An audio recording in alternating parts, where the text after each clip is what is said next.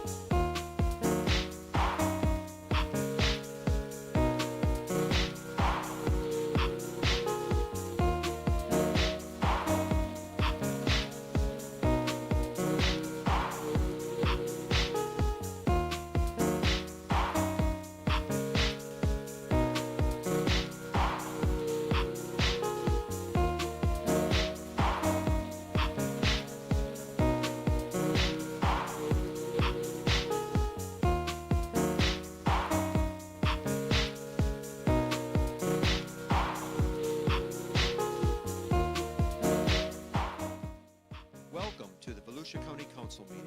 The meeting will begin in 5 minutes.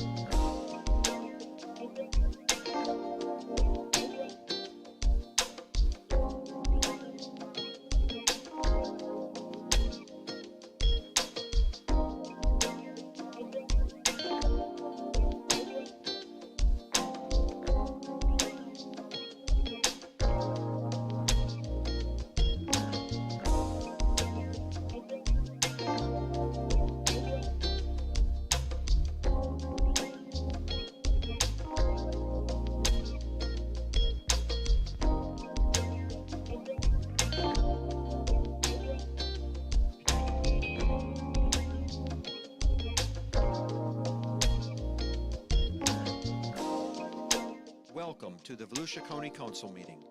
The meeting will begin in 2 minutes.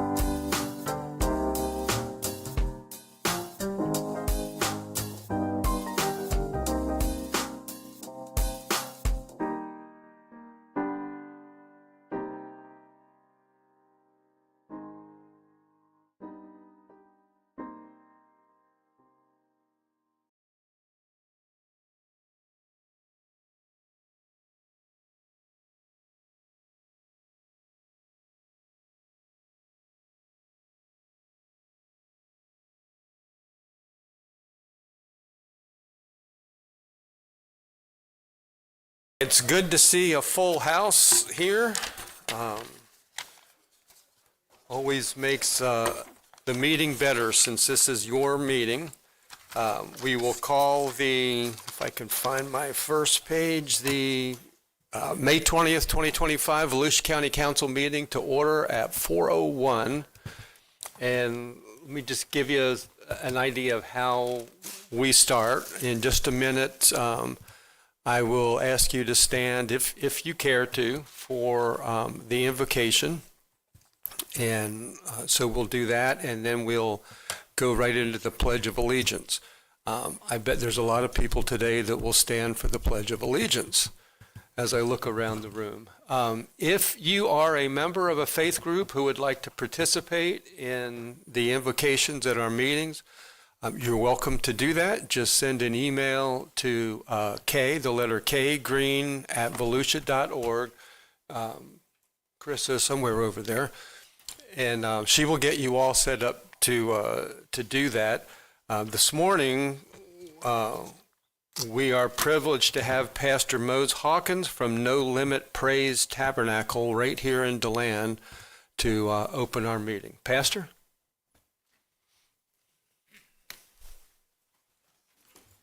Let's prepare our hearts and minds for prayer. Father, in the name of Jesus, as we start this proceeding, we started with you, Lord Jesus, with you in mind. Now, Father, we pray, God, that you would give the wisdom, the knowledge, the understanding, God, to, God, proceed, God, with your will and for the betterment of this county, Father. We ask you, Lord God, to give wisdom, God, to our leaders, Lord God, as they make decisions, some favorable, some unfavorable. But, Lord God, let it be guided by you. Now, God, let your peace, God, fill this room, God. Let your understanding fill this room, God, and let your glory be in this room. And, Father, we thank you, Lord God, for these who, God, has given their lives, God, to service unto you and to this county and to this nation, God.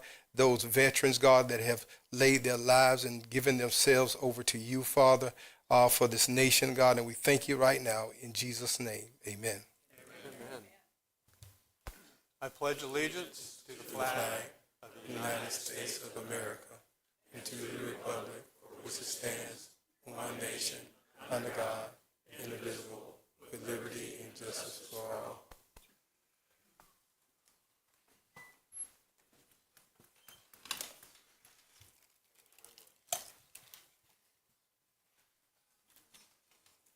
Thank you. Nice to meet you.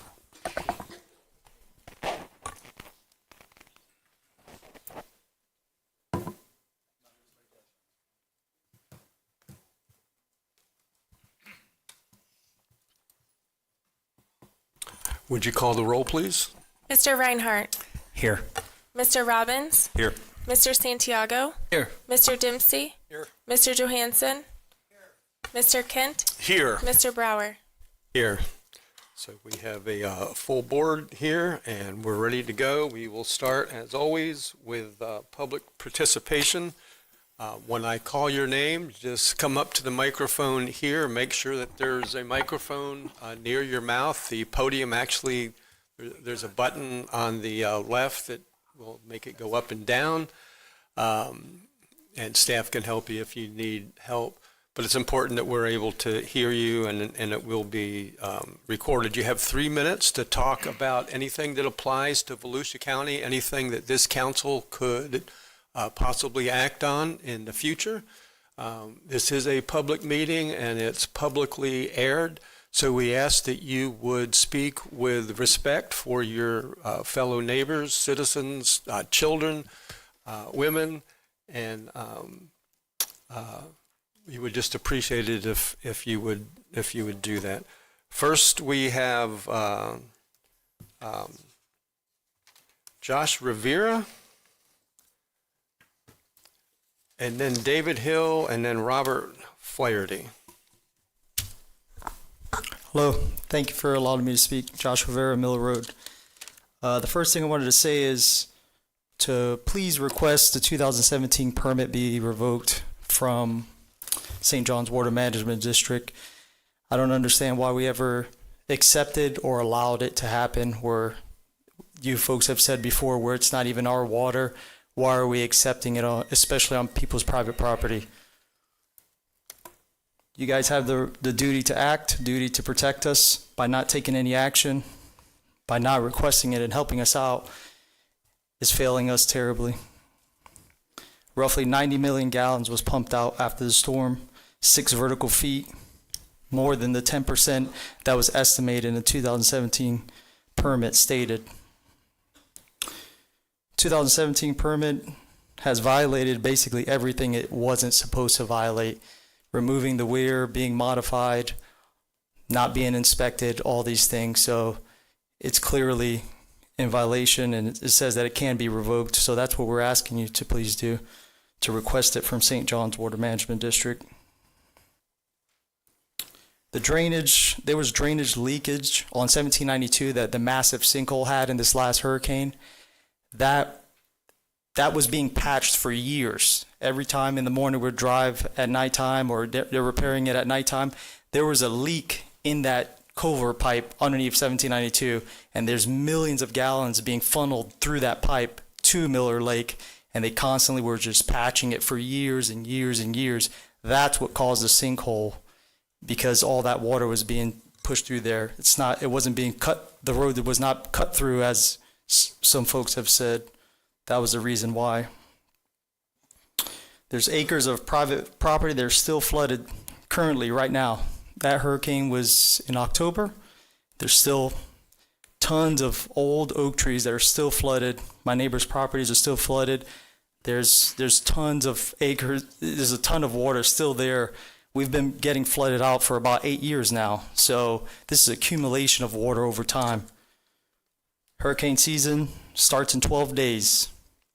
So it's about to be game time, and we're still sitting on our hands. Please start pumping the water out now. It hasn't rained much in 6 months. The borrow pit can't be that high. If we could arrange something, I know that was a special order that we did, emergency order. And what if this happens again, and we're sitting here in the same exact scenario, and we have done nothing to be proactive, not reactive? Thank you for your time. David Hill.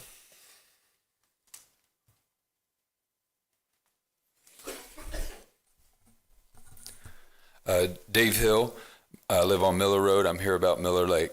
The water has never been this high at this time of year. For every inch of water that falls on the Royal Oaks Professional Center Plaza, Miller Lake rises by 2 inches. The three drains installed on Tremont Drive in 2017, which are part of the Royal Oaks Professional Center St. John's Water Management Permit, are very effective at moving acres of water fast. These drains put so much water into the system so fast, it makes the weir ineffective. Within minutes of a typical rainstorm, the water is flowing over and on top of the weir. The flooding of Miller Lake and my property started in 2018. My property, which used to be 300 feet away from Miller Lake, is now a swamp. My trees in my front yard that are 50 to 80 years old are dead. My neighbors' homes near or on the water built in the 70s and 80s are close to being flooded.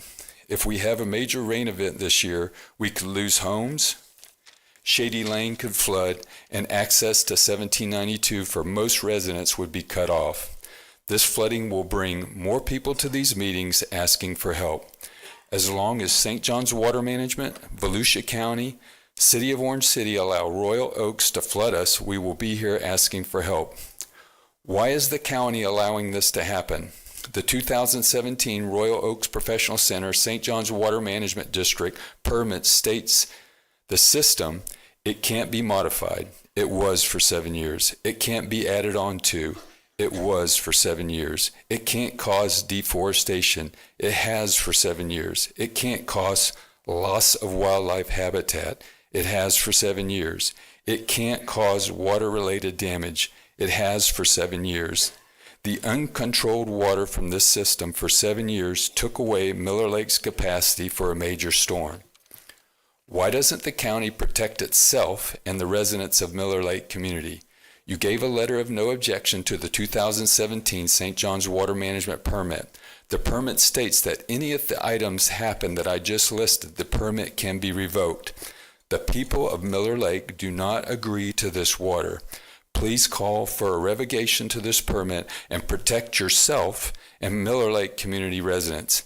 Doing nothing is not acceptable to myself and the people of Miller Lake community. Thank you for the opportunity to speak.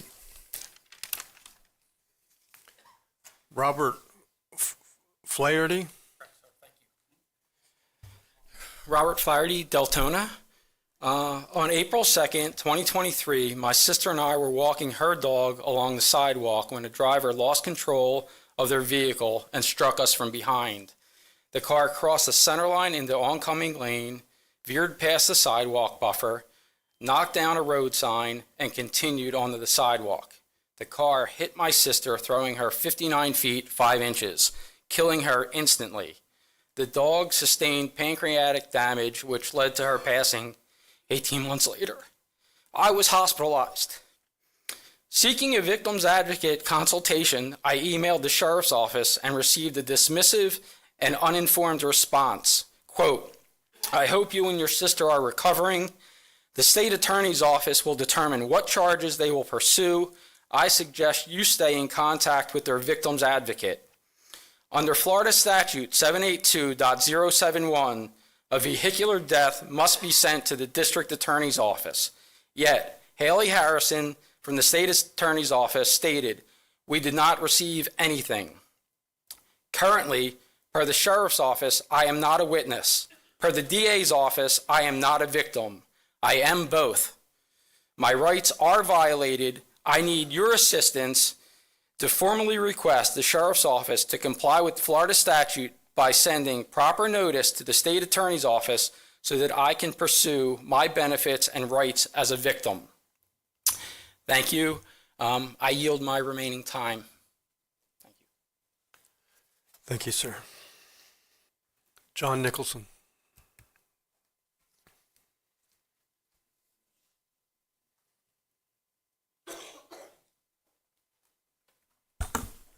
John Nicholson, Hilton Beachside. Couple of things. One, you all have control of Main Street, and I've asked for the last 10 years that you all look at the intersections of Peninsula and Halifax. The streets in Daytona Beach are 9 feet wide, not the normal 12 feet. you have 20-foot wide roads or lanes at Peninsula. We don't need 20-foot wide lanes.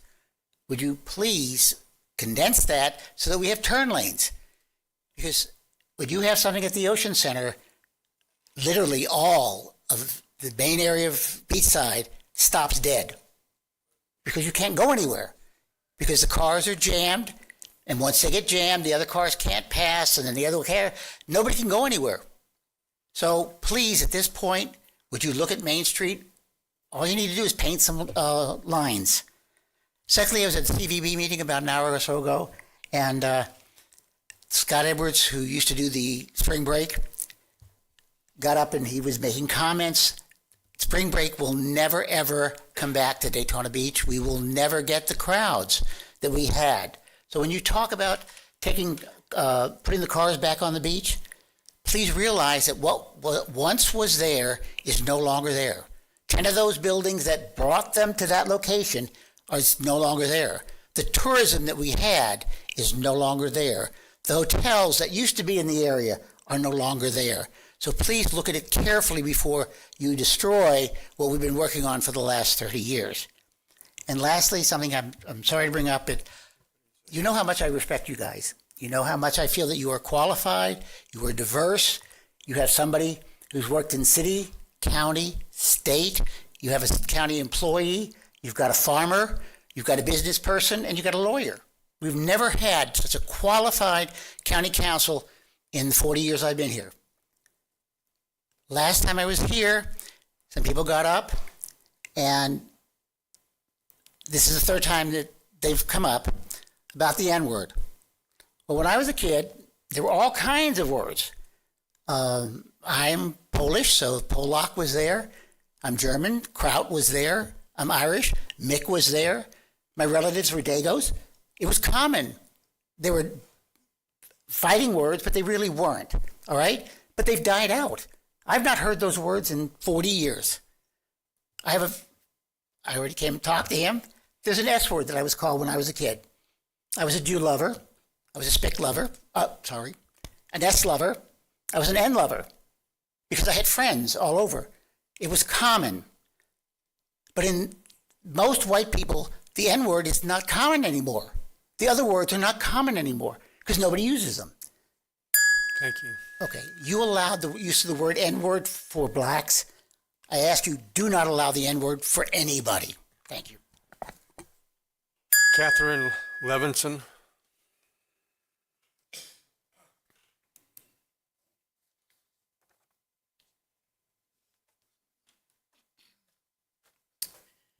Good afternoon, Catherine Levinson, Miller Pond, which is now Miller Lake.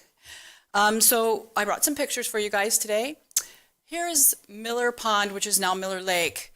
You can see the tree that's been cut down right there, and you can see all the vegetation. That's what I want you to notice, all that vegetation. That was not there before because that was open land. There was no water there before, so that's new. Next one. Okay, because of that vegetation, we now have alligators everywhere. Everywhere. Now, I know it's breeding season, and I know alligators are Florida. I'm a Florida resident forever. I was born and raised here, along with my parents.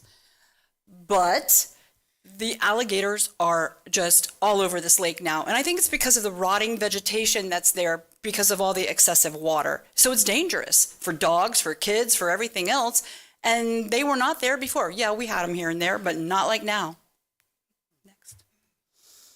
We also have all this trash that has gotten flowed up with the water, and it's everywhere. And I don't know where it came from, except for maybe other neighbors, maybe the farm that's across the street, across the lake from me that is completely flooded. All their stuff is coming. The next one. This is Finn. Finn is my 8-month-old poodle. He's awesome. He's a great little poodle.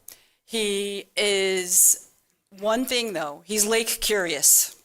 So what he does as a poodle is he fetches everything. He gets in the water, and then for 24 hours, I'm fighting diarrhea and vomiting all throughout my house.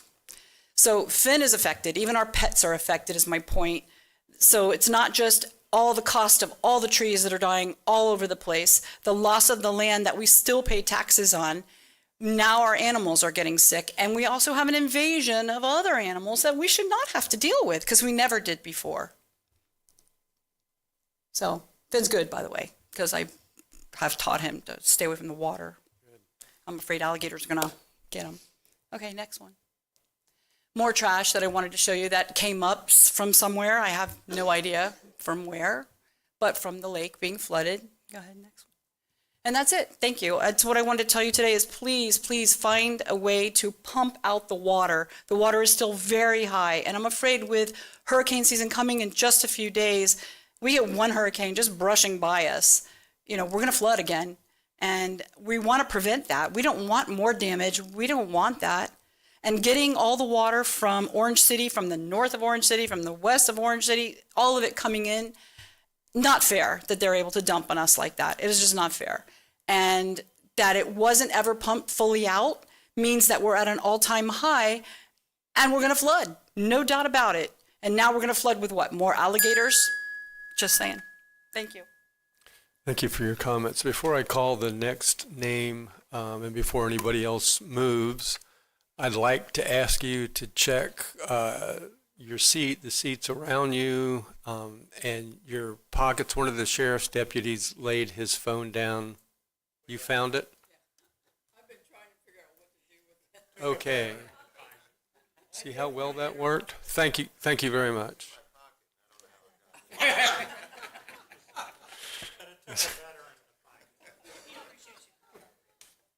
Well, that worked well.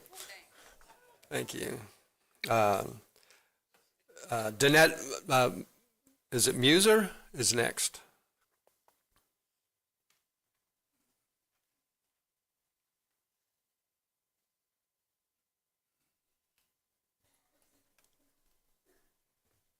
You must have pictures. I do. Danette Musser, Miller Lake. Good afternoon. These pictures, this is a picture of my driveway and Miller Road when we moved in 13 years ago. And you can see it was a dirt road at that time. But take note that the driveway is level with Miller Road. And if you look beyond that, you can see across from Miller Road, it is completely dry. You can't even see any water from Miller Pond. Next picture. This is my driveway today. It's kind of hard to tell, but when it was paved and raised, it is now 4 feet higher than my driveway. And creating that swell in my driveway has made it difficult for vehicles to go in and out without being damaged. We actually had to raise the driveway a foot so vehicles could get in and out safely. Next picture. This is my driveway right after the hurricane. You can see about a foot of my gate is exposed. Next picture. This is my driveway. You can see 2 posts, and that is the gate again. That was about 2 weeks after the hurricane. You could see that the water just kept rising and rising, and the neighbors were actually gauging the height of the water based on my gate. My gate is completely submerged. My fence is submerged. Next picture.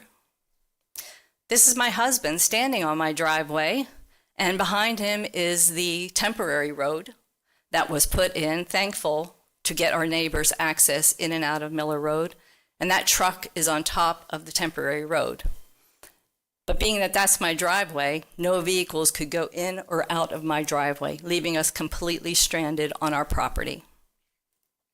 Next picture. And then this is my front lawn. You can see below that red-orange line is beautiful St. Augustine grass. That line depicts where the water came up into my yard. And beyond that, you can see how the grass has completely been killed, and all that's left is barren dirt and weeds. So as you can see, today is day 221 since the hurricane. Miller Lake remains beyond capacity. The rainy season, according to the news, is going to start next week. The stress, anxiety, and fear to the state is immeasurable. So now we have 12 days until the start of hurricane season, and it doesn't have to be a hurricane. It could be a tropical storm. The lake is starting out at its highest level. No communication and no action to prevent this from happening. With each day that passes, the stress, anxiety, and fear grows. Revoke the permit, stop the flow, and save our community. Thank you. Thank you. Dave Kremer.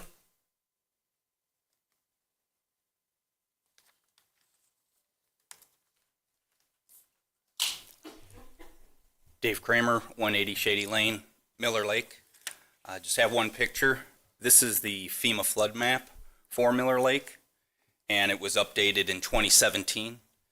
It was actually expanded from before 2017 to what it is today.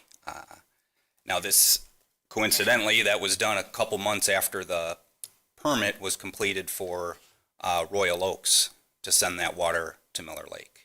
You'll see on here Miller Road above the lake, Shady Lane below, and that arrow 180 Shady Lane. That little white square is my house. Now that's never been surrounded by water. It was not, it's never been surrounded by water ever. Not during Hurricane Andrew, not during Irma, not during Ian, and not during Milton. The morning after Milton, that house was not flooded. It was not surrounded by water. It was the days and weeks after that the millions and millions of gallons from the Royal Oaks permit that flowed in to Miller Lake rose it several feet and flooded the home. Now the lake today is beyond this FEMA flood map zone. So it's already over the FEMA flood line, and as was mentioned, the rainy season starting next week. And if nothing's done, I'd say there's 100% chance of it flooding again and flooding over Miller Road again. That's all. And so again, asking to pump the water out, work with St. John's and any other entities to rescind the permit and manage the water flow. Now, I'm not sure, I know every city and county has a master plan, like a 25, 30-year master plan. So whether Miller Lake's part of that and it's just not shared, I don't know. There's a lot that's gone on in the last 14 years, which would be halfway through the 30-year mark, for the county to purchase properties on Miller Lake, tear down a house, dig it out to allow more water to flow in, then support the permit at Royal Oaks, and then just earlier this year you bought I believe you bought the farm property. So what's going to happen next? You know, we'd like to know. And I'd like to note a few things on the Volusia County Council mission statement.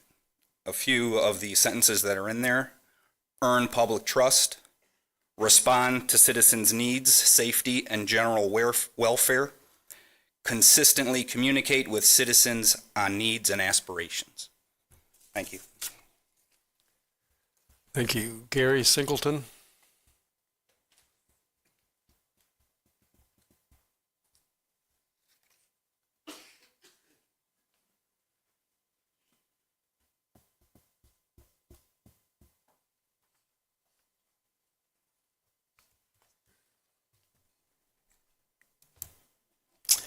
My name's Gary Singleton. I'm a resident of Volusia County.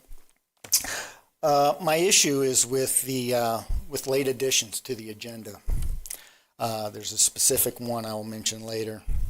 Volusia County citizens have a right to be heard, and those in elected positions exist to serve the will of the people. Creating rules that allow politicians to do as they please to put input without public input is just wrong. It is contrary to the principles of a constitutional republic. Placing items on the agenda last minute or late in the process, but in accordance with the rules, is a way of avoiding public input. Rules created by politicians, possibly to circumvent citizen involvement with government. Rules that allow politicians to complete their plans before citizens have a chance to voice any objections. The willingness to honor the will of the people and subverting their ability to be heard are mutually exclusive. I'm going to mention item 8 just as an example. You had no problem postponing discussions on much more urgent issues such as flooding, and these people will agree with that. You should have no problem postponing this item to give citizens a chance to provide informed input. Thank you. Fred Coulter? I think I'm the last. I'm sure you're all are happy. Fred Coulter, I'm from DeLand, which is probably obvious from the subject. I want to talk to you about the roundabout on the corner of Amelia and Ohio, which I've been told was made by the county. There are 3 problems with that roundabout that, while I'd like it if you fixed it there, I really think you should take into account the future. First of all, aesthetically, it's ugly. It's a flat slab of concrete. Aesthetics affect communities. It affects property values. They affect the morale of the community. If you treat a community badly, you'll end up with a bad community. A flat slab of concrete is ugly, pure and simple. Second, it's impervious. I listened, I didn't know they were coming, to all these people talking about flooding issues.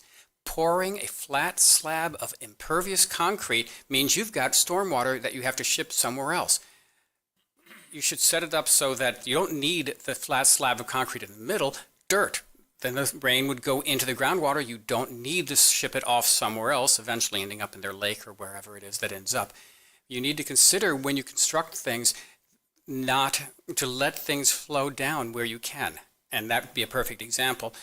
And the third is sightlines. Coming from the south, it's great. You can see it. I have a Subaru Outback. That's not a short little car. It's not a Yugo. When I come in from the north, you can't see that roundabout until you're on top of it. Recently, you've painted it yellow right around the edge, but I've seen many of your roads that have paintings and pavements and stuff like that, nice paintings, they fade. Unless you're going to be actively maintaining the paint there, which you don't do to any place else, it's rapidly going to disappear, and the people who go above the speed limit, unlike me, I drive the speed limit because I like annoying my neighbors, they will go up there and at the last minute be surprised by this roundabout right in front of them that they didn't see. If you had gotten rid of the concrete, put in ground, and had some plant, preferably something low maintenance in Florida, that grew 6 inches, even a 6-inch rise would be more than adequate so that people could see it when coming from the north, and they'd see it's there. I'm not asking for a big live oak or anything beautiful like that, but something that raised it up, something that's a little prettier. Even if you can't do it to that roundabout, at least in the future, since roundabouts are the way of the future, and I don't mind roundabouts, I do mind the fact that Florida drivers can't drive and don't know what to do at a roundabout, but that's not your purview. But if you did that in the future, at least the roundabouts would be more decorative and more useful for the community, and you wouldn't lose the sight lines. So please at least do that in the future, even if you can't go back and fix that one. Thank you. Thank you, Fred.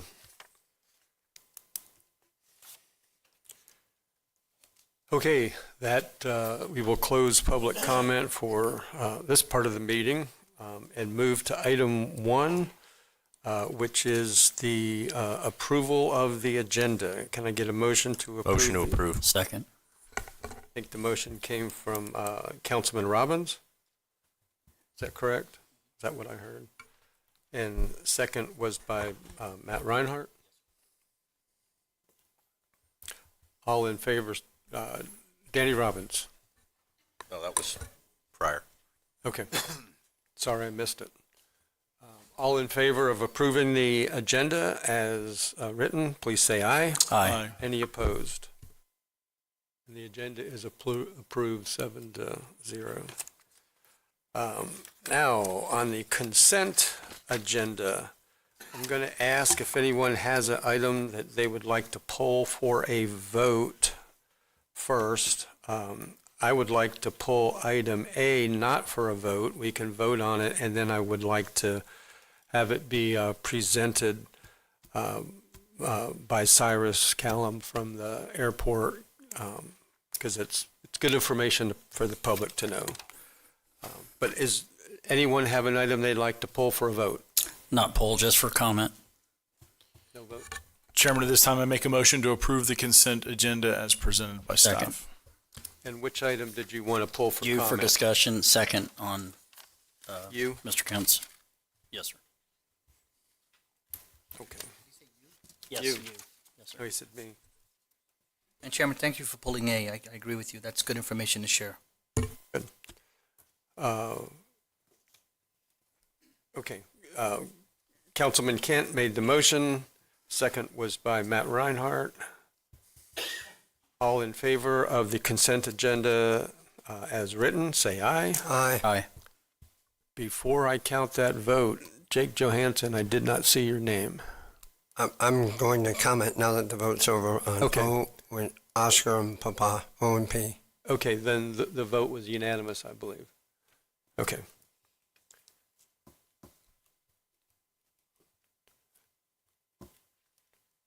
So we'll start with item A.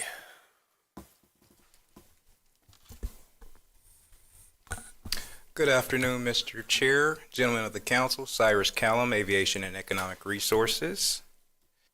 So on Friday, we had our first quarterly meeting where we focused on aviation activity in the county, in particular, the new aviation opportunities that we have, of course, with Boeing being in our market and Aura Aero being in our market. So Lou Paris, the Economic Development Division Director, gave a really thorough economic overview for the first quarter of the county and went over some information on unemployment. But I was joined by Mike Farrell from Boeing and Drew McCohen from Aura Aero to give an update on where they are with the status.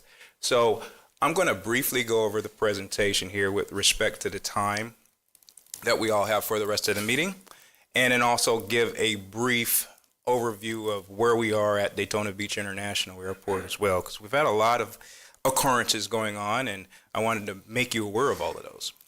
So looking at where we are, Volusia County Aviation and Aerospace, our gross domestic product, and where we are compared to the rest of the universe. The total GDP 10-year in the country is growing at 61%.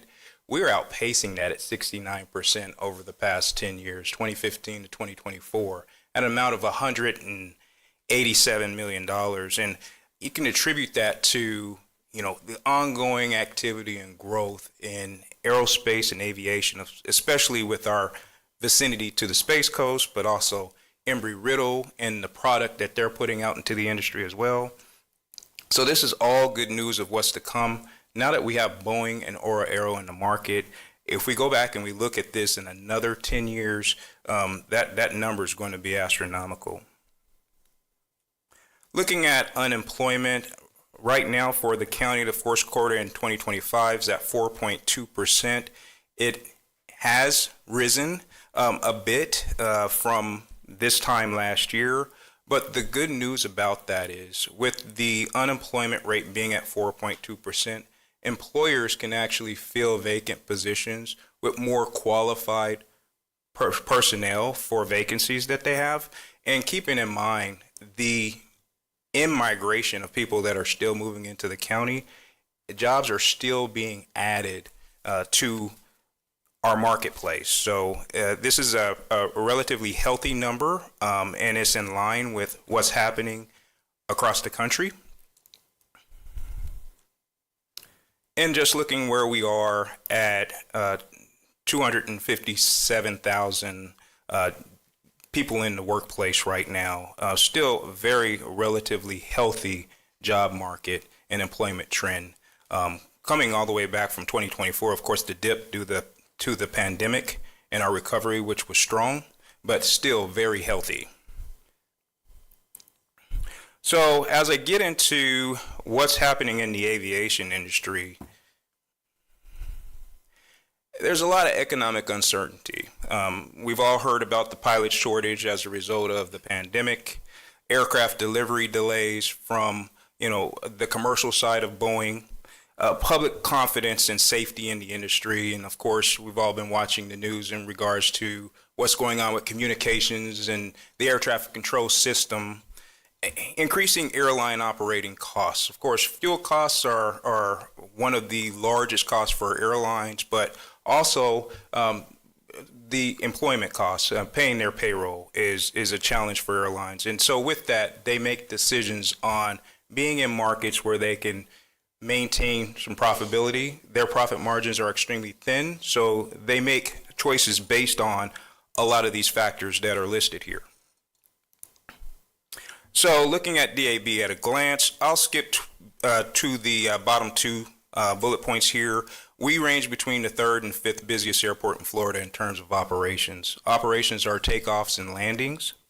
And I'm excited to present to you that our passenger traffic for the first quarter in January up 4% from last year, February up 7%, and March up 7.5%. I'd be remiss if I didn't talk about the day after the Daytona 500 was probably our busiest day in the past 10 years. We had 3,200 passengers that came through the terminal with less than 10-minute waits at our TSA checkpoint. And so I would contribute that to stakeholder involvement and us working together to make sure that we are upholding our customer service commitment at the airport. With those numbers as well, and just looking at our low-cost carriers, Avelo and Breeze, 47,000 passengers have come through the terminal, and each passenger is adding $25 revenue per passenger that comes through the terminal. So that's $25 per passenger that comes back to the airport. So passenger traffic's closely tied to the economy. And if we look at this chart, you can see the passenger numbers peaked at about 1 million passengers in 1990, and that's when GE was in the market. And of course, GE being a large employer, large number of employees actually bring in opportunities for businesses, and it attracts airlines, and those businesses are buying plane tickets. It helps supplement the leisure market, but large businesses actually attract airline traffic. And so that was the catalyst that actually drove the need to build the terminal that the airport is operating out of today. And then we start to see a downturn in the economy towards 9/11. It starts to inch back up and then drops again towards the recession in 2008. And then as we attracted JetBlue to the market, shortly thereafter was COVID. So where we are today, we are forecasting about 750,000 passengers for 2025, and that's attributed to our growth in ultra low cost carriers to make our market a lot more diverse, taking advantage of our leisure traffic while respecting the relationships that we have with Delta and American that we've had for the past 50 plus so odd years. So as we get into our existing air service, note the highlighted cities adjacent to Avelo. So yes, Hartford, Connecticut, and Concord, North Carolina pulled out of the market. When I came before this council in 2023, we engaged in a minimum revenue guarantee program, and those were for the New Haven market and the Wilmington, Delaware market. Those markets were not affected by Avelo's reduction in service. Avelo made some business decisions to contract with the federal government. And so with that, they needed aircraft for those purposes. The Hartford, Connecticut, and Concord, North Carolina operations were due to a surplus in aircraft, and because our service has been such a positive in their network, they wanted to add for increasing revenue possibilities for them. So naturally, with the addition of the government contract opportunity, they devoted their resources that way. So in no way, in effect, does that have an effect on us, because we already have Hartford, Connecticut that is served by Breeze, and Concord, North Carolina is adjacent to Charlotte, which is effectively serviced by American Airlines. And with that, you may have heard that we have an additional location that Breeze will operate going to Akron, Canton. This will be our first opportunity to the Midwest in quite some time. This service will be operated both on Wednesdays and Saturdays beginning September 3rd.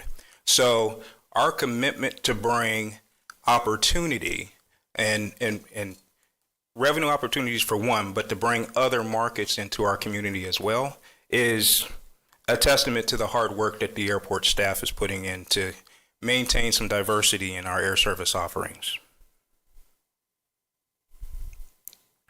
So with Concord and that Hartford flight pulling out, we had 9 markets. We still have 9 markets now because of the Akron-Canton and because of Breeze taking over that Hartford, Connecticut.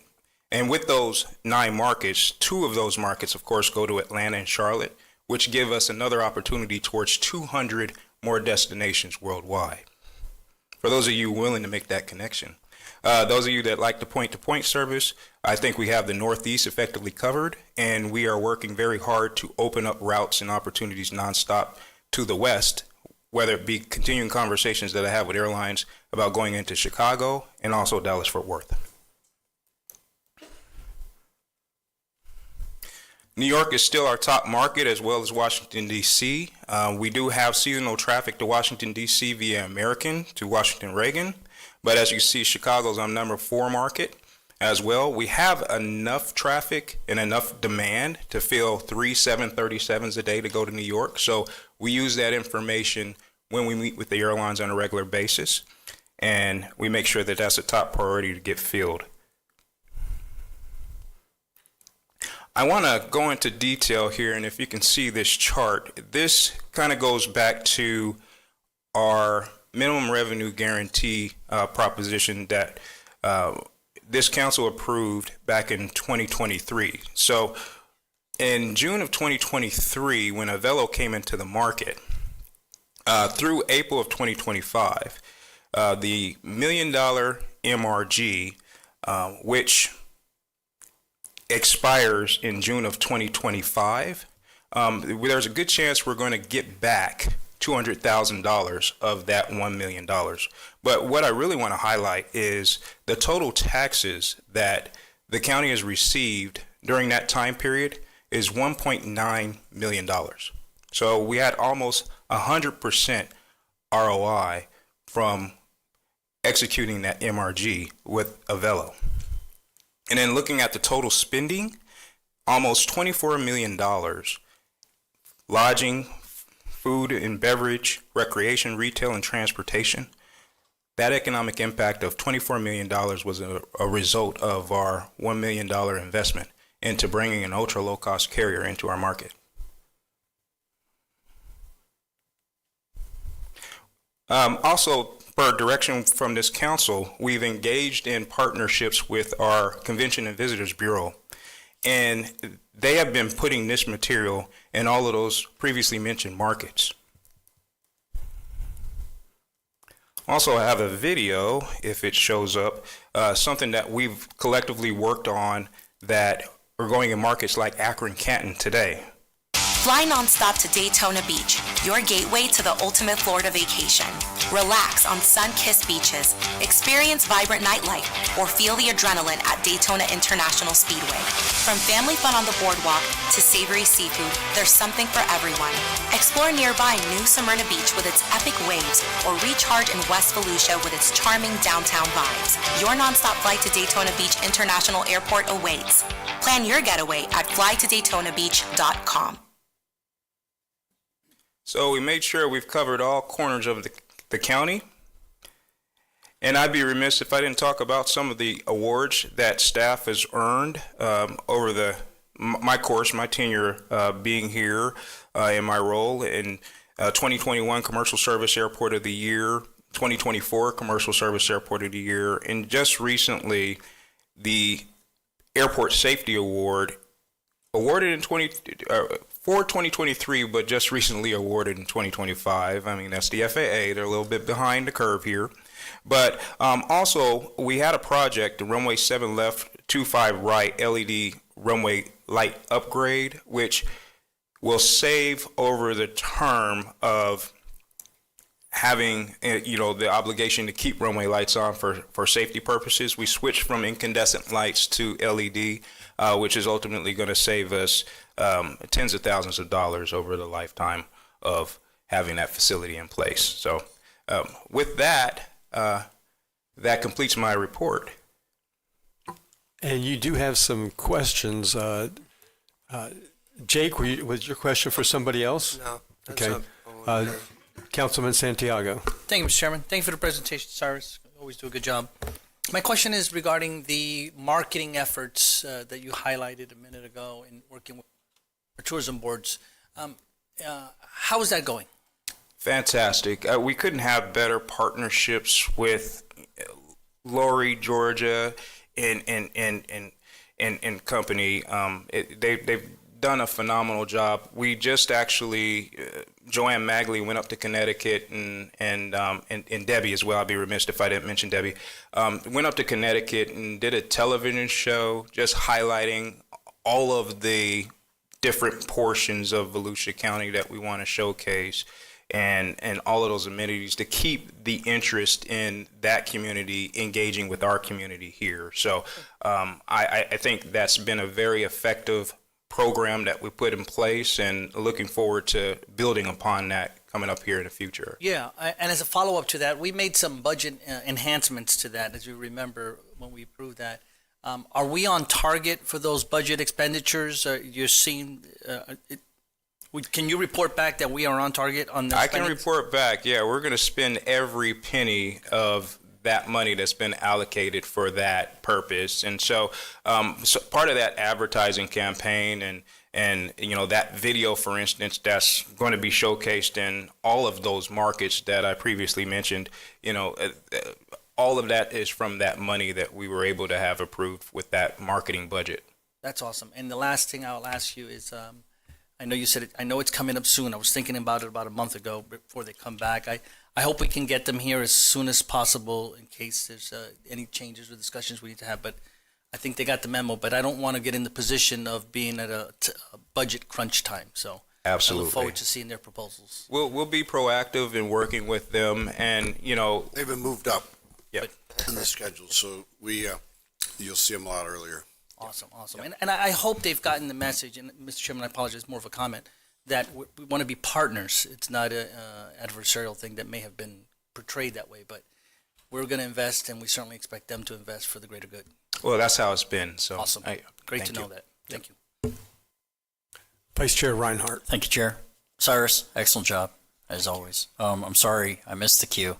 It conflicted with another event, but I would like to get one of the booklets that you provide that gives the details that you just showed, plus a little bit more.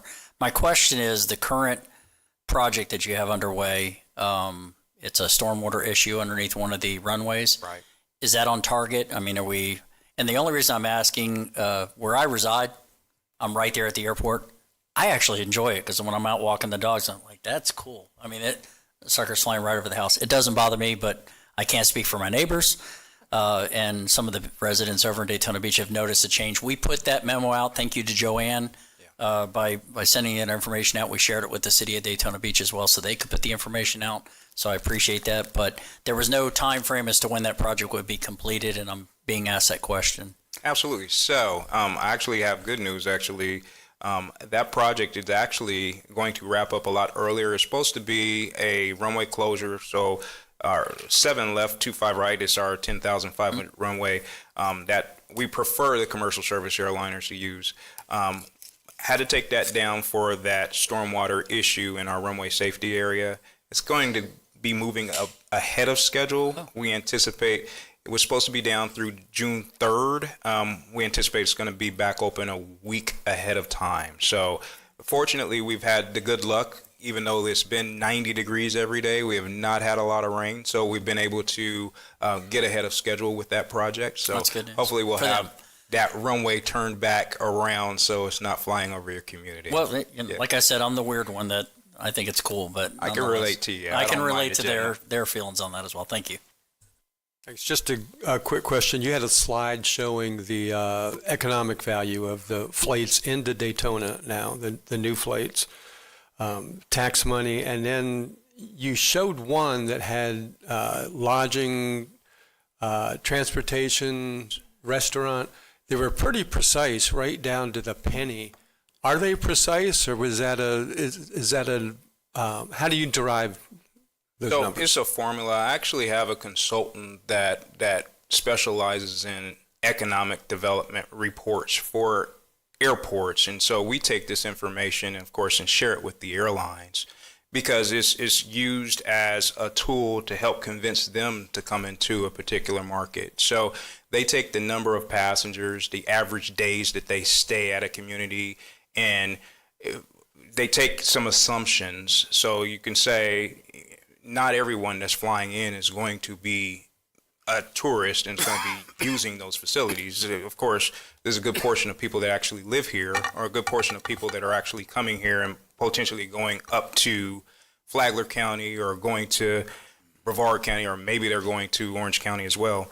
But with data that they've used over the years, those percentages we plug in, and that's the output model. So the tax information, that's definitely something that we work with a lot of the tax collector's office and so forth, and a lot of the other CVBs to get that data. So economic development, a lot of people say that's fuzzy math, but with that, we use that information to make educated decisions on how certain industries are doing in a particular community. So, okay, thank you.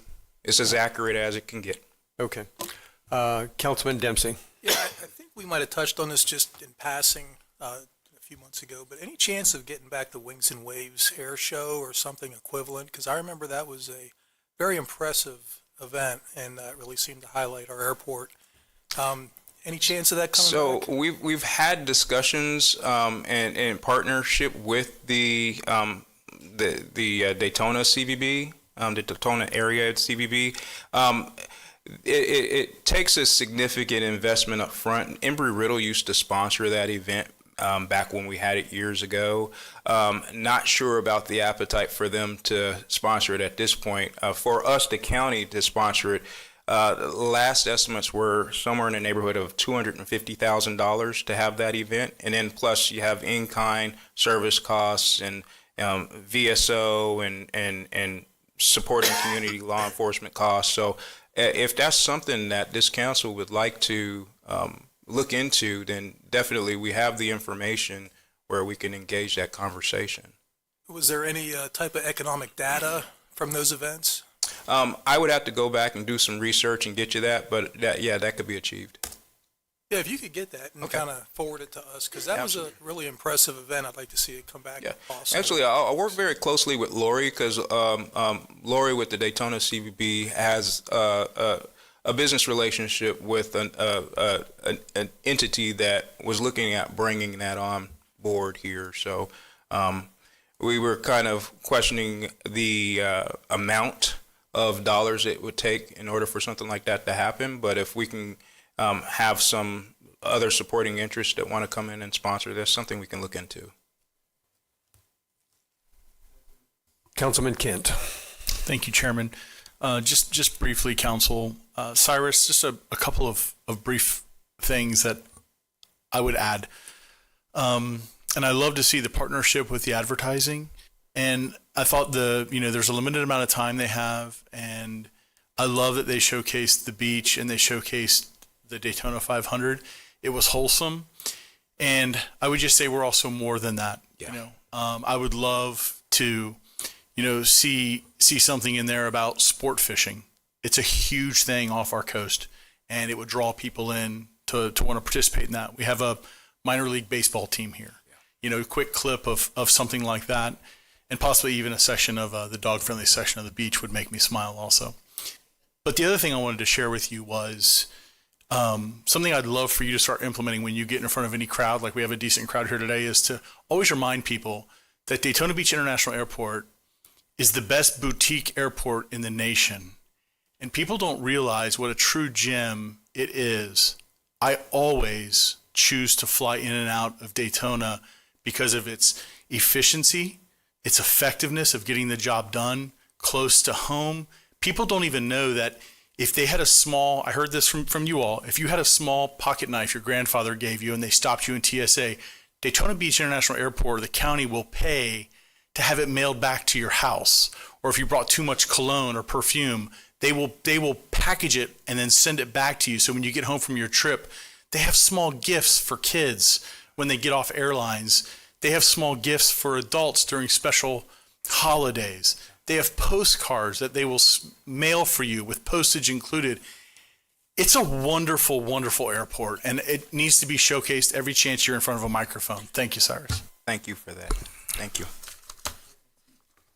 Councilman Santiago. Troy forgot one thing. The TSA agents are very friendly there too. Big deal. Less than 10-minute waits less than 10-minute waits.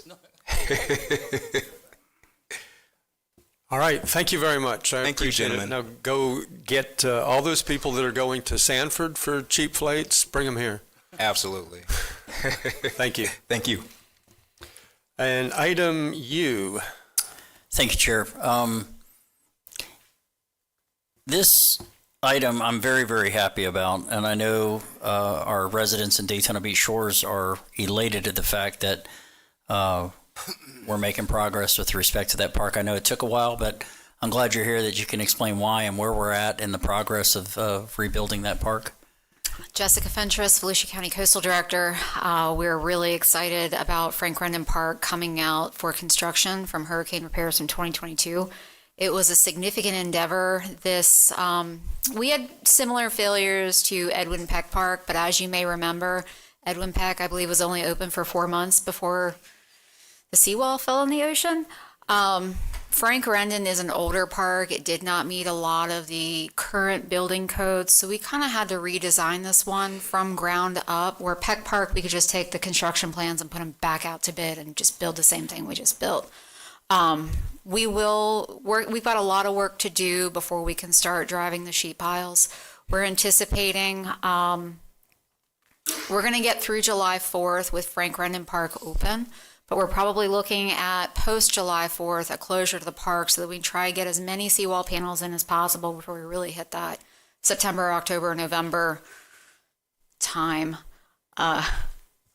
So thank you for that. And the big emphasis on the fact that it had to be rebuilt. It is an older park, and that was some area that of concern. Some of the residents, they didn't quite understand. They saw other parks being rebuilt, or lack of a better word, being fixed to where they could visit those parks, but they couldn't understand why Frank Rendon wouldn't.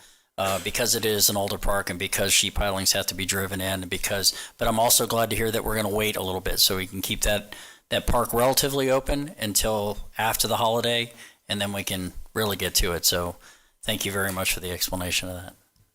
Thank you, Chair. Thank you. All right.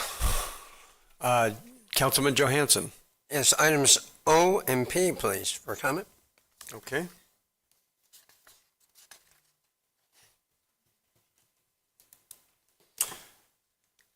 So I think I only need Donna, but Ben, thanks for coming. I just want to highlight for comment, and Donna, you can steer me in a different direction, but this is not the kickoff, but this is the first of a bunch of contracts that we're about to do task orders on for the Transform 386 for the EM program, and these are both stormwater studies, is that correct? Yes, sir. Actually, there's 5 items. L, which is actually design for the first infrastructure project that we're moving forward for design. That's Lantern Park in South Daytona, and then we have 4 stormwater studies. Right. And all of those are in DeLand. We've had others that have come before you too, so we're moving as quickly as we can to get the scopes through, get task assignments done, and get your approval. And this is for Ian, but now that we've cracked the code on how to do this, the Milton money will be executed much quicker than before, correct? Well, the time frame for their approval is much shorter. They have 45 days from when we submitted our action plan, and then we'll have an environmental review, and then we'll be able to start spending the money. But we will spend, in terms of infrastructure funds, we will spend the Ian dollars first, and Milton subsequently. They'll kind of be put into a similar pot, but we will try and expend the Ian dollars first because there is a time frame associated with the expenditure of those dollars. And we have 6 years from the time that the contract with HUD is signed. So is it safe to assume that if we have a hurricane and get money, you extend your job here for 6 years beyond that hurricane? I'm in drop, sir. Okay, I tried. All right, thanks a lot, Donna. You're doing great work. That's all I have. Thank you, sir. Chairman. Drop is voluntary, right? I don't think she answered your question. That takes us to item 3. Thank you all for your follow-up. The Volusia Values Veterans Program. And Dr. Brad Burball will present that, it looks like. Yes, sir. Members of council, thank you for the opportunity to talk about our Volusia Values Veterans Program. This is something that council directed staff to come back with. And really what you have before you is a comprehensive program to make Volusia County Florida's premier veteran community. We're the first in the county, or first in the state for a county to lead such a coordinated effort, a public-private partnership that basically is supporting our veterans. We support them and they support us, so I do want to recognize the individuals in the audience, the veterans that came out when Scott asked them to. So thank you, ladies and gentlemen, for being here today. Appreciate you. Appreciate your support.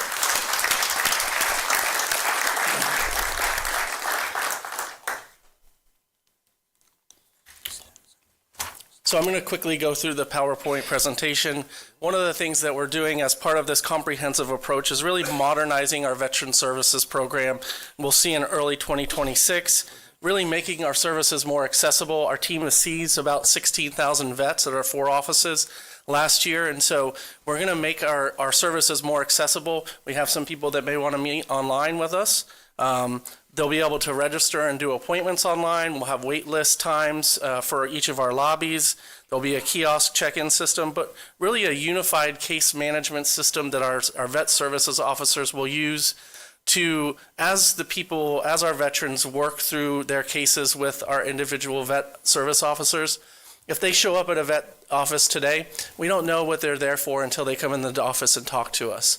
Now with the case management system, we'll have notes about their previous visit. We will know why they're there, so we can do some background research before they're there. Really the focus of the initiative is 4 strategic pillars, public initiatives, and I'm going to go through each of these rather than just read the slide. So what are we looking at in terms of public initiatives?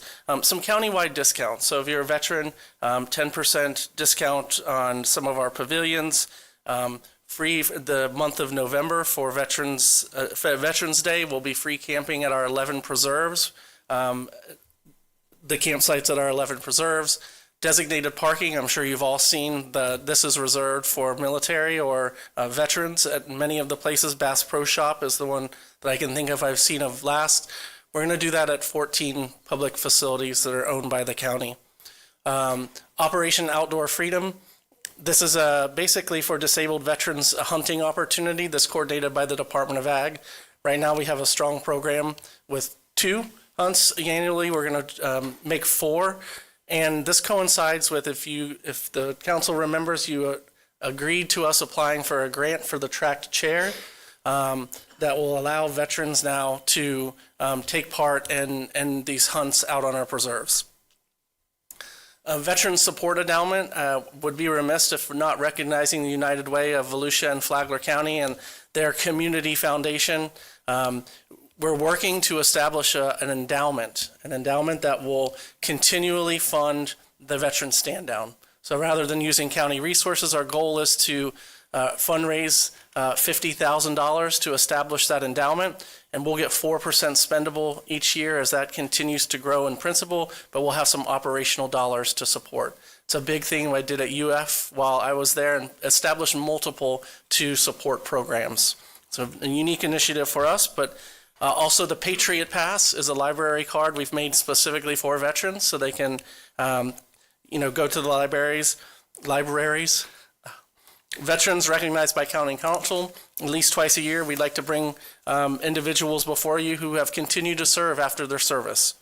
VetTix is an organization who provides discounted tickets to veteran families who may not have the means to attend events otherwise. And then lastly, support veteran entrepreneurship. We have a lot of veterans who have the entrepreneurial spirit, and so we've had our team trained by Lou and his team over at Economic Development, so they know the resources they have and can essentially provide those to the individuals or refer them directly and have a warm handoff rather than a cold handoff. The next pillar is recognizing our veteran employees. We have over 100 veteran employees, so having a recognition event with council each year in November to just say thank you and give them a service pin. Let them know that we appreciate their service both in the military and to our community now.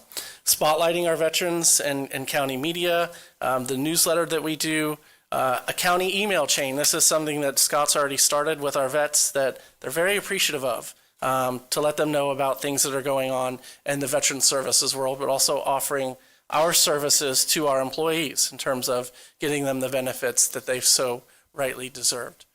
Addressing critical issues. So when we talk about vet population, there are some, really intransigent issues that are affecting this community over and over, and that is suicide, homelessness, and mental health issues. And so we have partnered with organizations to help us address these issues as we move forward. The West Volusia Habitat for Humanity would like to form a partnership with us, and it's a MOU where basically we're helping find, and we're working with Halifax Urban Ministries, so as people come out of Barracks of Hope, we will hopefully be able to identify families who will be built for veterans' homes on Waltz Avenue here in DeLand over the next couple of years. Next is mini stand-downs. Food insecurity is a big issue for some of our veterans. So having these food giveaways, working with Farm Share to provide for our vets is another avenue we like to explore. Veterans Safe Place Program. This is a nonprofit organization. We don't have an MOU with them, but the resources are all free. Our team's been trained on basically identifying, how to react in a situation where someone may be, want to take their life. Part of this is we're asking council to approve 2 MOUs with those organizations. So the Community Foundation to establish the endowment, which I will say we've got $10,000 from sponsorships we've done this year at the Veteran Stand Down. So our communities who have supported our events are really what's driving the fundraising for that endowment. And then West Volusia Habitat I mentioned. So what we want to do is position Volusia County as the employer of choice for veterans. We want them to choose Volusia County. And how do we do that? There's an Employ Florida Veterans website that we're going to start posting jobs on. There's also a Florida statute we're asking council, if you so choose, to approve today, which says essentially in Lake County, Lake County has done it, so it essentially says that if you have a service-connected disability, if you were in combat, if you were a combat veteran and you were injured and you work for the county and you're going to a medical appointment for that combat-related disability or issue, you will provide admin leave up to 48 hours for the year. There's a whole documentation process that's outlined. It's a state statute. There's only a handful of counties that have implemented it. But we believe that it's one of the things that will attract people to our county. We're also going to get certified by a national organization who basically says, yes, this organization, this employer is committed to hiring veterans. It's the Gold, Platinum, and Medallion program. There's only one other organization in the county, two organizations in the county that have this certification. Will be the third. And then military-based recruitment. So what we're looking at, the ask today is to approve the program proposal, authorize the execution of the MOUs, and direct implementation of the admin leave statute. And I'm here to answer any questions that you may have. Okay, thank you very much. Councilman Santiago. Mr. Chairman, I see my colleague Jake had chimed in. I will yield to you. This is your baby, and I will yield to you, my friend, if you want to go first. I don't have any questions. I have comments. Great. Well, I'll recognize you, my friend. Thank you for bringing this initiative forward. I know this was something important to you, and I'm glad we're here at this day. Brad, I don't want to put words in your mouth, but I think you had said about the goal here also is to make Volusia the most veteran-friendly county in the 67. Yes. In your opinion, based on what you've seen out there, does that get us there? Yes, sir. We're the only one who has a coordinated effort that's focused on veterans. So this is a whole of community approach. We've established partnerships. I will say, you asked us to do this in January, and I feel like we're coming back a bit late, but it was important for us to get community buy-in. And having partners that say, we're not going to use all government resources to do this. We're going to use public-private resources to say, you're important to us. You know, in that endowment, I love that idea, the 50,000. I think that's a low bar. I think if we put collective bodies together, not only what we know up here and major philanthropists that we have in our community, we should be able to blow that number out the door, and I'll certainly do my part. We'll welcome that. Thank you again, Jake. So I should say that the 50,000 is the minimum to establish the endowment. So once we got the 50, we can get going. Thank you, Brad. When you read through the entire program, it's pretty impressive. This is why I think it came up in January. This is why it took to now. There's a lot packed in here, and a lot of it deals with homelessness for vets. And I know vets currently they get some discount on property taxes, but I don't see anything about that in here. Is that something we need to do with the state? So it is a state benefit, and we have actually a resource guide embedded in the document that outlines the state benefits. So not only do you get a property tax exemption, but if you are a tradesperson, so an electrical, if you're getting an electrical contractor's license, you are exempt from that licensing fee as well. So there are state benefits that we plan to highlight as part of our program, but really they're administered by the legislature and state. And are they triggered by strictly by disability, or does any vet get some kind of a discount? I'll turn to Scott, but I think if you are honorably discharged, you would have. You have to be service connected. And that it increases by a percentage of disability? Yes, sir. So in order for a veteran to get a property tax exemption, they have to be service connected. So once they're service connected at anywhere above 10%, then they do get a discount. There's also another property tax exemption for combat veterans over the age of 65. So if a veteran, let's say, is 80% service connected, and those wounds are deemed combat related and they're over the age of 65, then they roughly get an 80% discount on those property taxes, the same as their disability. And then if they are 100% permanent and total, then they get total tax exemption. So those are the current exemptions that are honored here in the county and across the state. Explain what service connected is. So service connected is, thank you. Service connected is for any injury, illness, or disease that a service member develops or get because of active duty service. So a classic example, if you are, a veteran, or if you're a service member and you hurt your knee while conducting some type of physical training and you get out of service and that knee still bothers you, then you could file a disability claim, and then the VA will compensate you monetarily, and they'll also assume all health care responsibilities for that injury. Another example is all of our Vietnam veterans who served over in Vietnam or off the coast of Vietnam. If they were exposed to certain herbicides and developed certain diseases because of that exposure, any of those disabilities will be deemed service related. So based on that is what a service connected disability is. Okay, thank you.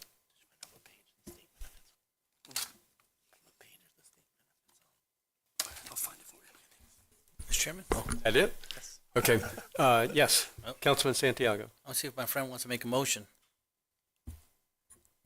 Councilman Johansson. Move to approve item 3, Volusia Values Veterans Program. Thank you. Second. David. Okay, we'll approve the program, and then I believe Brad would like us to come back and approve these your 3 recommended actions, or can we do that? Can you make the motion to do all of that at once? You mean the MOUs? All at once. There's 3 All at parts. once? If Jake wants to amend, Oh, no, we can do it all at once, and I'd like to, yes. I'll second that. Okay. Any questions? Comments? Comments, yes. Go ahead, Councilman Johansson. So I asked for this in January, something I had been thinking about for a long time. And fortunately or unfortunately, it was right when Scott was taking over from Bob and learning the ropes and whatnot, and we had a stand down that was breathing new life. So I asked them to get through that before we brief this. They probably could have been done a few months earlier, but I appreciate waiting because I did want the stand down to go down without a hitch first. This program is a phenomenal program, more robust than I ever thought it could be to get here this quick. So Scott and the BSOs and Brad and the team, thank you so much. There are other things that were already happening, right? We have more veteran service officers. We have more people getting support. And I just came back from a Korean War veterans speaking engagement today, where they're still not being seen quick enough as well as they could be. Community care, which is when the VA contracts you out to local vendors. It's hard to find a doctor who takes community care that you trust. So that's stuff that I will continue to work on. David, you made a good point, and there's some things that Chairman Brower asked that's a state statute. I've recently met some new friends in Tallahassee, and I'm looking forward to leveraging those relationships to get the state to work hard to give even more benefits at the state level in the following couple months. So next year we can maybe see some of those occur from the state legislature. Let's let them get their budget approved first, though. But Brad, Scott, team, thank you for everything you do, and for all you veterans out there, please spread the word. What Brad briefed and what's in this little folder is he just touched the tip of it. So take a look, know what you can do, and if there's something, by the way, that you think the county's not doing that we can do, short of building you homes, well, we're already doing that. Then please let one of them, one of our VSOs, or one of us know, and we'll do everything we can to make that happen. I appreciate it. Thank you, Chairman. Thank you for your comments. We do have one member of the public, probably the service public, that would like to speak before I call for a vote. Ray Combs.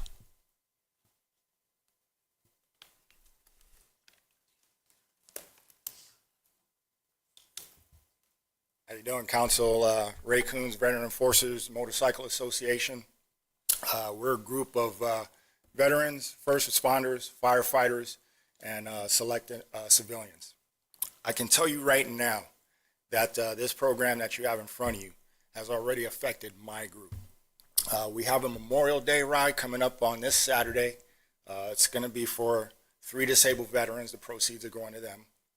And Scott approached me not too long ago, and he said he'd partner with us on this event.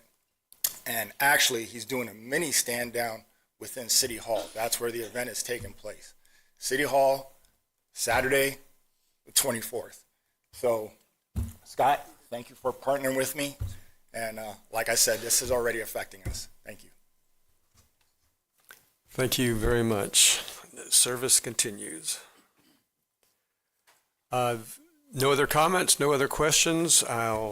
We have a motion by Jake Johansson, second by David Santiago.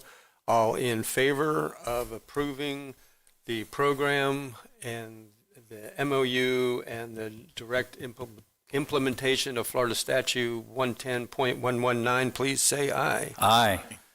Any opposed? And program's approved unanimously 7-0.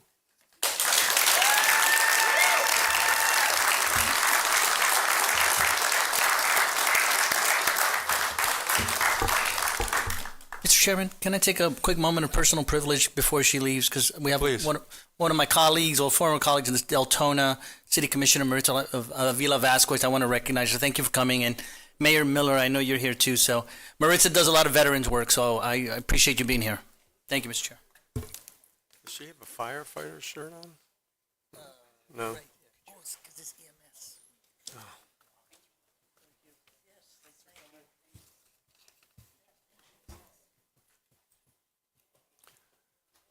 Okay, that brings us to item 4, approval of award to Banyan Development Group for affordable housing development funding. And you're back. I saw my slide back here. There we are. Thank you. No, it's my fault.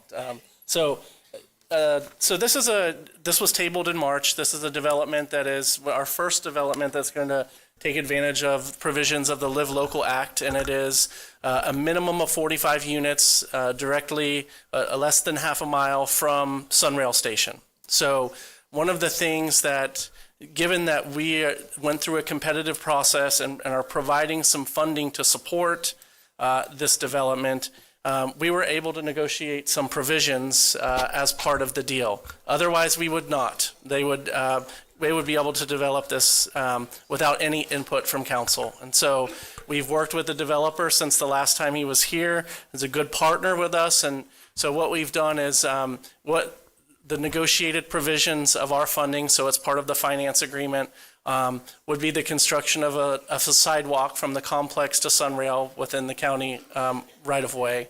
To bring the access roads to county standards using existing county road right-of-way if that's necessary. Provide workforce housing. They were focused on veterans, disabled, and seniors. We really like to see a mix in these complexes.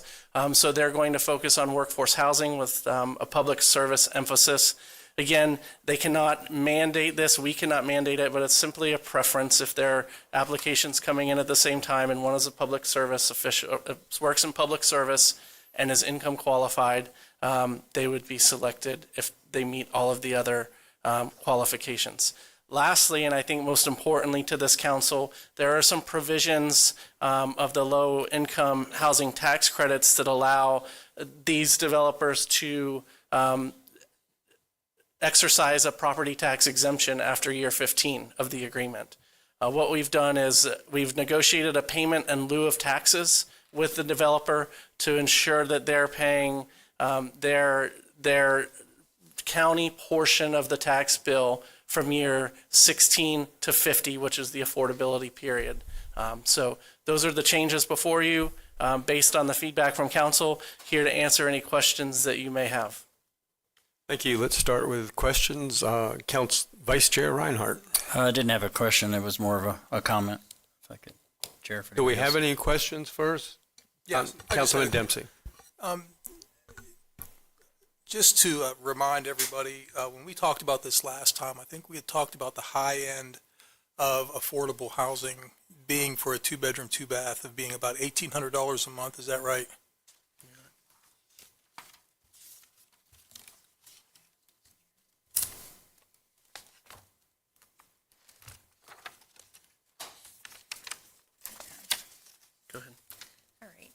So yes, there is an affordability structure, so it can be as high. It depends on your income level, and every household is a little bit different. So some of the units would only be between $420 and $590 a month for your very low income household, whereas some could go up to that $1,500, $1,600 for your higher income household. It varies, depend.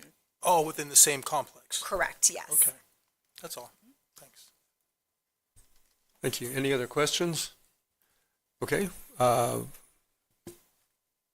Vice Chair Matt Reinhardt. Thank you, Chair. Thank you for addressing the issues that we had. Thank you for the negotiations that you went through in order to accommodate what we got on this, and understanding Live Local and how it plays. We get the first understanding of it right now.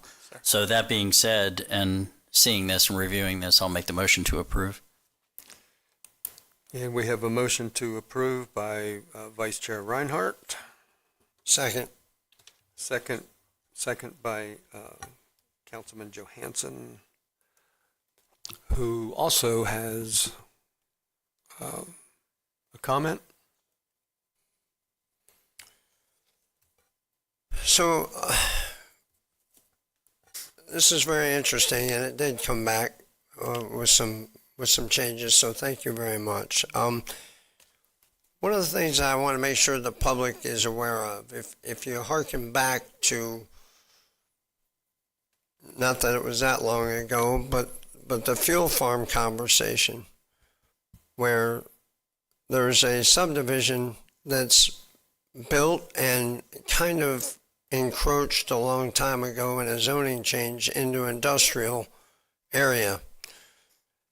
And those people are not too happy that they live next to an industrial area that could possibly have a fuel farm on it.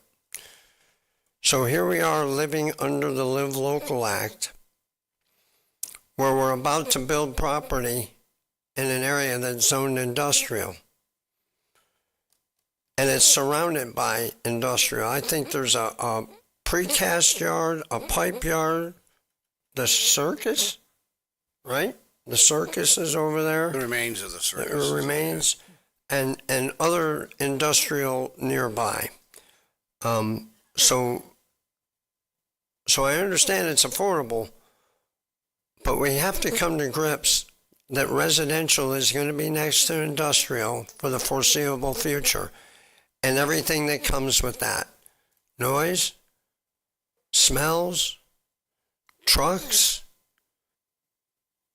and overall industrial activity. We just got to be aware of what this Live Local Act is serving up for us. And we got to realize that when those people come here, you remember this day. Because probably given our druthers, this council wouldn't have approved this this residence being, or this residential being that close to industrial. So we are where we are, but I'm a little concerned. This is the start of some pain in the neck for some future elected officials in 10 to 15 years. So thanks. Councilman Dempsey? Yeah, Jake, I really appreciate that because you're spot on in your analysis. And that's why I'm against this, for the reasons I've said before, which I guess I can briefly rehash now. I mean, there's no guarantee that Sunrail's even going to be there come 2036. I think that's our opt-out date. Am I correct? Yes. And there's a large portion of the community, and I think a large portion of the council back in the days historically that would like to get out of Sunrail if at all possible. It is definitely a losing venture. If I was king for a day, it'd be gone. But unfortunately, I can't make that call myself. We are just now going to find out exactly how much Sunrail is going to cost us because DOT's pulled out. So we have no idea how bad this is going to be for the county until we have our first opt-out, realistic opt-out. And if we allow this to happen and let these apartments or this residences be built, imagine you're one of the tenants or one of the people who've bought into it, and now come 2036, we opt out of Sunrail. I would think it's got more of a chance of being even heavier industry out there than currently. I mean, right now it kind of sounds good because Sunrail, people can go down and work in Orlando. It's workforce housing. I get that.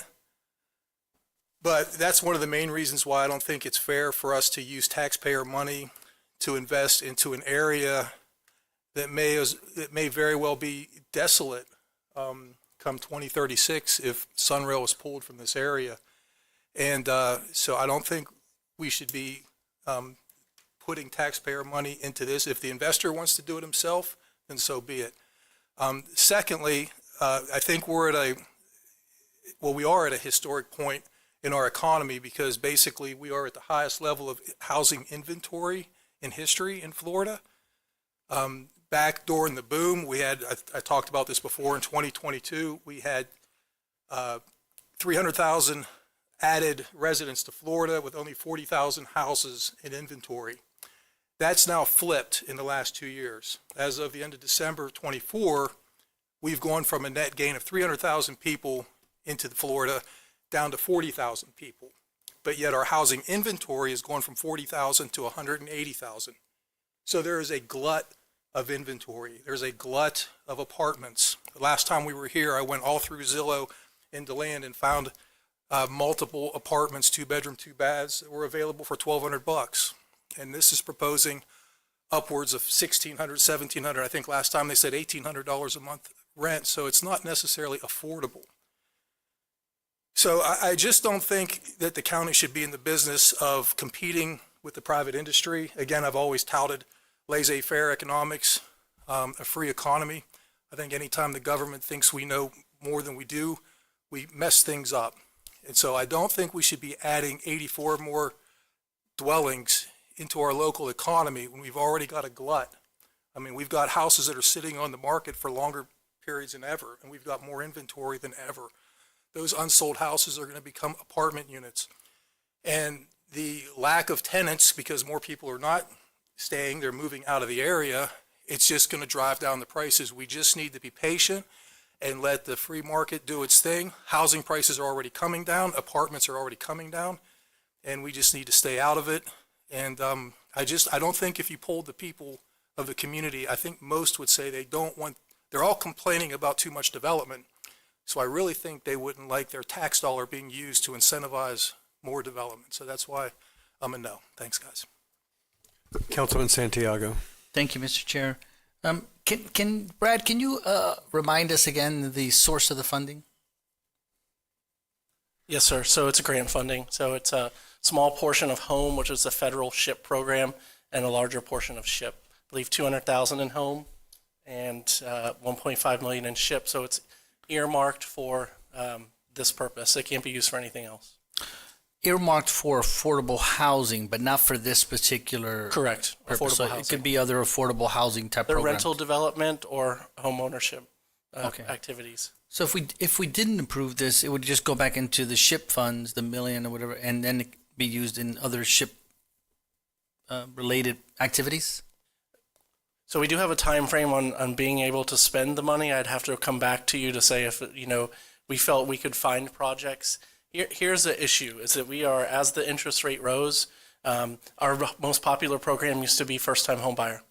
As the interest rate rose, more and more people were priced out of a mortgage. And so that's why we have moved to repairs, as this council has well knows, and emergency repairs and rehab and reconstruction. Those take time and a lot of staff to get money out the door. And so I would feel more comfortable if I could do an analysis to share with you whether we felt like we could get the money out the door or move. We would do our best to keep it. Understand. Can I pull up the map real quick? I just want to get, my colleagues bring up some good points regarding the industrial side. I just had to pull up this area. Can you tell us where this is relative to that? I see Old New York there, 44. Where would it be? I think this.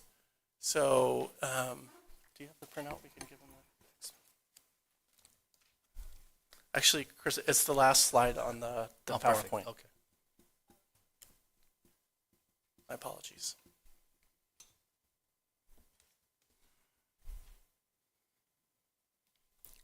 Right there, yep. All right, so you see that the outline in red there, kind of to the middle of the paper there, that's the Sunrail station. And then to the, where the yellow is where the proposed complex will be. And so to the left, and if you want to go a little bit, I guess north, I'd say northwest, those are industrial facilities there? It's completely surrounded by industrial facilities, yes.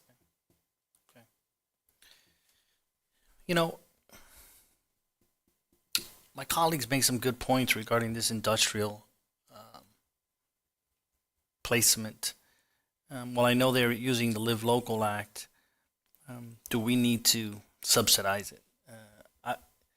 I'm turning into a non-fan of its location, though I realize and respect the work that staff has done, and you guys always do a great job, but I kind of use an old analogy, it's affordable housing, it's on the other side of the tracks, that saying that's always happened, right? And I don't want to create that kind of environment. and I don't think we should subsidize it. So that commentary, even though I think last meeting I was an advocate of it, I still think we have a place to play because these funds are available in certain ways to help with affordable housing. And I kind of leverage a little bit of what you said, Don, to the free market, but I don't go 100% towards you, but I get you. You know, that moves me quite a bit. So unless someone changes me back over, I'm going to be down on this with a lot of respect for the work you all did. I don't take that lightly. Today's commentary kind of moved me quite a bit, and I'd rather find a way to spend that SHIP money elsewhere creatively within the premise of the grant. Thank you, Mr. Chair. Thank you. Would you keep that slide up unless Mr. Robbins wants to see a different one, but Councilman Robbins. Thanks, Chair. Brad. Brad, you're always smiling. I noticed that, man. You're always happy. For you. It's hard to yell at people that are smiling. I learned that in the restaurant business. Hey, so last discussion, I know it was tabled. I brought up some concerns too, a lot of which I share with my colleagues. I know, can you explain to us again, just refresh my memory, 0 to 15, they get benefits. They're getting some benefits here. But my strategy to make up for this thing, because, you know, the cards aren't in our favor. If they want to do it, they can do it several different ways here. What I was trying to do was maximize or minimize the funding handout, but recuperate it on the back end through tax savings that we could, generate some. So can you explain to us the findings, where we're at on the 0 to 15, and then the 15 to year 50? Was this group, I know I'd offered my support, if they can come back and say, hey, we're going to relinquish our statutory rights to get X benefit within year 15 to 50. Were we able to capture that? Yes. So that was the pilot program that we discussed. I think you were out of the room, so I'll reiterate the first 15 years, they don't get property tax exemptions as part of the low-income housing tax credit. But year 16, they are eligible for a property tax exemption. So what we've done with the developer is we've negotiated a pilot, a payment in lieu of taxes. According to our attorney, we can't say you can't take the exemption, which they could take, but then you could ask for repayment of the county funds. So Echo, Forever, all of our taxing districts that are county taxing districts, the developer has agreed to year 16 through 50 pay the property taxes on the county funds. How much would that yield? So Corey did the analysis for us today because we knew this would be a question. So it's looking like if we took today this developer, we have a relationship with and we've worked with in the past. So we took the current property that they have. So it looks like the total county millage on that property, if it was returned to us, is 11.128. It would be about $43,000 this year. And compound that from and it's probably going to go up, so between 15 and 50. Yes. So it would be essentially from 25 to 40. 2040 would be the end of that low income housing tax where they're required to pay. So 2040 basically to how much we get? What's the big number? It'd be over 1.5 million. Okay. So and then I would just be remiss if I didn't share it. So if if this gets built anyways with low income housing tax credits, they will be able to realize that exemption year 15 through 50 because this is our funding agreement. We negotiated that as part of our funding. So council, my kind of theory behind this, trying to take a soup sandwich that and make something out of it, which is hard to do. And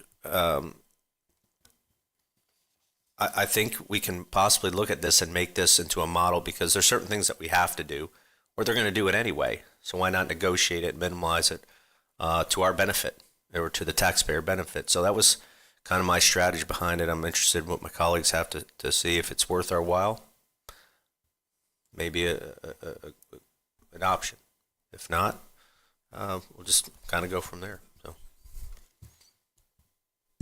Thank you. Brad, on that slide, this current property, what is it zoned now? Industrial. Which is a benefit of the Live Local Act, so they're With allowed Live to. Local, they could build low-income housing on it as much as they wanted. They could, yes. And we don't receive any tax revenue under Live Local. So it depends on in their capital stack, there's different funding. There's different funding areas. And so if you get a low-income housing tax credit, which they're very competitive for because it will be a transit-oriented development.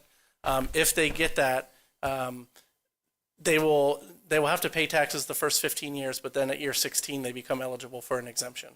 Okay. The property just to the, that's all right. I didn't know if somebody had something to add in. The property, there's a big square just to the, I think that's south of it. Is that also zoned industrial? It's all zoned industrial, I believe, sir. And Suzanne did want to help me out? Brad, I just say for the council's benefit, if this item is not approved, but the project is developed under Live Local, the opt-out tax exemption is presumably going to go away, so the property would not owe any local taxes. That's my understanding. Yeah. Thank you. Yeah. It's a dilemma. When the fuel farm situation came up, I kept in my mind trying to figure out, well, who was here first, industrial or all these neighborhoods? Mr. Kent is next. He might be able to touch on this a little bit since he was a Ormond commissioner. I think that Bear Creek had been there a long time. Ormond Lakes was a more recent one. But probably the industrial preceded either of those neighborhoods. Correct me if I'm wrong, if you know, Mr. Kent. But this is a really good, it's something that we have to consider. However, the thing that make a difference for me is that the people, this is going to be affordable housing, the people that are moving there will know it's an industrial area. Now, will that keep them from complaining in the future? Nobody knows. Okay, Councilman Kent. Thank you, Chairman. To answer your question, I don't believe that the fuel farm would have been possible without a county council preceding us changing that land use that they did when, I think in 2004, if my memory was right. They made a change that allowed that nonsense to even come forward. So I think that will answer that part of the question. And then to Councilman Johansson and to Councilman Dempsey, the only problem with both of your comments is that they're riddled with common sense. It's industrial. If the property owner wants to do it on his own, guess what? Do it on your own. I don't like deals where, you're darned if you do and you're darned if you don't. I don't like that when it's put before us. So Don, you've swayed me on this one. Thank you. Councilman Santiago. Thank you, Mr. Chairman. Just some follow-up questions along where Danny was going. So under the proposal in front of us, if we accept it as it is, years 15 through year 50 or 60, 50, we start to reap the tax benefits of it? Correct. But not years 1 through 15? Correct. And that's what the developers agreed to, right? Correct. As part of this funding agreement.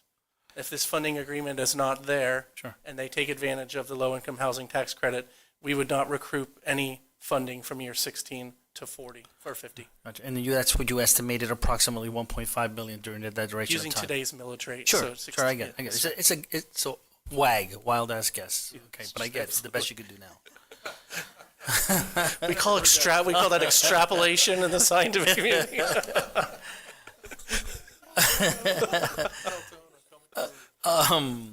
So why does he need the money? So I think that there's a capital stack that they're using like many of the other affordable qualify? housing developers. Yes. Okay. Thank And you, Chair. I would be remiss if I was saying, we put this out as a solicitation, and it was a competitive process, and this development won. It was more prepared than the other two, I believe, that we saw, significantly more prepared. One more question. Who owns the land? The developer. And he closed on it, or it's still under contract? Mr. Kiss is here, so under contract. Okay. Thank you. Thank you, Chair. Councilman Johansson. Yeah, and just, Danny brings up a good point. It sounds like if we walk away, it could be developed and they figure out a different way to solve their capital problem.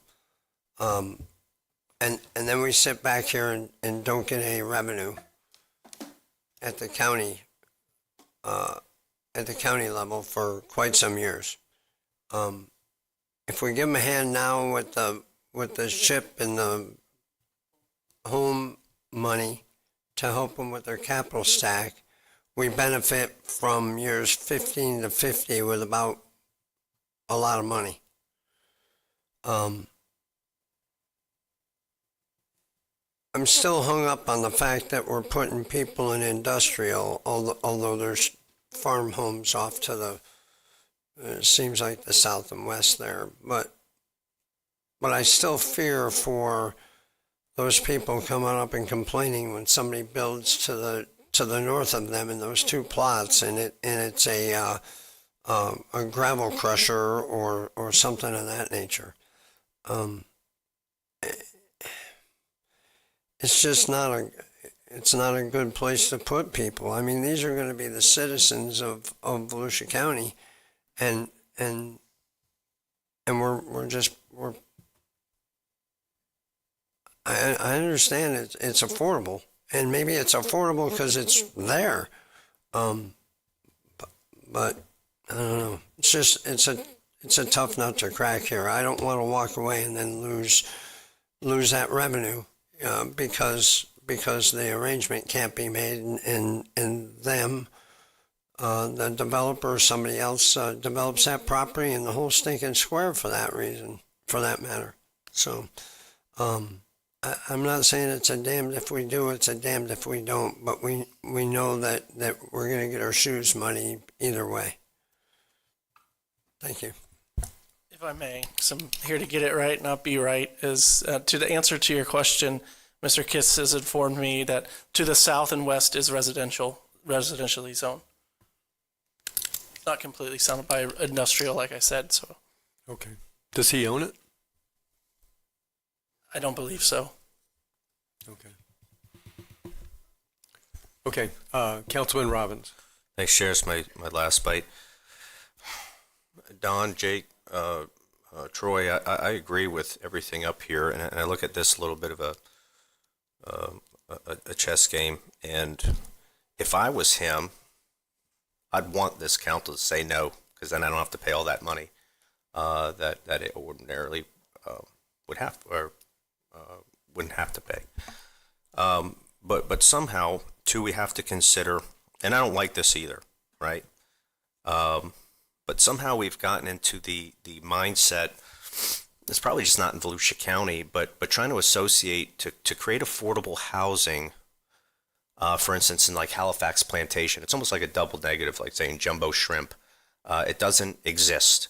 If you look at all the affordable housing throughout probably the country, you're going to see it's in less desirable areas, whether they're low, homes that are maybe in closed basins or areas that have issues, inner cities, high crime, next to certain things. For God's sake, I think this board, we approved a housing development next to a landfill or a dump, but it's going to be more affordable. There's things you can't expect any different for affordability. You can't put it out in some of these higher end areas because it's not affordable.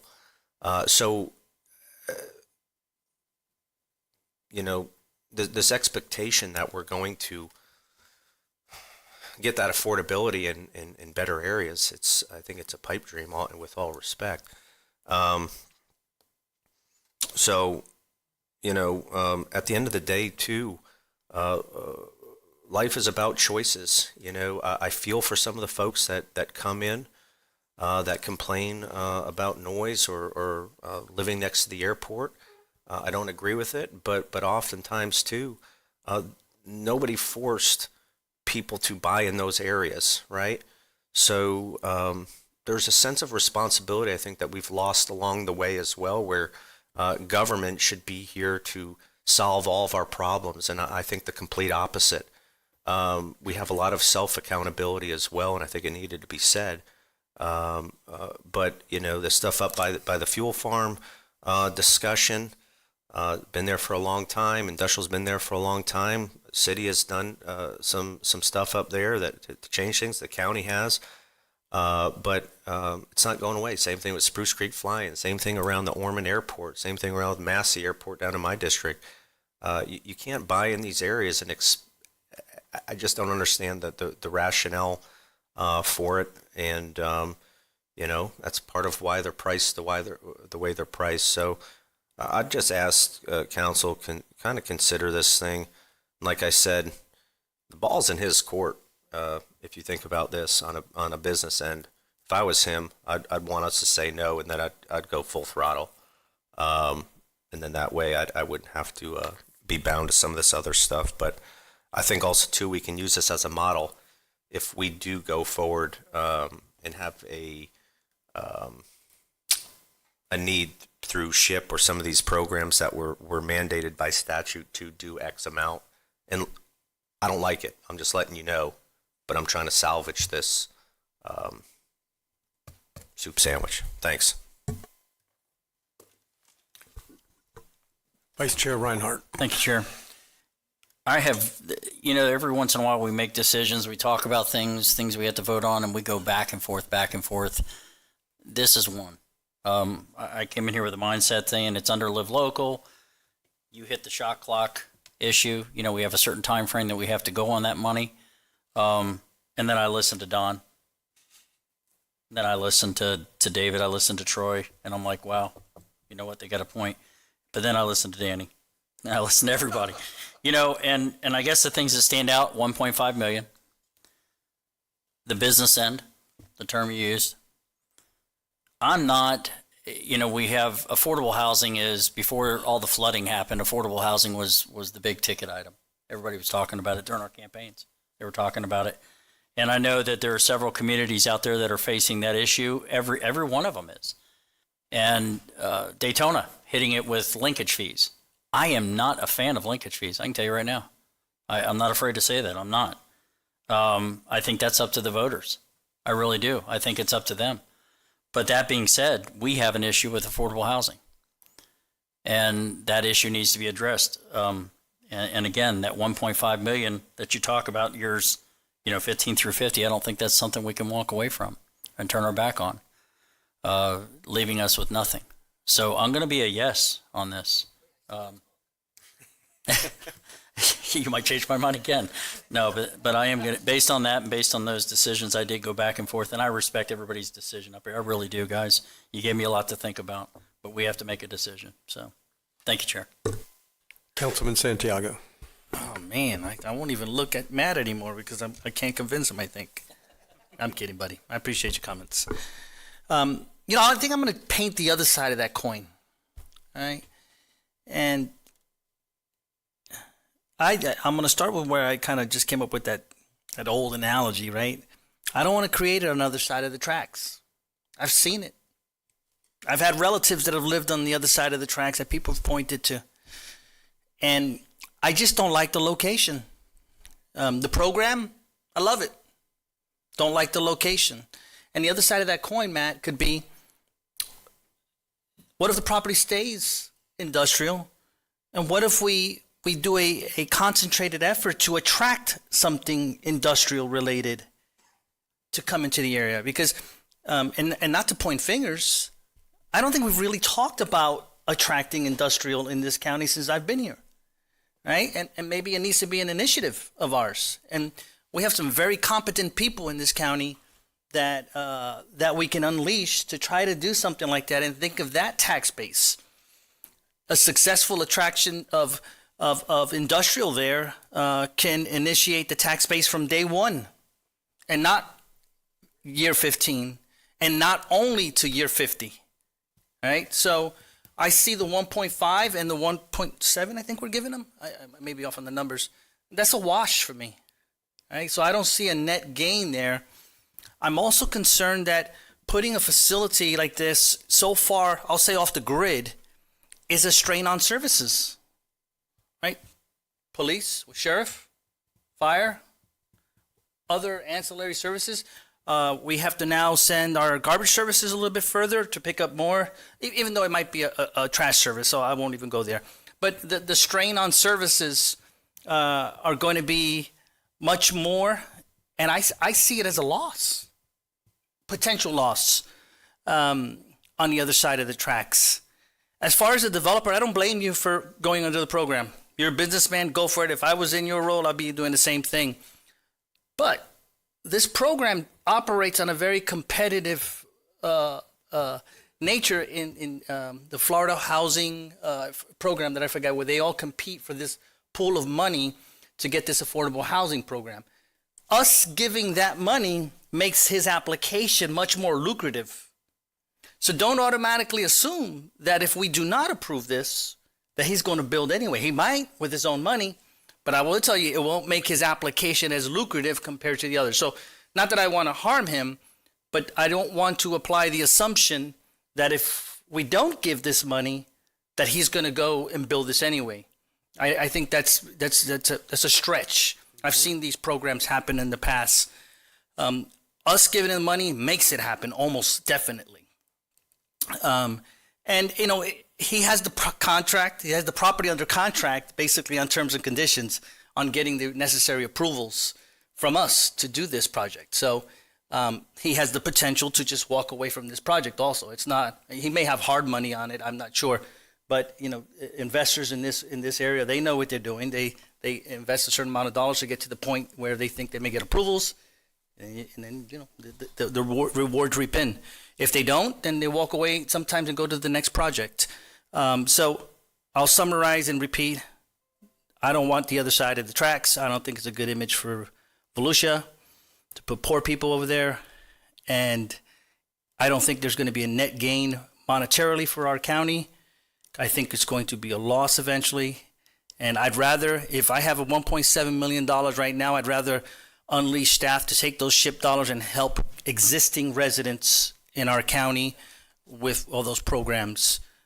If we got to hire another person and use that money to get it out the door, I'd support that. But the program I like, the location I don't. Thank you, Mr. Chair. Councilman Dempsey. Yeah, just to kind of double down on what you're saying, David.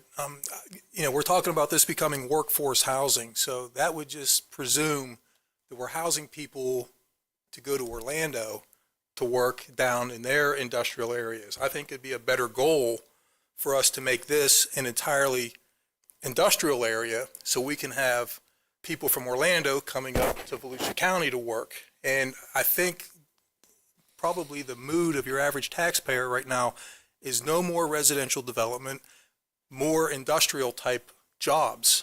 And so I know this, like the sheriff's office, the road course there, that's pretty much abandoned now. I know we got the old circus, the Clyde Beatty old circus property there, which is pretty much not being used.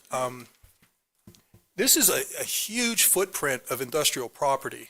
And if we could just recruit more industry there, I'd much rather see a lot of big industry come out there. And when these prospective employers come in, I don't want them to be faced with protesters from the local residential housing development up in arms that there's some big industrial project coming in that's going to disrupt their peace and quiet that they've enjoyed for the last 5-10 years, having lived there that long. And again, you know, with CSX, I would much rather see CSX stay in existence to transport workers from the south up to DeLand to go work in the factories, in the industries that we've created by having this wonderful industrial complex than just another housing development. I don't think that's going to be a win, like David was saying. I think it'd be better to let just, again, the free market. I do think that Florida's the leading state on the most prime to have a collapse in residents. I don't even know if they're going to actually go forward with. I know you're saying, well, they'll do one or the other. They may not. I mean, they're smart people. And I remember back in 06 and 07, a lot of projects were just shut down mid-project. Subdivisions, all the infrastructure was done and not one house was built. And we could be at that point now. So whether they do it or not, that's, at their own risk. If they want to do it, more power to them. But again, I don't think we should put taxpayer money into this. I think we need to leave this more wide open for an industrial complex. Thanks. Councilman Robbins. Chair, may I ask Brad a question? Please, yes. Brad, do we have another view? Can we see how close, maybe zoom out if we're able to, of all the housing around there?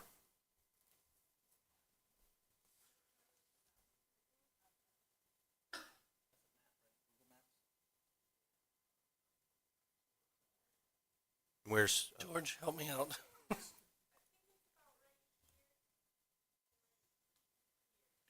how many homes do we have in that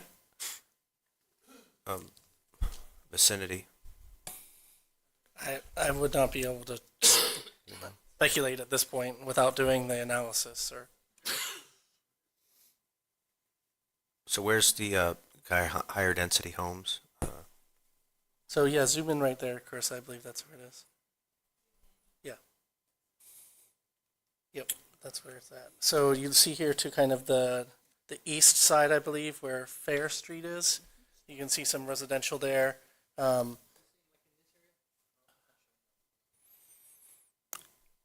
So in the woods there. I think what he's asking for, I mean, if you see Fair Street on there, the proposal is right to the right of that. Correct. Now zoom out and then zoom down. That's Lake Beersford. That's what I think he's talking about. You have a neighborhood. So this there. What my thing is here is and guys, I don't want you to take offense to this because I agree with what you're saying. Are we willing to support any other high density housing there, right, in the event that that happens? And are we going to support or be willing to say, because a lot of people are going to complain, just like we had up there in Ormond, and look what happened, right? Situations are 100% alike. Industrial, it's zoned forever. We build industrial. People come on arms. It gets politically bastardized. Everybody's the enemy, and they want to hang us. When in reality, this area has already been designed for industrial. So is anybody willing to commit to shooting that stuff down and sticking with industrial, going your route, David, or if they want to put housing in here, put housing, and then we'll get blamed for flooding and overdevelopment. So some of this is goofy to me. I think I wanted to answer your question, or at least from my perspective. For me, Danny, it becomes I don't want to subsidize it with $1.7 million. If it happens under the law that they're currently able to do it in. But I hope that it doesn't, and I hope that maybe we can, as we talk about our goals, maybe start setting a goal on what we can do to attract. I would love industrial to be here to offset the tax. Let's make it a priority. I would love it. I don't know, unless we make it a priority, it probably won't happen, right? It'll happen organically, slowly. So I'd rather spend the money in other projects, in existing residents, and come up with a campaign to attract industrial to Volusia. That's the only reason why, Danny, just so you know. If applications come through, we have to take them one by one, but I don't want to put $1.7 million towards it. Okay, interesting debate. I think everybody's gone back and forth. The location, is problematic. I remember thinking during the whole fuel farm distribution center is, why did the cities allow residential to come up right around these industrial areas? And, well, now here we are. However, in that area, I'm familiar with it. I have a friend who owns, I think I'm looking at it, the orange grove there. And there are some nice homes around. And I would prefer to see low-income housing, affordable housing, in an area where there's more expensive housing too, instead of putting people out creating the other side of the track. I don't know which we're doing here, which effect it would have. The one thing that does bother me about not doing this is, Danny, you mentioned they could just go full throttle. I think the landowner is here and the developer is here. It seems to be that the landowner really wants to build affordable housing. He sees a need. He's using the laws that allow us to do that. And my preference would be to see that happen rather than more industrial because of the neighborhoods that are all already around it. Don is right when he says the temperature of the public is just stop building. Slow down growth. Don't build anything. If you're going to build responsibly, this is an area that doesn't flood, at least not yet. So, I don't think it's a bad area for that. But again, the thing that really worries me is if they decide, several of you have said there's a strain on services. If this is built under Live Local, it's a strain on services forever, because we're still required to provide all the services there with no tax money ever with Live Local. It's a horrible bill, and it should have been changed, and I'm hopeful that it still will be changed. But we're required to provide, all of the emergency services, road maintenance, everything, and with no tax base to cover it. So it's not exactly, it's not an easy decision. It's not a win-win. But I have seen, we have one member of the public that wants to speak, but I've seen I think the representative from Banyan stand up a couple times. Did you want to speak before we vote on this? He did not fill out a card. Okay. You don't need to? You're from Banyan? I thought you were the property owner. Okay. And you don't want to speak. Okay. Who are you with? Volusia County. Okay. When you stood up like you were going to correct Brad, I thought. Okay. Then I'll call on the member of the public, John Nicholson.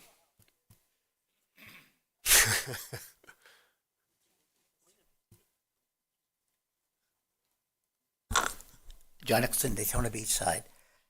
Now, if I'm getting this correctly, and my city doesn't think I'm good at math, but you're going to give away $1.7 million to get back $1.5 million, and that's a gain, all right? And you'll gain this 50 years from now, okay? I'm not having a problem with that. Secondly, nobody likes this location for a number of reasons. There's a city in Dade County called Hialeah that did this, all right? And it worked for them. Their single-family homes were torn down and put in 6 apartment buildings all over the place. So you have gas stations and bodegas and houses all next to each other. And it works out, all right? This is a little bit too urban for something of that nature to succeed. I I'm glad you finally put up where the houses were. They are not literally right next door. They are a distance away. So this is really a commercial area, industrial area. You do know you make more money off industrial areas than you do from residential. It is to our benefit as a city not to give away valuable land, especially to the fact that this gentleman needs your money to get other money to succeed in his endeavor. So you're subsidizing something that you would normally not want to do anyway, to lose money, which for some reason, all of this is not working out well for me, okay? So ultimately, you want to lose money to create something that's going to cause problems, like somebody moving next to an airport who doesn't like living next to an airport. This is, to me, the exact same thing. I'm not really fond of the idea of affordable housing. I don't believe we really need it. Everybody says we do. And I really don't see it. I do believe in the marketplace. I don't see, if we built smaller homes in other areas, then the people that need it will move it. All right? That's what they did after the war. My parents did that. So I'm asking you, especially, you've partnered with the city of Daytona Beach on Clyde Morris, and that affordable housing wasn't open a year before the complaints started coming in. So if you do this, make absolutely sure that they build it to code, because apparently they did not do that in Clyde Morris. And I'm asking you to look at what you put money into to make sure it's functioning. Because you didn't do it on Clyde Morris. Thank you, John. Jake Johansson. Go ahead, answer the question. I won't ask it. If I may, it's grant money that we're using for the 1.7. Ding, ding, ding. You would be gaining county money back, not grant money. Ding, ding, ding. Nothing further. Nothing further. He rested with the judge. Okay, I don't see anybody else who wants to speak. Carissa, would you call the roll? Mr. Reinhardt. Yes. Well, before we do this, I just want to, we'll keep his vote. The motion was to approve. Correct. The second was to approve. So if you don't want it, no. We have one yes. Mr. Reinhardt. Yes. Mr. Robbins. Yes. Mr. Santiago. No. Mr. Dempsey. No. Mr. Johansson. Yes. Mr. Kent. No. Mr. Brower. No. So the motion fails 4-3. Great job, staff. They really do. I hope they understand that, at least from me. Item 5 is a contract with Polk-Holver Construction for the construction management general contracting services for Emergency Operations Center. Good evening, Tad Casebeer, County Engineer. As you said, this is the construction contract for the EOC edition. Total cost is $4 million, a portion of which, approximately $2 million, is a state grant, and we recommend approval. Okay. Vice Chair Matt Reinhardt. Thank you, Chair. One question, Ted. Are we still number 2 with respect if a storm was to hit Tallahassee, we become the backup? I could not Essentially. answer that. Maybe George can answer that. We're one of two sites. One of 2 sites? Depends on where it hits because Gotcha. of the shape of our state. But yes, we are considered one of the places that they would. We already needed it. That just kind of reassured it. I love the idea. I was happy to see this come back. Motion to approve. Okay, we have a motion to approve by Vice Chair Reinhardt. Is there a second? Second. Second by Councilman Kent. Any other questions? Comments? All in favor say aye. Aye. Any opposed? And apparently you did a better job than Brad. Is he still here? Item 7, discussion request to modify Code of Ordinance, Chapter 72 regarding digital billboards, all billboards. Yes. Motion to approve. Second. Nice work. So we we're have done, a right? we have a motion to approve, and we'll start from there. Motion to approve was by Councilman Robbins, and the second was by Vice Chair. Yes, sir. Was it? Okay, Vice Chair Reinhardt. Thank you. Go ahead. Carol McFarlane, Planning Director. This is a request for discussion. So we do have a couple of points towards the end of the presentation that we'll talk about. We received a request. I really hope I pushed the wrong button. I don't think I did. There we go. Someone's better at this than I am.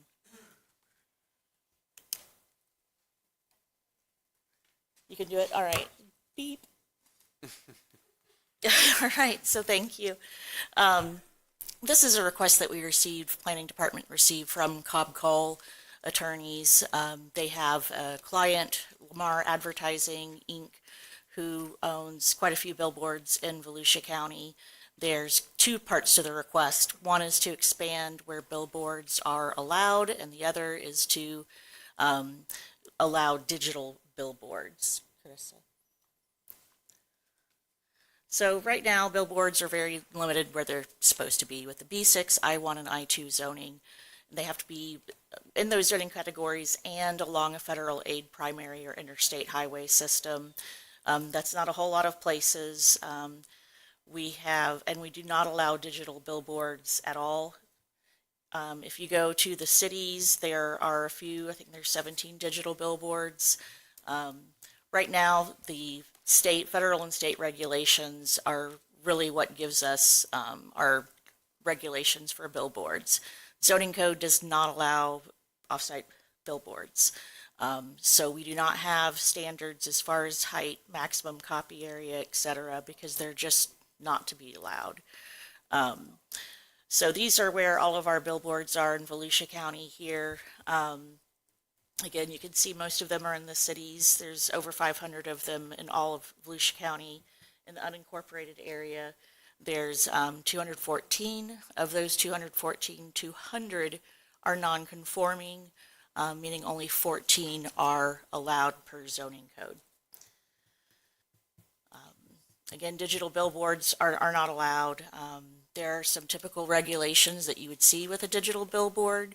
One is, not having a moving image and not changing within 8 seconds or less. There's usually some limitations to brightness. The federal requirements doesn't have any limitations on brightness. So if we decide that we want to go in the direction of digital billboards, we should definitely look at some sort of illumination requirements. There's also probably the biggest discussion topic with allowing these is a swap down ratio. So there's a lot of places that allow digital billboards that have quite a lot of non-conforming billboards will allow some sort of a swap down rate. So the one that was discussed with Cobb Cole was to swap out 4 existing non-conforming billboards per 1 digital billboard. These are some of the statistics we already talked about. 214 in the unincorporated area. The last time Volusia County issued a billboard approval was 2009. So the request, again, this is a 2-part request to allow more billboards. They are talking about a maximum size limit of 505 square feet. You could ask them why it's so specific, and 50 feet in height. For digital billboards, I'm not going to get too much into this because we'll talk about it at the discussion standpoint. But again, we're looking at, no flashing images, certain illumination standards, and it's also part of their request that they would talk about displaying emergency announcements from Volusia County when needed. So these are the policy directions. There's a second slide. First slide is, does the county council wish to expand the areas where the regular billboards are permitted? And, we prefer to go A through E on these. Staff would really appreciate getting very specific discussions so that when we're communicating and negotiating with Cobb Cole, that we really understand exactly where the county wants to go. Second slide is going to be about the digital billboards, just so you can see that if you could go back. If it's all right with you, we can get into a question and answer if you wish. So the first question is, do you want to expand the areas where billboards are permitted? If you do not, then the A through E doesn't apply. So that's their first question for you today. Okay, yeah, we have a number of people that want to speak, but we have a motion and a second to approve, and I was going to ask what, because there's nothing to approve yet. There's a lot of questions that we need to deal with. Yeah. So with everybody's name it's up right now, do you have questions for staff? Okay. Do you mind taking some questions? But please, by all means. And do we have nobody, no yellow cards, nobody wanted to speak? Yeah. It is. Can you fill out a card? Because it probably would be helpful to hear from you. Okay, David Santiago. Thank you, Mr. Chair. What is a non-conforming billboard? You said there's 214 and 14 of them are conforming. What is it, and what jurisdictions do we have over non-conforming?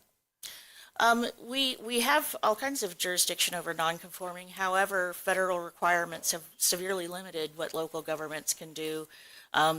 There's very, very specific requirements about, preventing local governments from telling billboard companies that they need to just flat out take down the billboards.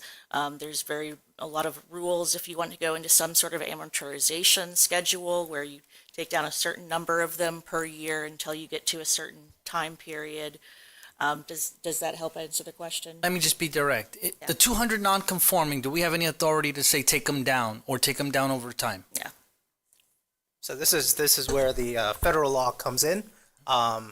Depends upon where those billboards are located. Non-conforming billboards located on federal aid primary highways, you cannot amortize them unless you pay full value of that billboard. Okay. So you want to take them down? Sure. You just have to pay the money to those billboard companies to do it. Which is why, but if the billboard is located outside of that federal highway system, then you are permitted to do an amortization schedule. How many of those 200 are on federal highways or fall in that category? Probably all of them. Okay. I think you had a map that showed, so most of those large roadways, federal aid primary interstates, so you can see the billboards are all across those areas. Okay. And one of the questions is, do we want to expand the zoning permitted areas for billboards, correct? And can you give us examples of what swap down behaviors have occurred in other counties? Sure. Well, it depends. So Suzanne and I used to work in St. Johns County. Do not use that as an example. Their swap down was very complicated. Each billboard you took down generated a certain number of points depending upon the characteristics of the billboard, and you had to accumulate a certain number of points to establish a new billboard. A much simpler swap down mechanism is the City of Daytona Beach's swap down, which for digital billboards, and their digital billboard is a face. So when you see a structure with a digital billboard on one side and the other, they consider that two digital billboards. So in the City of Daytona, they need 4 legal non-conforming billboards to be taken down in order to have one face of a digital billboard. And the feds recognize that as acceptable in the 200? Voluntary, yes. Because it's voluntary, okay. You're not forcing them to take it down, but if they want to have something that they don't have, i.e. a digital billboard, then yes, you can make that exchange. Gotcha. And I'll just say this, Mr. Chair, I'm not a fan of billboards, but if I had to pick a billboard, I'd pick a digital one. And I don't want to turn this into Miami-Dade County. I want less. But that's why swap down mechanisms are popular. So the real discussion is what ratio do you want? I have the opinion that they are eye pollution. Yeah, it really comes down to aesthetics and what the community wants. Okay. Councilman Kent. Thank you, Chairman. So to staff, right now billboards are allowed in B6, I1, and I2, correct? Yes. So how does expanding the zoning benefit Volusia County residents? So the non-conforming billboards, if they were to be destroyed by hurricane, fire, whatever, they would not be able to be rebuilt. So allowing them in additional areas would allow us to permit them, to permit new ones, and to allow reconstruction if there were damage beyond 60% of the billboard. Yeah. Don't know you very well. Appreciate the textbook answer, but I didn't hear how it benefits Volusia County residents to allow a company who their billboard got destroyed because of a natural disaster, we allow them to build it in a zoning area that we don't normally allow? I don't understand how it benefits Volusia County residents. Again, it's very much an aesthetics. It's what your personal preferences are when you're driving. Some people, there's been some correlation between, traffic incidents and looking at billboards, certainly digital billboards, if they, have Yeah. And that was my second question was, how do digital billboards benefit Volusia County residents?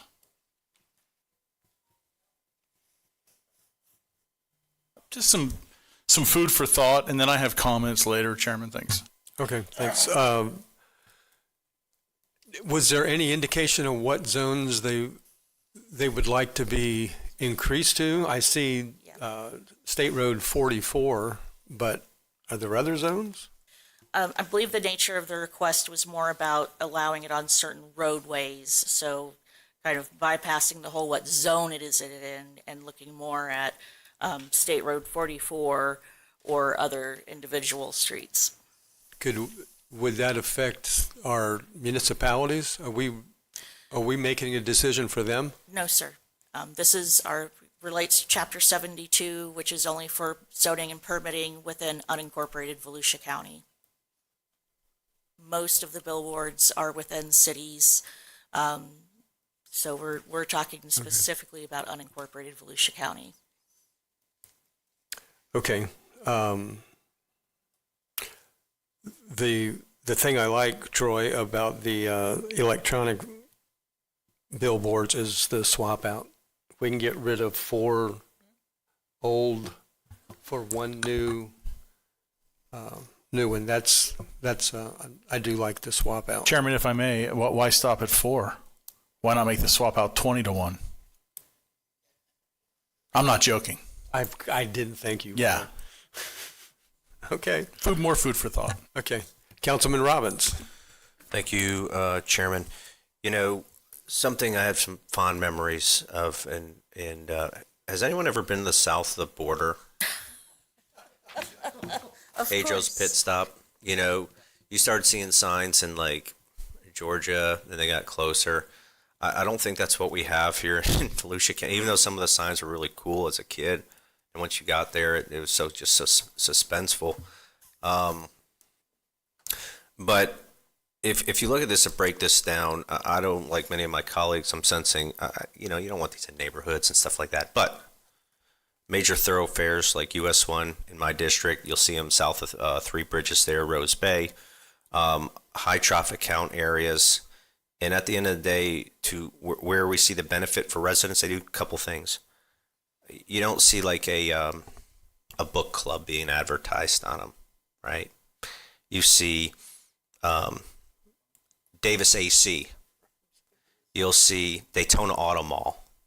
You'll see the backbone of the community. Our small businesses, our blue collar, are the ones putting their jobs up there. So how does that benefit this community? I'm going to tell you why.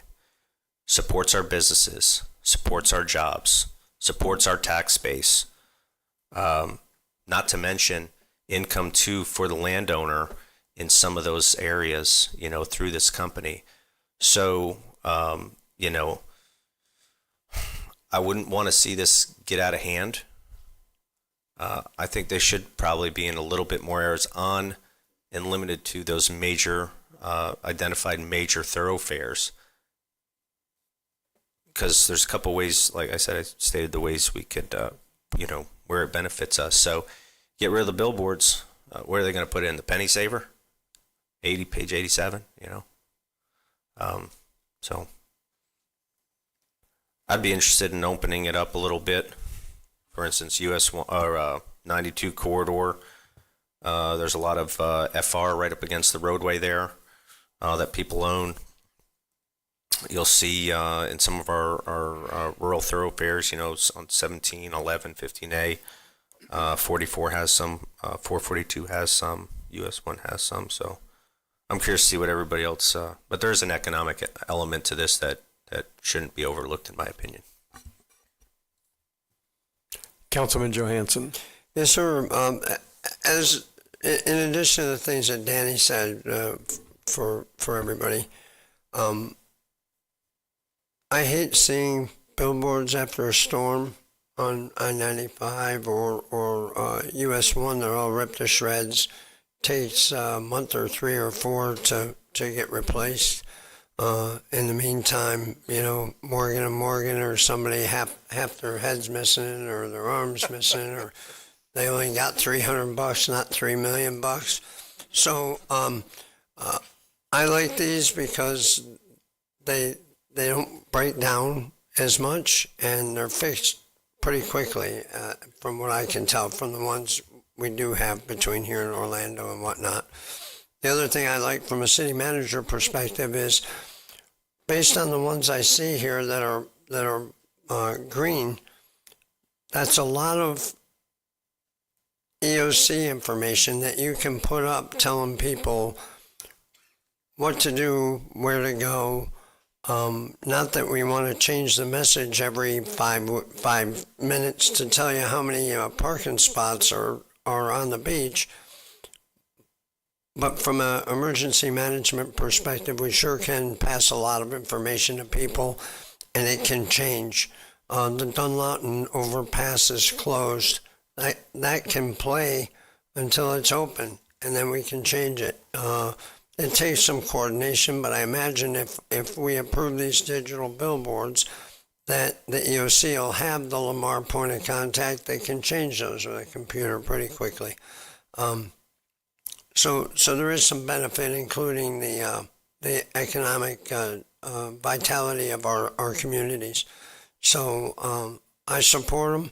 I know they're eyesores, David. I concur when they're bright and they're flashing and they're pissing you off at night. But if we put some stipulations on how bright they can be, and like they said, that they don't blink, that they don't change quickly, and they're a decent LED light, I think this is a great opportunity for us to swap down at a drastic rate and still get a lot of information out that our small businesses, that our big businesses need. And there's one, I pass by it quite often at the New Smyrna Speedway, and I'm blind to the fact that it's digital until it changes. I'm like, oh yeah, it's a digital one. So you get used to them fairly quickly, a lot more used to them than you do with the same stinking picture of the same stinking person on the same stinking billboard. Yeah, I'm going to go to Dixie Crossroads. I'm tired of it. I'm thinking about the one in Deltona that tells you how long the emergency room is, the wait is, at the hospital. If it says 35 minutes, I'm going to keep going. So, something to think about. Yeah. Did you just say the D word? Okay. Let me take a brief pause here to ask the council, because it sounds like we really have slipped into debate instead of questions. You're standing up there wanting to know if there's any questions. I promise you have 2 pages, 13 and 14, of questions that you want answers to, and we'll do that before we vote. Does any Don, Matt, Troy, David have questions for staff. I got a question. You still have questions? Yes. Okay, Don Dempsey. I've noticed, at least along 95, there's a lot of billboards that are not lit at night. Do we have an idea of the percentage of billboards that are not lit at night? No. We don't have that information, no. It's not something we track. Okay. You have it?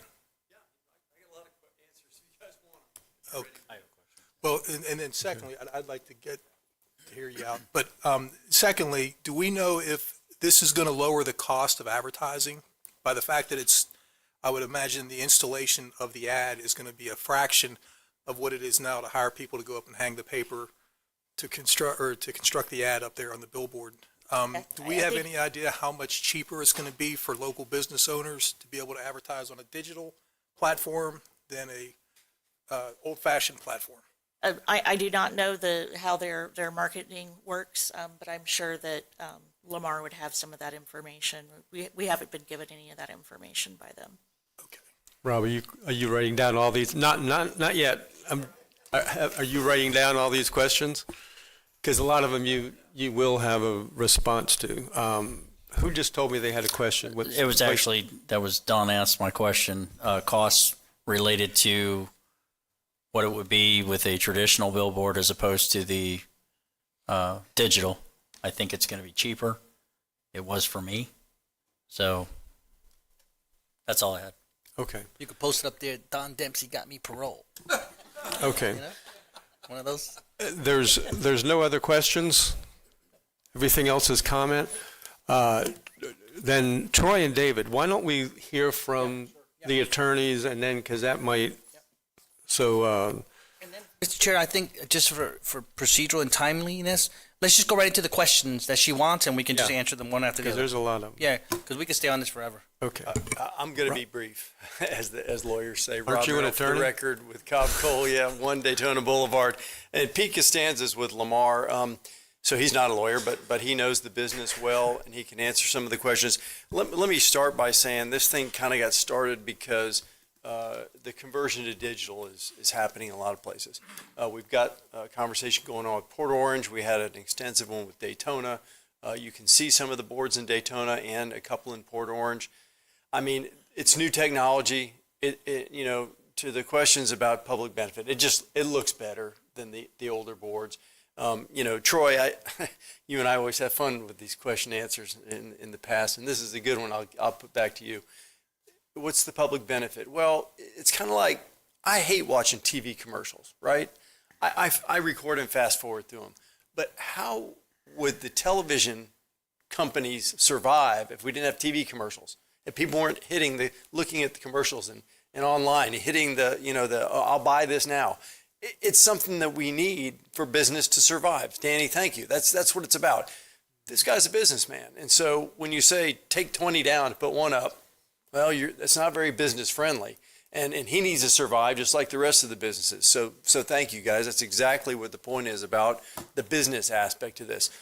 Is it giving something to somebody in the community? No, it's providing a service that is bringing business customers, right? It promotes business. So that's the public part. And then, Jake, for sure, the way it's worked in other places is public service announcements are a piece of the allowance that you get in the time. It's a matter of selling time now. You put the wallpaper up on the board, and that's all you get for a month. You pay for a month of it or a year of it or whatever. In this case, it's the minutes of time. So you guys will, in the negotiation that we're having about how to do this, you'll get some of the time.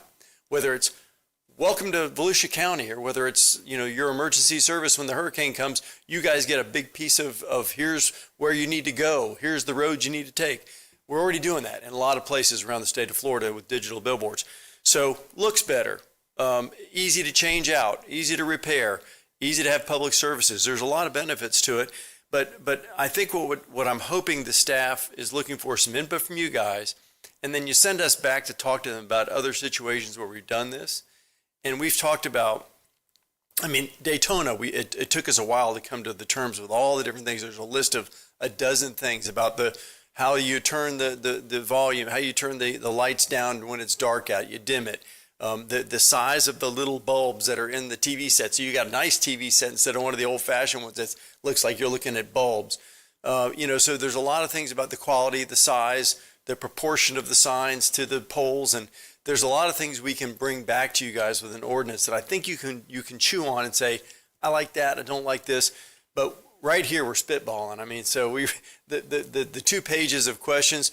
I mean, we can walk through those, but there's a few of them that are just like there's not much to say about the federal part of this, and we can't really do anything different. But I think if you guys will just give us a little bit of time to work something up with these guys, and show you some other situations that we've brought forward, we'll bring it back to you, and then you see if you like it. But right now, I think we're just going to spin out, I'm afraid. Okay. Your time's valuable, so I don't want to do that. Thank you, Rob. Peter, did you have something to add? When it first came up about the billboards, I've been doing this 30 years, and one of the questions I think Troy brought up was Miami-Dade. We don't want this to be Miami-Dade. I worked in New York City for 10 years, David. It's awful. It's impossible to be a Miami-Dade here because all the boards, as they noted, 200 of them are non-conforming. I can't build in this county. We're a dinosaur in Volusia County. The cities, the ordinances, I'm restricted. I lose billboards 5 to 6 every year. I don't even need to do a replacement program because I'm losing them through hurricanes, just through landowners, through development. I'm losing them. One of the questions, kind of Danny stole my thunder. How does this benefit Volusia County? I think Troy mentioned, and no one really answered it. 80%, this is factual, 80% local money. It's our local attorneys. It's State Farm, Davis Brothers. I can go on and on and on. 80% is local money. It's not national. It's not New York City where it's Nabisco, so on and so forth. How does it benefit Volusia County? Emergency management. I work with Seminole County with Alan Harris. He loves it. We're in the hurricane belt, right? During the hurricane, we shut them off 48 hours before, and we're running directionals, where to go, what stores are open, what routes to take. FBI, we're linked in with missing child alerts, FBI. Look at the state. The state's running on the interstate. Instead of running 36 feet, we run 360 feet of the same message. Obviously, they love it. They're doing their billboards as state. Costs. In relative cost. That was a question. It's relatively equal, the relative cost, but it's cost us a lot more to build a digital. But what people love about digital, when they first came out 20 years ago, everybody, advertisers, they want nothing to do though. I want to be on the billboard myself. Why they like it? Because they can run different messages, not just the same message all the time. It's not blinking. It's not video. It's a message that every 8 seconds it changes. And the 8 seconds was something that when we're talking about trying to negotiate these things, that was something that went through a lot of debate, how to do that. So we'll bring that back to you, whether it's 8 or 10 or whatever it is, so you know that it's not distracting. So one of the big debates that we get into is it going to distract drivers? Do you want it to be something that creates a safety concern? We want just the opposite, of course. So we'll deal with that when we come back with an ordinance again. So all the counties all the districts that you're in, Port Orange, Holly Hill, Daytona Beach, I have the most digitals in Volusia County. I have 15 of them. My competitors have 4 and 2. I have obviously the most billboards in the county. Okay, Rob used his time and yours too. Okay. But before you go, Councilman Santiago had a question. Of the billboards you have that you manage, what percentage of what industry would you say is the majority of it? It's a combination of, I would say, tourism, lawyers, and hospitals. The hospitals are our biggest advertisers. Halifax Health and Advent are our top guns. So with the digital ones, you could say he got me 1 million. The next one says he got me 2 million. Actually, believe it or not, he doesn't. David. He doesn't like those billboards. Most attorneys, they're ego-driven, and they like the statics. They like the statics. Really? Yeah, they like Interesting. the statics. Okay, I didn't know If that. you notice, you'll see them on the. I'm not against the digital ones. They guys. want to I be up prefer the digital. 24/7 is what you're saying. They don't want to be But part of the picture. most important, what is, we are reducing them. Yes, we had a reduction in the city of Daytona Beach. The reason we had a deduction because we had 50 plus billboards. I can't take any more down. I've taken down like 15 of them. But I also put up, 4 digits in Daytona Beach. I've never had one complaint in the city of Daytona. And so one thing I'll say is, in part of the negotiation, jurisdiction by jurisdiction, some of the billboards people hate. And so when we dealt with the city manager in Daytona, for instance, there were 2 or 3 he said, I can't stand those. They're in the tourist area and they shouldn't be there. So we worked with them on that. So to the extent you guys come up with particular boards, we want to hear about that too. So I'm really only looking for State Route 44. yeah, I'm so not I meant looking to for mention other that. areas. I'm sorry. As the applicant, I think it's important you understand our request. We were not asking for any more roads than the interstate highways and State Route 44. That's it. And those are boards we already have. So that's important to know too. Okay. Hold up a second. Sure. We have one more member of the public wants to speak, and then we'll get back to you. It's John Nicholson, who's feeling emboldened because he actually won the last vote. I just stay up here with him. Oh. Listen. Well, that's an advantage. You and I negotiated Daytona. John Nicholson, Daytona Beach side. Actually, I like this, but don't add any more. Please. They're an eyesore. Don't do it. Secondly, I like Kent's idea. 4, but just think if you did 5 or if you did 6, right? Instead of having 50 billboards left, you'd have 40 or 30. I like that. Keep it up. Danny, you're too young, but Bermachet used to be on every single roadway was Bermachet. See, the old man knows. So actually, I would ask you to pass this, and 2, I would ask you to ask for maybe 5. Thank you. Okay. That takes, we're done with questions. We're ready for debate. I got a question. Okay. Can I, one of y'all?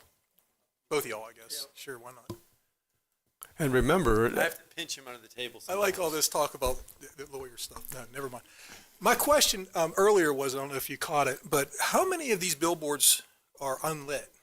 That's good. 70-30. I meant to tell you. He jumps, he steals my thunder all the time. 70 are lit or unlit? There's actually, think about it, on the interstate, they're all non-conforming. Most of them are non-lit, and they can never be lit.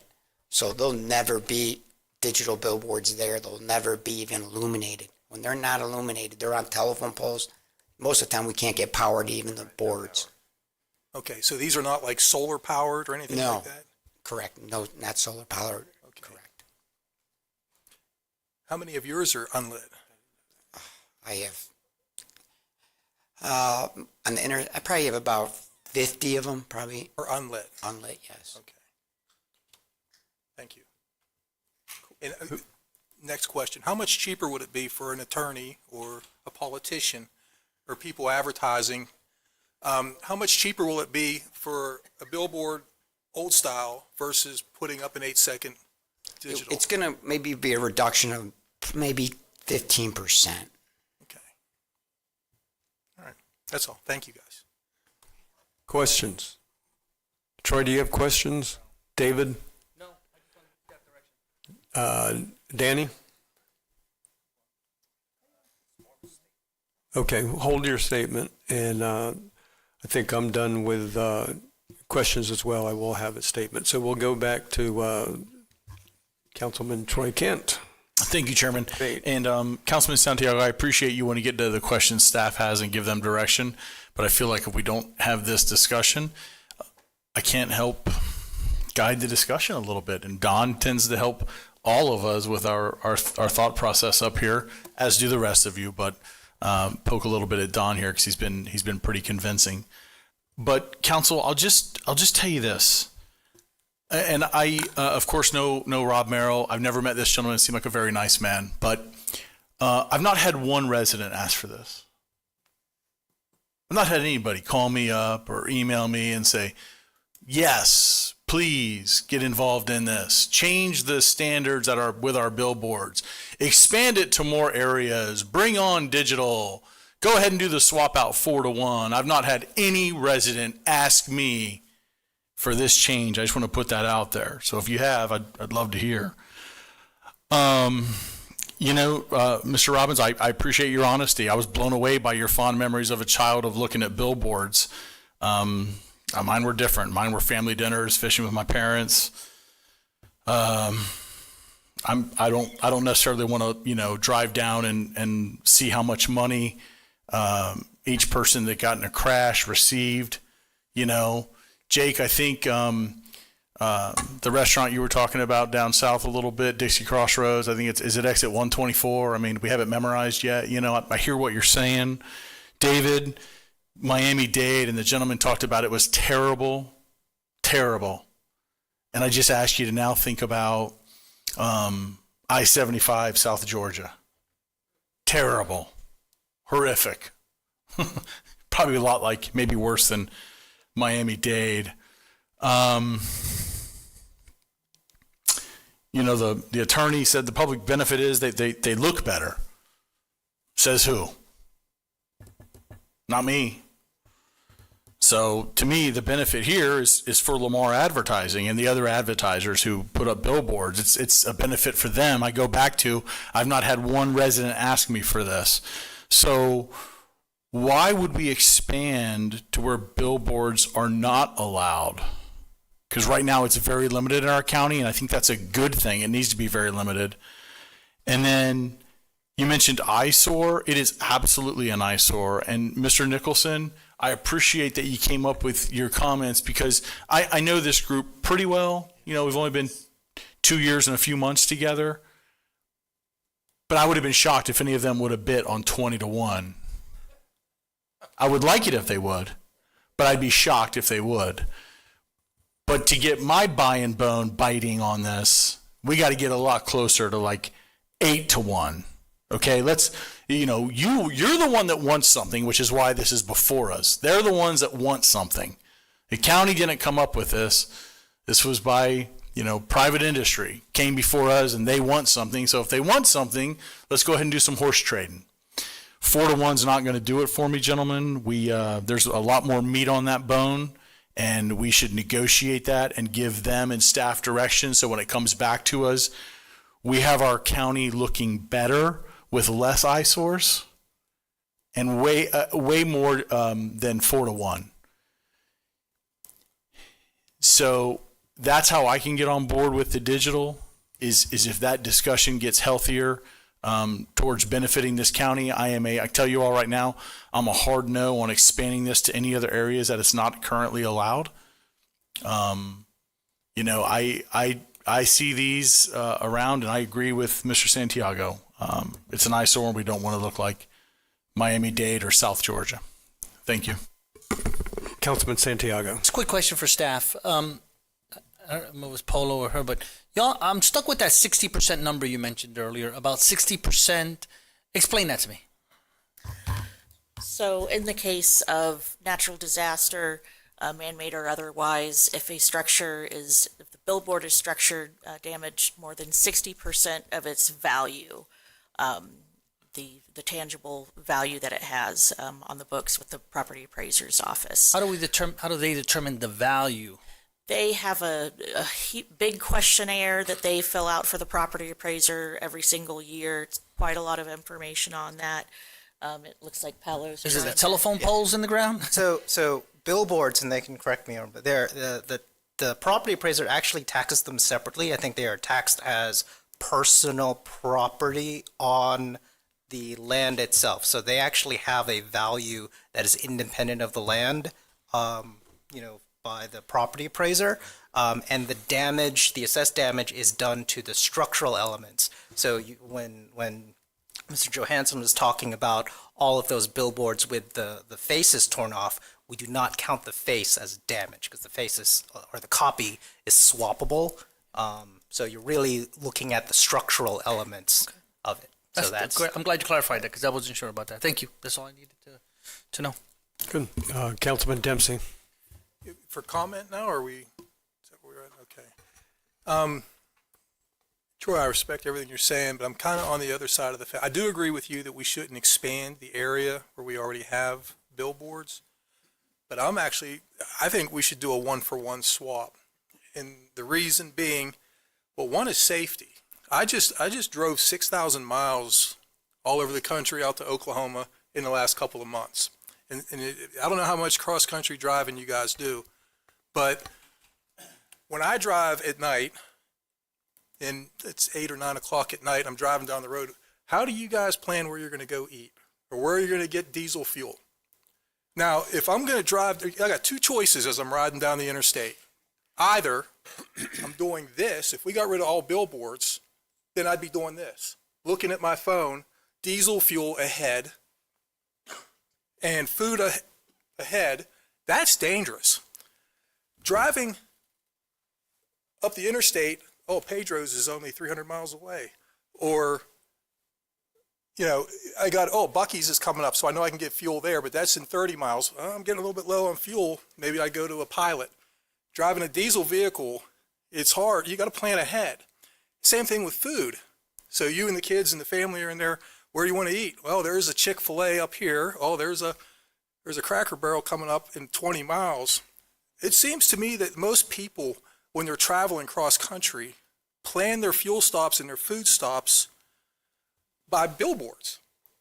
So if we're just going to create a black space between Flagler County and Seminole County, then all this southbound traffic coming through Flagler into Volusia, they're not going to see any signs. Well, there's a Cracker Barrel in Seminole County, so let's just drive another 20 miles and we'll go into Seminole County and eat. Or we'll get our fuel at the racetrack in Seminole County. So I have a feeling that we're missing that big part of having these billboards, because I think it's a lot safer to look at the billboards as you're driving than it is on your phone. Also, the fact that we have so many unlit signs, I think he said he had 50 that were unlit. I don't want to expand. I agree with you guys. We don't want more billboards. It might look polluted, but I don't think there's any harm in actually having lit signs and replacing them one-to-one. I think there's so much more added benefit to having these, because on the interstates, you're trying to direct people from out of area. We're all talking about locals. I mean, we're all locals. We know where the good restaurants are. We know where to get fuel and all that. But if somebody's driving down from Pennsylvania and they're looking to get fuel and they're getting hungry and it's nighttime, we want to steer them to our businesses locally as opposed to letting them keep going down into Seminole County. So that's why I'm really in favor of billboards. Also, I think it's a benefit. We can advertise more local events coming up at the Ocean Center. We can advertise, all these different events at the fairgrounds. The political ads, I think, would be bolstered. I think it's going to be cheaper. I know we don't like political ads. We hate those little yard signs everywhere. We hate when politicians put their big signs up on easements and stuff like that. At least this way, you're putting them up in a legal place at a cheaper price. I think he said they're good for amber alerts and silver alerts as well. I mean, that's a huge benefit. And it's cheaper for the locals to advertise for their businesses. So I'm really in favor of these things. I know I don't want to put them in uncharted territory. I don't want to put them up on 40. I don't want to put them in places that doesn't currently have it. But boy, I kind of would see a benefit in putting them more on the interstates, more lit, so we can really direct nighttime traffic to Volusia County businesses. That's all. Thank you, guys. I'm sorry to interrupt, but I thought he said he couldn't put them on interstates. Yeah. Oh, okay. Sorry. Councilman Robbins. Thanks, Chairman. May I ask Mr. Merrill, I just need a refreshment of the, Rob, you said 44 and where else? So the interstate highways 4 and 95 and 44 are the only places that we care about, and that's where we have signs already now. Thank you. Council, I'll tell you, this is for you, David. I love you, buddy. This would be a great way to promote industrial properties as well. I'm trying to turn the tables. I love it. Go down that path. I like it. But no, Don, I agree with you. kind of in the same direction you are. The one for one's fine with me. But I'll reiterate. Oh, actually, I want to give an example. I believe this council, we had an interesting proposition a couple years ago, and it was actually quite successful. And it was something new. It was out of the box, and I was kind of impressed by it. Was the billboard on the beach? You guys remember that? We approved that. Jeff and I think Jeff, Chairman, and I were on the council, and it worked out. And we actually increased the distance closer to the beach as well. But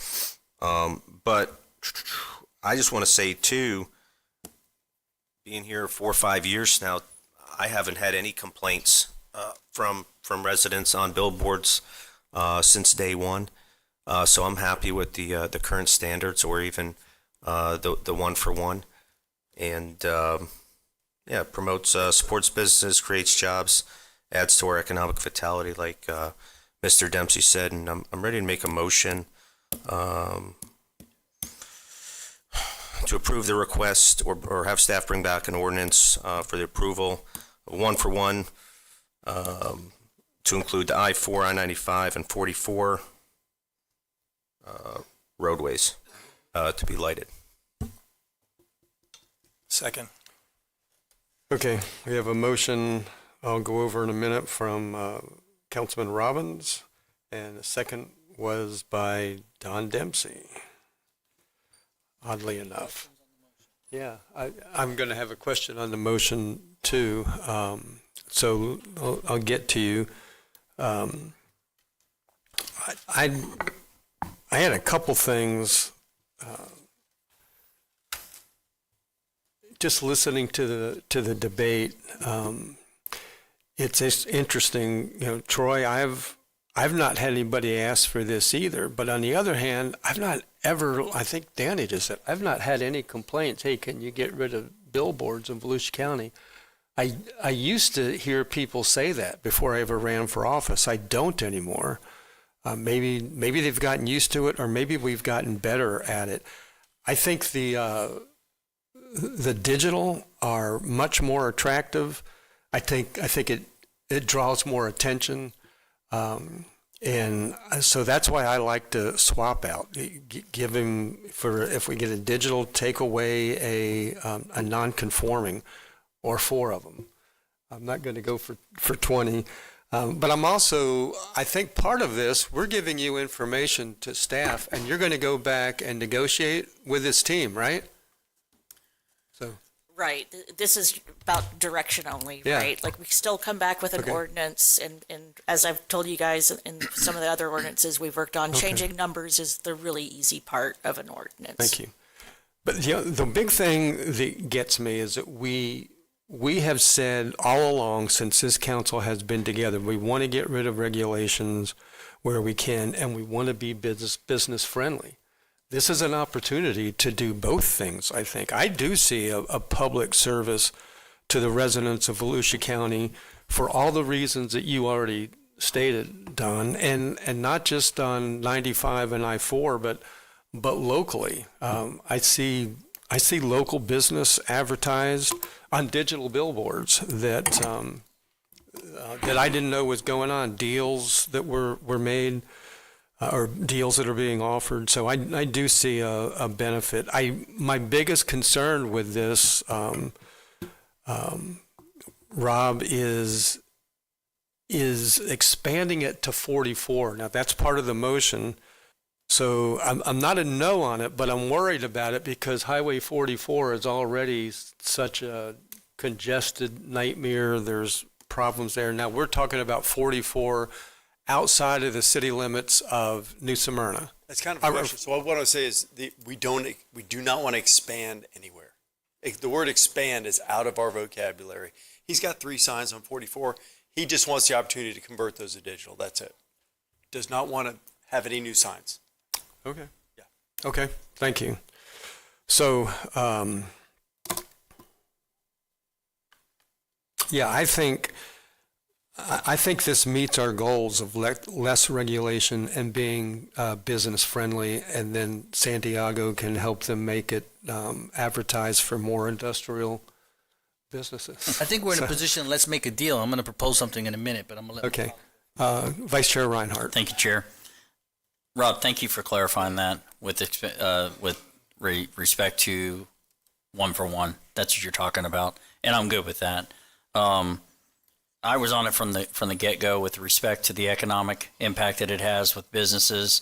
Small businesses are able to afford these probably more because you just clarified the fact that it were probably a little bit cheaper for the digital part. That's your business, but it could mean a way for them to advertise. They can't get on television to do it, or they're going to be on page 90 of a brochure somewhere. As far as, Chair, what you brought up about, no, I haven't had any constituents come up to me and ask for removal either, or brought it to us. We approve things all the time that are not brought to us from citizens, all the time. We did it today. There were several items on the consent agenda that we all approved. So we do it all the time. The amber alerts, the silver alerts, that's a win-win. I mean, that's for protection of our citizens. And Don, great point on with respect to the, yes, that's going to get bigger. Trying to plan your stops when you're traveling. I do it all the time. I'd much rather see a sign than I would try to, I don't look at a phone, but I'm saying if I had to make a choice, or pass by a gas station, dadgummit, I wish I'd have known, unless it's Buc-ee's with a real big sign. So I'm for that, and I like the fact that you clarified that. So I'm good with the motion as directed. And again, this is about, Carol, thank you for pointing out, numbers are easy to change. So we can come back with a couple different scenarios that we can have numbers involved in that. So I'm good. hold off. Unless the chair wants to direct you to speak. No, you're next on the board. I thought you might want to hear what he said. I do have a question for you, though. Were you disappointed when you finally got to south of the border? Never mind. That was years ago. Oh, God. No. What I wanted to say is you see the signs for 500 miles, and then you get there and think, there's nothing here. I'm going to make a motion tonight, though, at the end to get the IT to help my colleagues how to use voice instructions in their phone to find where they got to go. So, but I do have a question, Mr. Chair, if I can. Staff, is this? I understand that Lamar's here, and I think there's a competitor which is Clear Channel, right? This would benefit them also, right? Is this something that allows us to enter into an agreement? Yes. And it's a two-party agreement to agree to any terms, right? Yes. We're not restricted in anything that you're aware of? I would not recommend going too far into First Amendment type territory. Nope, I wouldn't go there. Never would. But essentially, the agreement is boils down to that whole public PSA type things, time sharing. Sometimes those appears in the actual ordinances, but it all works out into an entity that wants to do the digital billboard swap. There's kind of an agreement that has all and this may be a question for the people that do the business. What's a billboard worth? I don't want your trade secrets, right? But give me an industry standard. What is an electronic billboard? If you had an electronic billboard, 75% of occupancy, I'll just use that term, what could it generate? Again, don't give away secrets. Give me my sales, or what would it cost? For the corporation. It's $2,000, $1,500 per spot. We sell them at. And we could put 6 spots, probably, right? Maybe 5. We run 8 spots now. The cost to build it is important. About $1 million, probably, right? It's $500,000. $500,000. Reason I asked that money, and then I asked your questions as a preface to it, guys. And if we could do this legally, I don't know the answer, and I hope we can go down this path. We have an industry that is the norm is of what's the term? A swap down, right? And if they do a swap down, it's because they know they're going to make more revenue on the one that they replaced, right? So why not see if we can pursue the if you guys want to give them 1-to-1, they're going to make a heck of a lot more money. Why can't we look into an agreement where, I'll just use lack of a better term, profit sharing or revenue or something that comes back that goes into our road programs? I don't know if it's illegal, permissible, but Normally, that's when the county has an asset, and then there's profit sharing involved. I'm not sure that type of arrangement. I haven't seen that on I just want to know if it's private. illegal or not. If it's legal, and I'm going to give them 1-to-1, I just quadrupled their revenue, guys. That's basically what we did, and that has value. What we'll do is we could follow, if you do direct us to proceed, we'll return with more information. I want to be like Jerry Maguire. Show me the money. About that, but yeah, so let us look into it and get back. And I want to put it into our roads program, and I'll be open to that idea. I'm going to get quadruple your revenue. Let's talk. Let's negotiate. I love it. And talk to your colleagues over there at Clear Channel. Thank you. Have you been listening to Mr. Wonderful on Shark Tank? Shark Tank. I do. Thank you. That's all I got. Councilman Kent. Thank you, Chairman. I heard it earlier, I think, but if not, I'll just say it. I believe that this cheapens the look of your community. Don, I can tell you, I've driven my family pulling a travel trailer to Yellowstone National Park and back. It was a wonderful 29-day trip. And I don't know what I would have done in Arizona without the picture that my wife took while I was driving of the billboard that said free ice water ahead. David, I think you bring a great point where you talk about, talking into your phone and allowing it hands-free to find out where to go.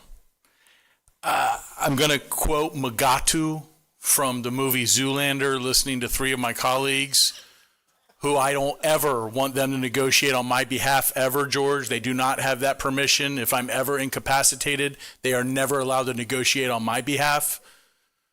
Goodness gracious. A 1-to-1. But let me get to the quote of Mugatu from Zoolander, which is, I feel like I'm taking crazy pills. What? They've got to step down 4-to-1 and you're going to give away at the negotiating table? Let's just go 1-to-1. Let's just go ahead and do that right now. Personally, I want fewer billboards. You can say, well, I've never had anybody call me and say they want to get rid of them. All right. You live that, and I'll live mine where I've not had anybody call me and say, I want more. Give me more, Councilman. Bring more on, add more areas, or change them to electronic. I could do the electronic, but it's got to be more than 4-to-1. We've got a great negotiating tool here. David, the only way you could get me on that is if there is some serious profit sharing with the county. It's not a bad idea, but at least I can answer my constituents that this gives you something. This is why the juice was worth the squeeze, is because this is what you get from it. And as far as the electronic safety PSAs, I don't know if you guys have been on 95 or I-4 ever, but they have them right now. Right now they're there. On I-4, crash ahead, exit whatever. 95, same thing. I mean, they're already there. So, I'm you know where I am with this right now. Thanks. Councilman Johansson. I'm done. Thanks. They wore you down. Councilman Dempsey. Yeah, the only thing I thought I'd heard the gentleman from Lamar say that we have lesser billboards in this county than other counties, correct? I mean, so I don't know if you can quantify how many billboards we have on I-4 versus Seminole County or 95. Because 1-to-1 may be too much if we have the same amount of billboards as Seminole County, but... I have Volusia County, Brevard County, and Putnam County, and part of Duval County. I have more in Brevard than I do Volusia. Can you ballpark the percentage more? 5%. It's practically about the same. But the most important part, I know everybody, the reduction program, Every hurricane that comes through, we lose about 3 billboards every hurricane. So the reduction's happening. We're not expanding. Like I said, the billboards are elephant in the room, as people said in the account before when this first started. They're litter on a stick. They are litters on the stick. Over the years, we've been changing them to monopoles where they're not wooden poles anymore, but that's years in the making. Where we're trying not to become, billboards used to be paper, now they're vinyls, they're recyclable EcoFlex vinyls, where when a hurricane comes, usually you see them all ripped for like a month. Lamar, they're not ripped. We roll them up, depending on a week before, we have crews coming in from Georgia, from Arkansas, from everywhere of all of Lamar plants, and we roll these vinyls up so they look like they're ripped, but we actually roll them up and tighten them to the board because they're called hurricane frames so air can go through them. So we save our billboards. We're local. Lamar's the only office that has a local office here in the county of Volusia. So there's a lot of things we've done over the years since I've been here, going on 11 just in Volusia County. Okay, thank you. Helping out. Vice Chair Reinhardt. Thank you, Chair. Mr. Kent, thank you. I didn't know how I sounded. So now I have with your comment about not having constituents come up to me. So now I don't have to play it back. I know exactly how I sound. I didn't realize I sounded like that. But nonetheless, I won't do that. But no. I'll show you more respect than that. So with respect to I'll go back to what you said, Carol. You said these are just numbers are easy to change. We're not voting on it tonight. We're voting on the idea of bringing back something. So we're not saying we're voting for 1 for 1. We're not saying we're voting for 1 for 4. We're not saying we want it brought back. Right. Clarified, done, ready to vote. And I want to clarify one thing based on what Mr. Merrill said. We looked at it as an expansion, but what I'm hearing is the request is not an expansion. It's if you're doing a swap, allow a digital billboard to be replaced with a non-conforming billboard on 44. So you're not expanding the area, but you are allowing that conversion and upgrade in that kind of corridor, which is something we can accommodate without expanding, to future areas. Essentially, you just take an existing billboard and you just swap it or convert it to digital, and it's your choice for swap down, which is I think. Yeah. That you agree with that? Because the question put before us is, did we want to expand into sections of State Road 44? Okay, good. So then I don't. Can you step just aside a second? I want to look at Carol. Do you need us to go through all these? I think we've kind of come to an agreement that we're going to send it to you to negotiate with. We don't want expansion. They don't want an expansion. I think all the standards you have for setbacks, height, and all that, everybody's good with.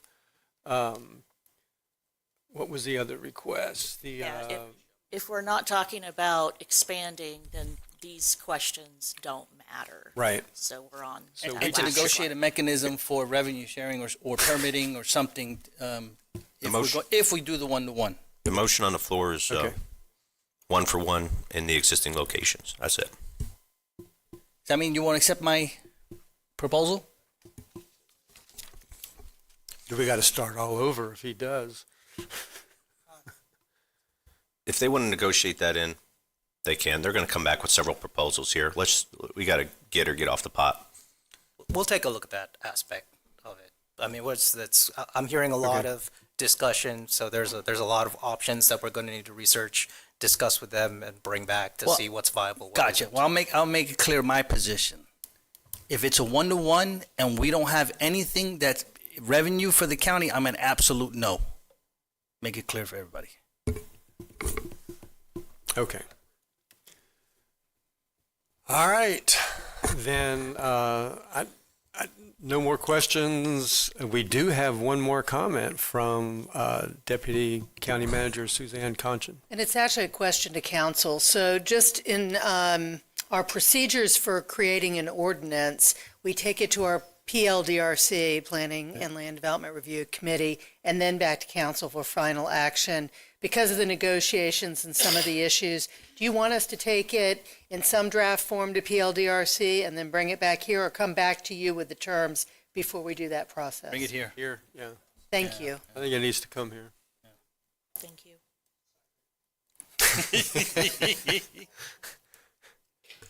Okay. All in favor, say aye. Aye. Aye. Any opposed? Aye.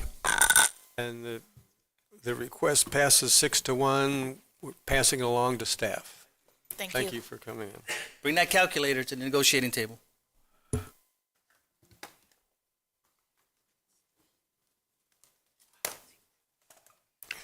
Okay, that brings us to the last item of the night, which is item 8. And before we get too far down, I'll make a request on this from, this comes from some of the public, David, that lives along this road. You heard one of them tonight, but getting phone calls. The public has asked me if I would table this at least until the next meeting. And but I can't just say yes. I needed to bring that here and allow this council. And the reason was that they are not against the sheriff. They don't know the sheriff, but reading the history, it sounds wonderful. They feel like it's their road and they had no say in it. And this was a late addition. I would argue with that it was properly noticed, but didn't give them enough time. And so anyway, the request is that it would be tabled until the next meeting. I got a question. But I can't make a motion. Here, I got a question. Okay, Councilman Robbins. Thank you, Chairman. Mr. Bullock, can you clarify? Mr. who? Bartlett. I had Twizzler in my mouth. What did he call him? Bartlett. Okay. Can you clarify for me? Is it still going to be Tomoka Farms Road, or is there going to be a sign, just like every other road, that says so-and-so highway? Can you clarify this? Correct. It'll still be called Tomoka Farm. It'll still be called Tomoka Farms Road. There will be a sign at each end, dedication. It's similar to what the state does. We've done it before on Maytown Road as well. So I've Council, we all pretty much receive the same emails. I live in this area. Two of which one person was here who spoke. The other email was from another young lady, and from what I've gathered, out of those two people, out of about 3,000, if not more in that area, you just answered some of the questions. It's not changing the road, and if it was, and one of the people that had inquiry obviously made time for it here. How much public notice did we have on this? I believe they went out in the agenda update on Friday. Okay. So at the end of the day, and it was discussed at the previous meeting. Yeah. 2 meetings. Yeah. So I don't have a problem with this motion for approval. Second. Johansson, Reinhardt. Okay, we have a motion for approval of the memorial sign by Andy Robbins, and the second was by Jake Johansson. Comment? And yes. Thank you, Mr. Chair. Or- Thank you, Mr. Chair. And thanks for the motion. As you remember, this I've spoken about this topic twice, I think at least twice before, and I appreciate my colleagues. John Tucker was a former sheriff, and I want to recognize his son, who works for the city of Daytona, who's sitting here in the corner. This was presented to me, folks, just so you know. I felt that he was somebody worthy to be honored because he had the courage at a time in the history of Volusia. He was the first, what I've been shared, the first deputy, elected deputy to hire the first black deputy to work in Volusia County. So that's an honorable moment. And I understand his father also died. John Tucker died drowning, saving a kid that was drowning in one of our ponds or waterways. So those two felt to me was worthy enough. We're not changing the name of the road. We're dedicating a segment of the road to memorize his service to our county, and I appreciate your support. And just to note, he was also the first sheriff to hire a female deputy. Oh, didn't know that. Look at that, first female deputy. There you go. Susan loves that. So thank you to Mr. Tucker for coming here today, and hopefully we get a unanimous vote to honor your father's service to our county. So thank you. Okay, we do have some members of the public that would like to speak. Three of them start with Gary Singleton.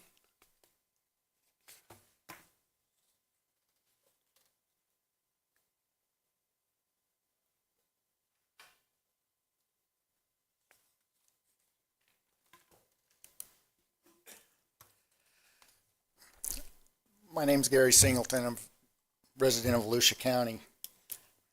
I don't have any problem or issue whatsoever with honoring Sheriff Tucker with the Memorial Road. My issue is that I live in Tomoka Farms area. I've never heard of him. I did some research. It seemed like the bulk of his contributions were in Flagler and Bunnell. Could be wrong. Correct me if I am. What I'm interested is hearing, okay, you started with why him, but why now, and why in District 3, and why Tomoka Farms Road? The name Tomoka, it goes back, my understanding, a Native American tribe that was here 12,000 years ago. Our founding families in the area named a river, roads, and a neighborhood Tomoka. Realtors refer to homes in the Tomoka Farms neighborhood. Our comprehensive plan includes a local plan protecting the Tomoka Farms Road Village. The name Tomoka has significant historical significance. I see diluting this historical significance in any way demonstrates a lack of respect for the residents that actually live in the area. Again, I want to emphasize, I don't mean any disrespect for Sheriff Tucker, but we need to show respect for the residents that live in this area and that will be affected by this. I'm urging you to pull this item from the agenda because of the limited notice. Please place it on a future evening agenda so residents who actually live in the area can be heard. Find a more appropriate location, maybe one that would better honor this man and his family in an area where they had the greatest impact.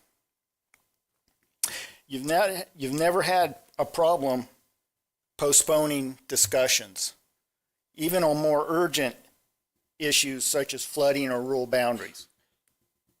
Now, it was mentioned there are only 2 people or 3 or whatever. Maybe that's because they don't even know that this is going on. They don't know that they can come here and have a say. It'll be done by the time they hear about it. So that's all I'm asking, is that it be delayed so that we can have public input from the people that live in the area. Stacy Cantu.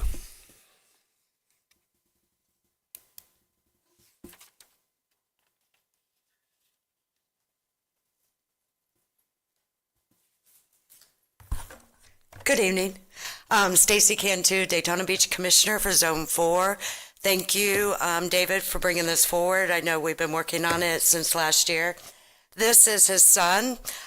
He works for the city of Daytona Beach for 18 years now, 18 years in Public Works Department. And his father died when he was young, same here. And he did hire the first 3 black deputies. And back in 1953, that was a no-no. He was the youngest sheriff in Volusia County as well. He also was given the Sheriff Tucker Complies Outstanding Record. I've done tons of research when he gave it to me before I even got behind this, because it's my name as well. And he does have family that lives on Tomoka Farms Road. that grew up, and a lot of his friends. Actually, I know some of his friends as well. And this is the road that we chose, and we came to you. And it's a memorial. We're not changing the road, the name of the road. I don't get that. There's memorials all over. I live off Bevel Road 400. You guys have the Delta Chi takes care of that road. There's a big sign right there when you go into Publix on 400. So there's memorials everywhere. City of Daytona Beach, the first deputy was Brinkley, and we do have a road named after him. But we only thought it was right, since he was a Volusia County Sheriff, if it was a county road. And would you like to say anything? Well, I know he doesn't like to talk, but I can talk. My dad fished a lot. He fished on the Tomoka River a lot. He would have never wanted to take anything away from the name. Like I know Indians, the Tomoka Indians, been here thousands of years. But we're not taking away from the road, like she said. We're just two signs on either end. That's all it is, pretty simple. And he did grow up in Volusia County. He went to Stetson University as well. When he passed away, he was running for a judge. And he did pass away, like you said. He was in a boating accident trying to save a little girl. So I hope you all consider putting this memorial up. We would really appreciate it. Thank you. Thank you. Thank you. Terry Tucker?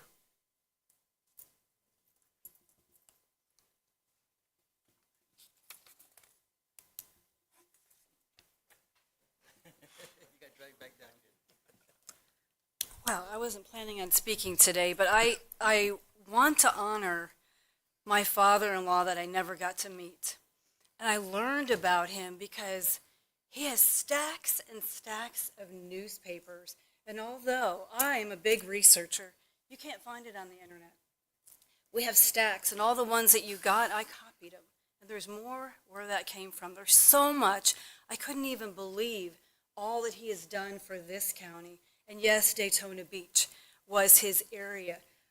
Bunnell was later in his life, but he was a sheriff at 28, and he dedicated to do the right things by the people. And I'm going to fast forward because we've only been married 15 years. But in the year 2013, I got to meet Henry Duffett. And he was down the hallway where, I don't know if you know who Henry Duffett is, but he was an attorney, and a real estate attorney. And I was telling him about his dad. And when his dad was the city manager, the last job he ever did before he died was with Henry Duffett. Henry Duffett went on to live to be in his 90s. And then we got to meet, I got to meet Carl Brinkley, and we were honored to attend his 90th birthday. And at the table was Mike Chitwood, and Ben Johnson was the sheriff at the time. And at that party, I got to hear from the very first black deputy speak praise and honor and love and devotion, and how that changed the trajectory of his life and so many in the community in such a way that I am the pain in the butt who kept saying, why are we not honoring your dad? He's so amazing. We need to do something. We need to do something. And so I am the little thorn in the side because this man was so amazing and so humble and died at 48 because he went into the water to rescue a little girl and had a heart attack and died. And so he didn't get a chance to do all the extra things in his life and make all those extra wonderful contributions. But what he did from 28 to 48, it's unbelievable. And if you need more, I can copy more for you. Thank you for your time. Thank you. Thank you. John, as you go back to your seat, I'll just tell you, you have 1,000 reasons to be really proud of your dad. And There's literally probably 50 stuff that he started. Yeah. The Air Patrol, the Marine Patrol, all kinds of stuff. and I'll also... You had the pamphlets. I could give you more of the pamphlets pass out. I'll also say just to the council, mostly to David, it's a question for him. I think, the people that contacted me and said they weren't for this. It made it really clear that it had nothing to do with the sheriff's, and it sounds awesome. I think the biggest question, although it didn't come up tonight, was, yeah, it did, Mr. Singleton. Why, you're from Deltona, why did you not pick a road in Deltona? Why this one? And then Stacy just said that we picked the road. Did she pick it or you? No, they did, and that's why. That's exactly why. So it reflects where the family used to spend time on Tomoka Road. You just heard it. They said they have relatives on the road. So thank you. It could have been another road, and I would have said, sounds good. So it's not about that particular piece of it. Okay. And, you know, I did see a little bit of the turmoil on social media, and it started with fake news, part of it, Mr. Chairman, because they were saying we're changing the name of the road. They got it all wrong. Right. And it flustered what social media often does, stirs the pot. But I'm glad people came here to speak, but I think there's no cause that anybody can give us to not designate this road.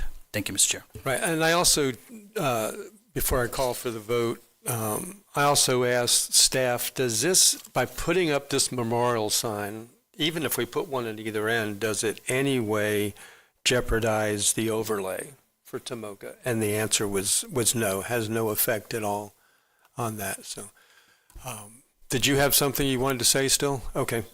Then I will call for the vote. All in favor of approving, and you saw the picture of it, approving the memorial sign for Tomoka Farms Road, County Road 415, please say aye. Aye. Aye. Any opposed? And the motion carries 7-0. Good job, Ben. All right. And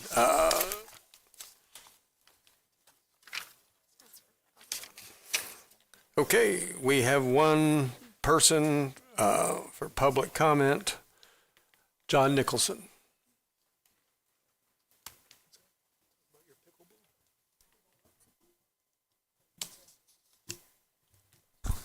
John Nicholson, Daytona Beach Beachside.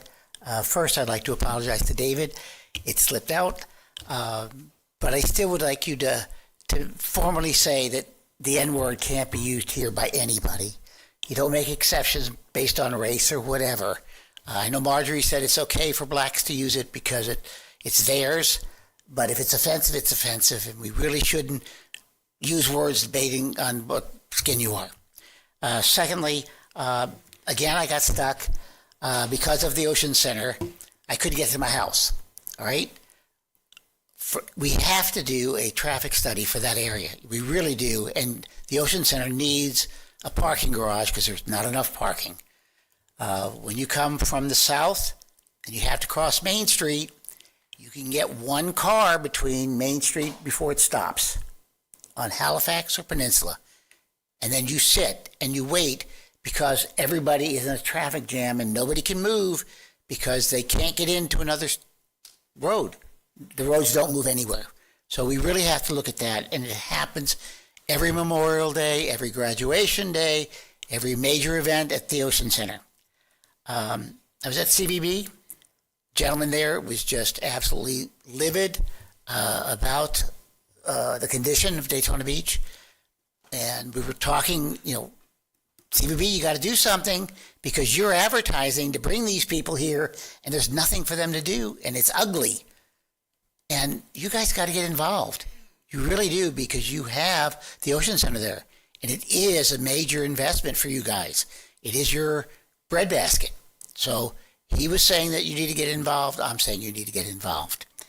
And lastly, when you had the meeting on the reefs, there was no meeting on the reefs. I had hoped that they would say something other than the fact that there's a bunch of rocks out there, and that's a reef. But they didn't tell you the 20 or 30 ways that you can put a reef, the height of a reef, the shape of a reef, all affects the land, all right? So would you please look at it again? Because it's such a simple thing to do, and if it does what the people from COCA said it would do, it's a game changer. And we have to look at our beach as an investment, because without it, trust me, they will not come. Thank you. Thank you. And that takes us to closing comments from the county manager. Yes, Mr. Chair, Honorable Council. I just have one thing to talk about. When we have disasters, we really do depend in a lot of cases on volunteers, volunteer organizations. There's a lot of limitations on what we can do in private property and for vulnerable residents. So in years past, we've depended heavily on Volusia Community Organizations Active in Disasters, COAD. It's an actual part of our team out there. We've also in the past depended on things like the United Way.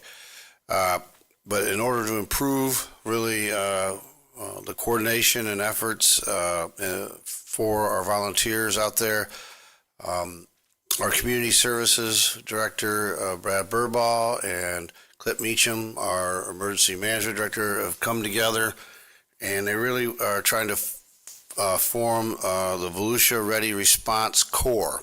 It'll be a new volunteer program for residents to help the community prepare and recover from emergencies like hurricanes, tornadoes, floods, etc. So the focus will be on helping vulnerable residents. Residents interested in volunteering can attend an open house Thursday, July 5th from 4 to 5 p.m. with an orientation from 5 to 6 p.m. at the Emergency Operations Center out on Indian Lake Road. Residents can meet the team and ask questions. Of course, we're going to have more information and start promoting the program. We'll start with volusia.org/VRRC, and we'll put out more media. But I wanted council to be aware. Yeah, June 5th. Sorry. Okay, and that's all I have. Mr. County Attorney. Yes, sir. I will not be at the next council meeting. Yeah, I thought that'd make some of you happy. My oldest son's going off to college, and it's his orientation, and it's parent orientation too, so I can't find an excuse not to go. So Russ will be here, and I'm sure nothing exciting will happen. So we should hold off on the Attorney Appreciation Yeah, if you could. Award. Just, yeah. Yeah. Cancel that. Only date we had. Yeah. So, it's our first to go to school, so it's an exciting time. Thank you. Have a good trip. I think that's a wise choice. Okay, council members and Vice Chair Reinhardt, you're up first today. Thank you, Chair. Only two things. This coming Thursday, the Law Enforcement Officers Memorial Day will be at the Daytona Memorial Park over off of Bevel Avenue. It starts at 8 o'clock, or 8 or 8:30. So I encourage, we've done it for the last several years. Awesome event, tribute to our law enforcement community, those that made the ultimate sacrifice. After that, the following week on a Tuesday, the 27th at 11 o'clock, the Hispanic Chamber. David, do I have permission to go into Deltona? Yes, sure. I'll stamp the visa. All right, thank you. The West Volusia, or Hispanic Chamber, is doing the Regional Valor Awards. They normally do that at nighttime, but they're doing a daytime luncheon. So, and they're honoring they are honoring corrections. officers, Yes, yeah. this will be the first year, so I'm very, very happy about that. So I encourage those of you that can attend to please register. Other than that, thank you very much. I have nothing else. Councilman Robbins. Thank you, Chair. Brad, may I ask you a few questions? Keep smiling, Brad. The smiler. Yes, sir. I'm only calling you because you're probably going to have the most historical knowledge on this. Gemini Springs. So my family and I, we go on these little day trips, spring tours, and all this stuff. I want to talk about Gemini Springs a little bit and see kind of where we're at with it. Can you talk to us a little bit about why it closed down maybe years ago and what we're possibly doing? So I don't have a lot of context. I can provide you with what I've been told General. by Tim Bailey. Well, what I know of it is that the swimming area was closed because of high levels of fecal chloroform, and there's several reasons for that. Of course, the place originally was a working dairy farm, so there was some discussion about that, but also, there's a large housing area just to the north of it that are full of septic tanks, and of course, they're all up on a hill running down towards that area. So I will say the city of DeBerry has worked with us and worked with our utility, and I believe we have a septic to sewer project on the books eventually to try and put people on sewer in that area and help to clean up the spring. A goal for us all would be to be able to go back and swim in that spring. And part of the issue, though, also got into a time when a lot of our spring flows were down. This is not it does not have the flow at Gemini that you have at Blue Springs. Right. So that's the other part of it. So it doesn't flush out like other springs have. So there'll be that challenge as well. But the good news, I know we've had a lot of negative about the rain and the water in places it hasn't been. But also in that cycle of life, well, that means our springs do have flow now. And so there's that side of the coin. No, that's great. And what I'm getting at is to possibly get staff to come back with additional information. I know we haven't looked at it in several years. I know we have some restoration project, but I have a target, and I'm about to show you that target. Chris, I sent you some pictures. They're labeled Buccaneer Bay. So we're getting ready to go on this day trip out to Weeki Wachee. In Buccaneer Bay, they took a spring, and it's not bland. Next picture. It has activities. There you go. There's an aerial, and stuff for kids of all ages. And they're doing some of this stuff in other communities. And I look at some of our stuff, and we have a great Springs program, but I couldn't think of a better environmental green project than to restore, have an end goal, but restore that area.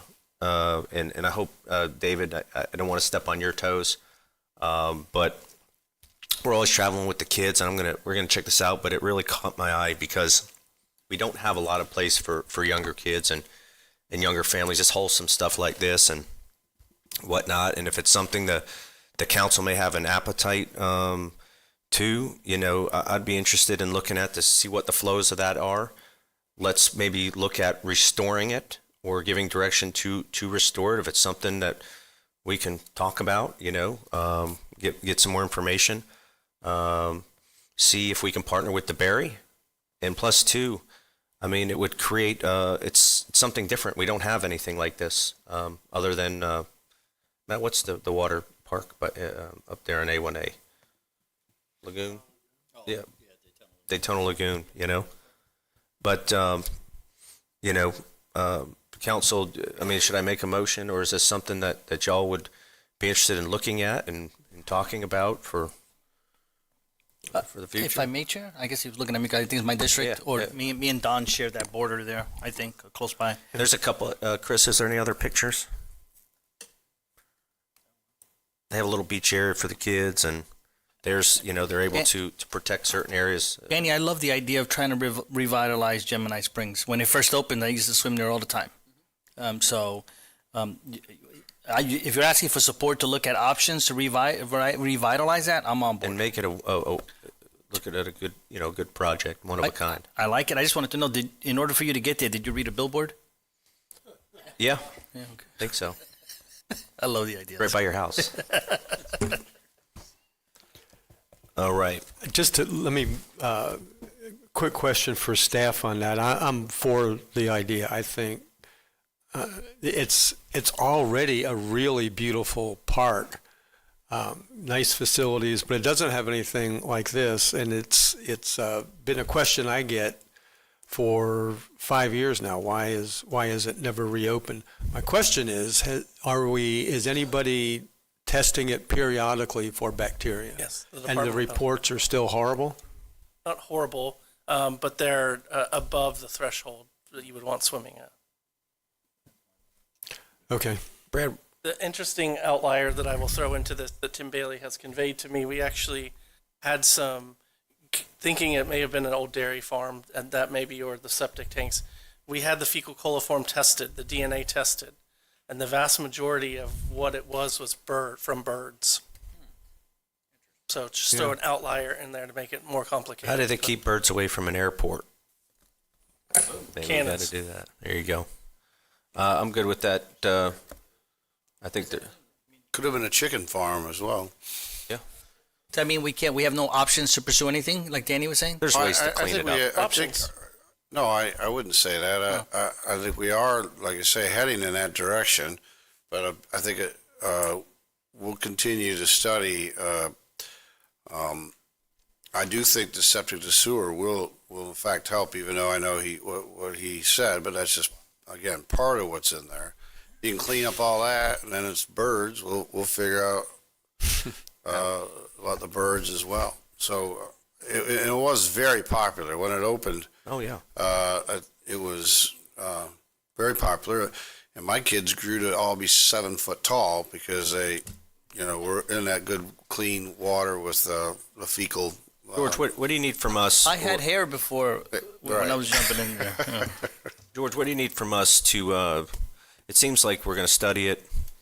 To study it, we know that there's some issues there, right? We got the septic disorder. I was wondering, how can we start the restoration portion of this? If we got to remove all that soil that could be leaching in there all around there, and then put up somehow some barriers from. Let me get the team together, do a little brainstorming, and maybe we can come up with a report without spending a lot of money to just give us a general idea of what things would have to be attacked and come back. I can come back with you, let's say in July or August. That's fine.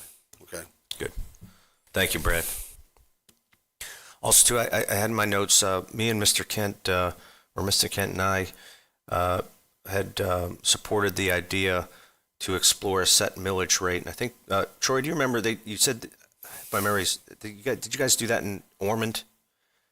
A set millage for road that went towards roadways? Can we, I know that staff had helped us out getting us by this year, but I'd like to make it a priority, for future years. Let's try to carve out a set millage, help us improve roads. All of our districts, we have issues. And we have priorities too. So I'd like to, what do you guys think about having that discussion at the end of budget, but making it a priority to set this for the next year? Because we obviously can't do it this year. So, Councilman Robbins, it's a really smart thing to do, especially whenever most municipalities and our county governments don't do that. Ormond was always in a position where our roads were in much better shape than our surrounding friends because we did something like that. After a couple of years, you forget, like staff sort of forgets that they did it, and that dedicated millage is there, so you're guaranteed to have that money to specifically attack that. It's something that I would certainly be behind. Jerry, you want it in a motion, or we got a general consensus? It's not going to raise taxes. It's all within the general fund, but carving out a section of the general fund every year, set on a price, or it's 5 million, 10 million, whatever the millage would be, out of the general fund, go towards road improvements. Yeah, you can make a motion to send that back to staff, and then they can bring it to us and vote on it.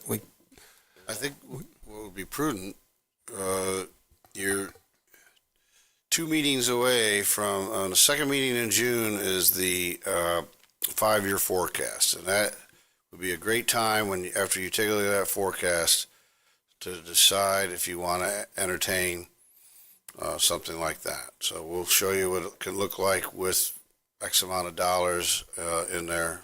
So I think that would be a great meeting to at least discuss it, and then we can go from there. Okay, will you add it to that meeting? Absolutely. Okay. Is that good enough? Yeah, perfect. And also do something I do want to bring back, and then I'll make a motion on.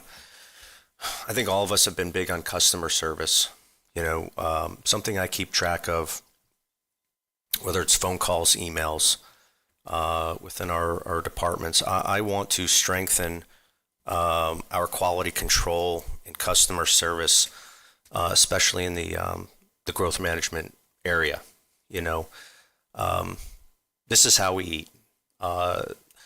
This is how a lot of our community eats, and we have to, in my opinion, get these permits, answer the phones, respond to phone calls in a more timely fashion. And I'm looking at options to give some more of that power back to the people, which I'll bring back. Some are not going to like it, but I think we all know that there's some issues there. I can't be the only one that sees it. But also, too, it makes us better as policymakers. I think it makes us better employees, workforce, and gets a lot of ships moving and lights some fires. But just to let you guys know, I get calls all the time. Where's my permit? Where's this? Why I got to go here? Why do I got to shuffle around here? How come I can't get a call back? I can't get an email back. So-and-so says this. I go there to pay for it. So-and-so says this.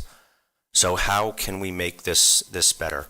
And one of it is holding ourselves accountable and looking at a mechanism possibly where if we don't do stuff in a timely fashion, if the permit was $500, now it's $400. If we're outside of a time frame, now it's $300.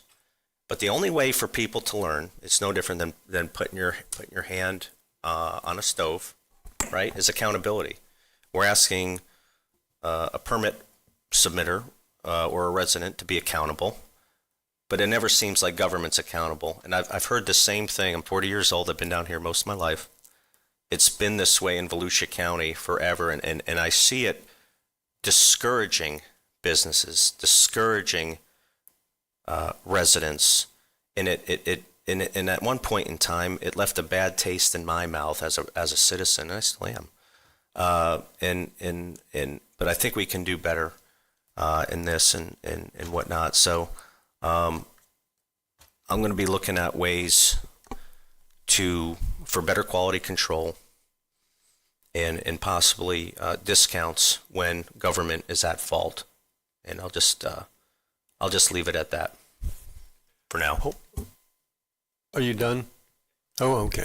Don had a question on that. Well, just to supplement what Danny was saying, I mean, an ombudsman's office, like I brought up a couple years ago, would be, I think, a huge help to help guiding people through the system. I don't know if we could ever get serious on that and really put one into effect. Excuse me, we have one, and we're from that discussion, and I think they had over 330 cases that they worked on in this last year.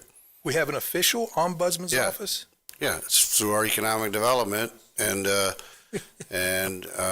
we have a guy trained, and that's what he does, and it's not just for business, it's for everybody, and it's not just for permits. He's also worked on other issues, but we have, I can give you a report. He's had over 300 cases, bro. There he is. So he's done a great job. Riccardi is a great personality, a great person who has worked with folks, and so like I say, it's as of May 15th, 334 residents and businesses have been helped navigating that process. Of course, our goal would be to have our processes, and we are looking at streamlining them so that we have less need for that kind of help. And George, I appreciate that, and I hate bringing some of this stuff up, and I know you received some. We're all into improvement, and I think you'll see some improvement and changes here shortly. And as a business owner, no matter the day or how bad the day that you're having, and even like a cop, when I was a police officer, you don't let that carry on over into the customer service area. And I remember sometimes, I'll go in a county office just like a ordinary guy, just to sit back and listen. And I do it periodically here. I've done it in Lake County because I've got to get permits in Lake County, but it's always interesting to see it. And I just want to remember who we work for, and customer service, everything, smile. I mean, we get Brad's face, up on a poster in every department. Brad's always smiling.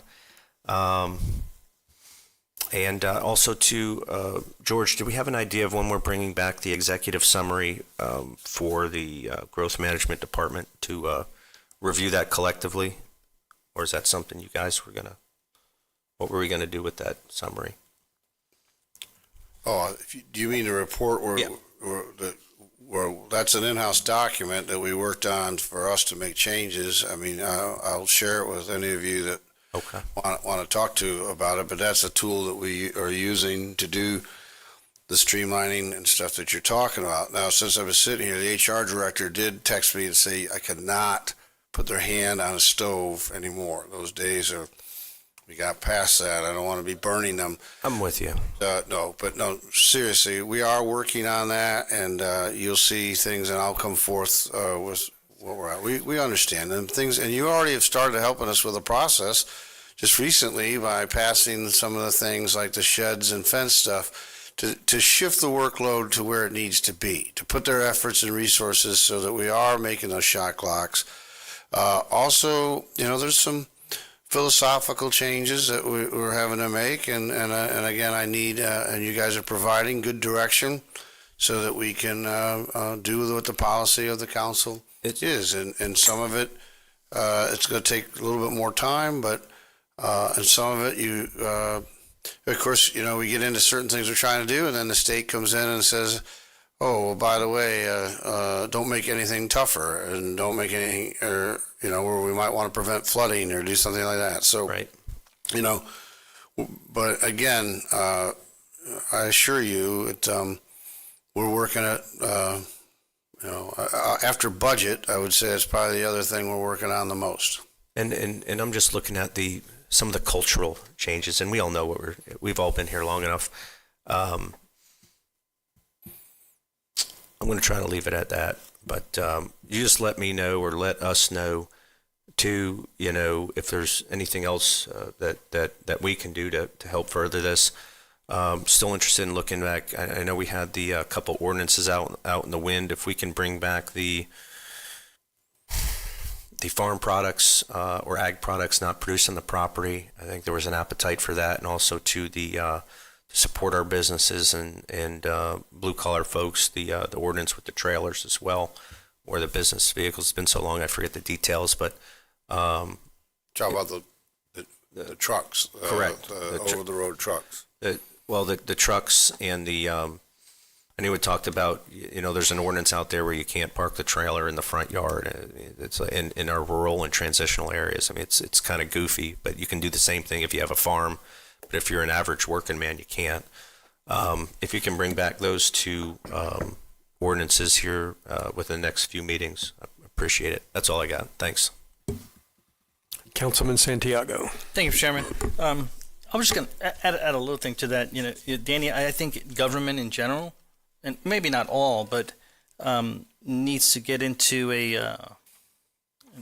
a more customer-centric mentality, right? So I support that concept. I'll give you an example. I was in Orlando today and talking with some electeds over there, and very similar stuff. It's that constant bite at the apple type of stuff, right? Where you submit something and then, oh, wait, something that we should have looked at, 6 months ago is now coming up on a new list, and all these things cost time and money. So we just got to get better at whether it's checklists or things like that to make sure we're really doing our job more efficiently for better service delivery. So we have that issue, and it's a big government problem throughout. And like I said, I was talking to one.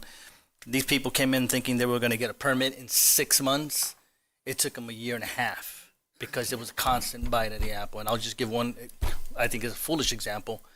At the end, when they thought they were there, the city of Orlando, I'll say it, came back and told the applicant, wait, you need an indoor bicycle storage place for the public at the final hour. And now they had to redraw plans and make a indoor bicycle storage. Well, if that was the case, why didn't you tell them, 10 months ago? But anyway, that's just that example. Hey, good news. Hey, I had a great time. I went to the Tortugas on Friday. They lost, but it was still a good game. So it's my first time to a Tortugas game. I went out there with my grandson, and we had a good time. So if Tortugas fans, good job over there. I didn't get my visa stamp. Sorry. Yeah. On the roundabout thing, I did have a curious question on the roundabouts. The gentleman that talked about the roundabouts, do they have to be concrete? Can they be landscaped? I don't know. Is it a visibility thing from? Well, I can have him talk to it, but there is some history here, and we worked with Stetson University because it really is kind of the entrance to the center of their campus, and they're supposed to come back with, they have the ability to put within limit and by approval of the county things that would be related to Stetson University, like a big S or some other things that they could decorate it with. So it does not have to be, and as you know, there are roundabouts that are full of landscaping and in other areas. But I will say we've kind of had a policy in a lot of these cases where we provide the infrastructure, and then either like a city, or in this case maybe Stetson, would provide the decoration or the maintenance, just to try and keep our costs down from specialized maintenance requirements. And the same thing with medians. When you see like medians very well decorated on in places like Ormond and Port Orange and all that, of course, those are special assessment districts that are run by the cities to maintain those. Gotcha. And I get it, the low maintenance thing, and maybe just food for thought. Maybe we use native plants or something in the middle where require low maintenance or something. I don't know. I'd rather have them some nature than just concrete, if that's the case. In this case, this traffic circle or roundabout is actually of a size such that it's designed for vehicles to go over the top of it. So it's a smaller area. It's two neighborhood-style streets as opposed to like Orange Camp and Martin Luther King or 44 and Kepler. So you don't use as much space. You don't have that green space in the middle like we have in those other areas. And it's concrete on purpose so buses and trucks, because we do know that they utilize that corridor, they actually will go over. It's designed for them to drive over the top of it. I didn't know that. We did look at trying to isolate a small section in the middle, but when you take a look at the way the vehicles move through there of that size, fire trucks as well, it doesn't fit. I get it. Okay, I wasn't aware of that. Sure. I like roundabouts, by the way. The other thing was, as we get into this budget season, Danny was talking about it, I want to see, I brought up that idea to maybe make a serious effort to promoting recruiting industrial corporations to Volusia. I just want to see if there's consensus to give direction to staff to, turn our economic development engine team to find ways to recruit there. If there's any thoughts. And of course, to that? we are, your actual recruitment arm is Team Volusia, and that is what their charge is to recruit industry here. You couldn't see it in that picture, but just to the north, just north of our facility, there was an empty building there for a long time. That's an example that's now a trailer manufacturer and very successful. I think there's over 200 employees in there that are welding and turning out trailers at a big clip. That was just to the north of the picture, just north of our facility. So yeah, I mean, and we can certainly look at the target businesses that they're going after, and make sure that they're in the inventory. But yes, I agree. We should be going after any kind of manufacturing job industry we can get. They're coming back from China. I don't know if you heard that. So we got to get David, may I ask you something? Yeah. You have two questions, Danny and then Matt. David, can we also incorporate in there too? I mean, we can recruit all we want. We don't have a lot of industrial properties. What raises red flags to me, they're in demand, right? They're diamonds, okay? Why aren't people and businesses coming to Volusia County? That's what I want to know. And I would like to have a talk. And I know some of the answers already because our permitting and regulations, just like everywhere else across the world, are ridiculous. And that's why we lose so much business to China, India, and all over the world in this country. But that's going to play a large portion of it. And if we want to get down and get people here, we're going to have to make some bold regulation moves to free this economy. Well, in addition to being bold there, I can tell you, just today, I met with Team Volusia today, and there are several projects that they want a ready-made building.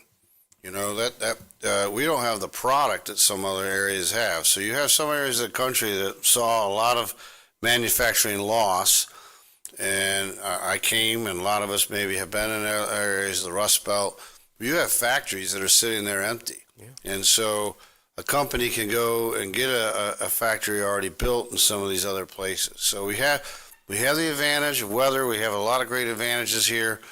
But one we don't have is a lot of inventory of industrial land and industrial buildings already built, which of course that also talks to what Danny's saying. Well, if the building's built, you've already gotten through a lot of the hurdles that he means, because it's time is money, and in order to put together some of these projects, they're years in the making. So, but yeah, I think, you know, we have on our schedule, I think in August, Team Volusia to come through might be a good part to add to the presentation, and you can help, you know, again, setting direction that would go in with the money that we send. There are, like I say, we contract with them to be our recruiter, and then our own team recruits for the airport and also for business expansion, which is also a very big part of that.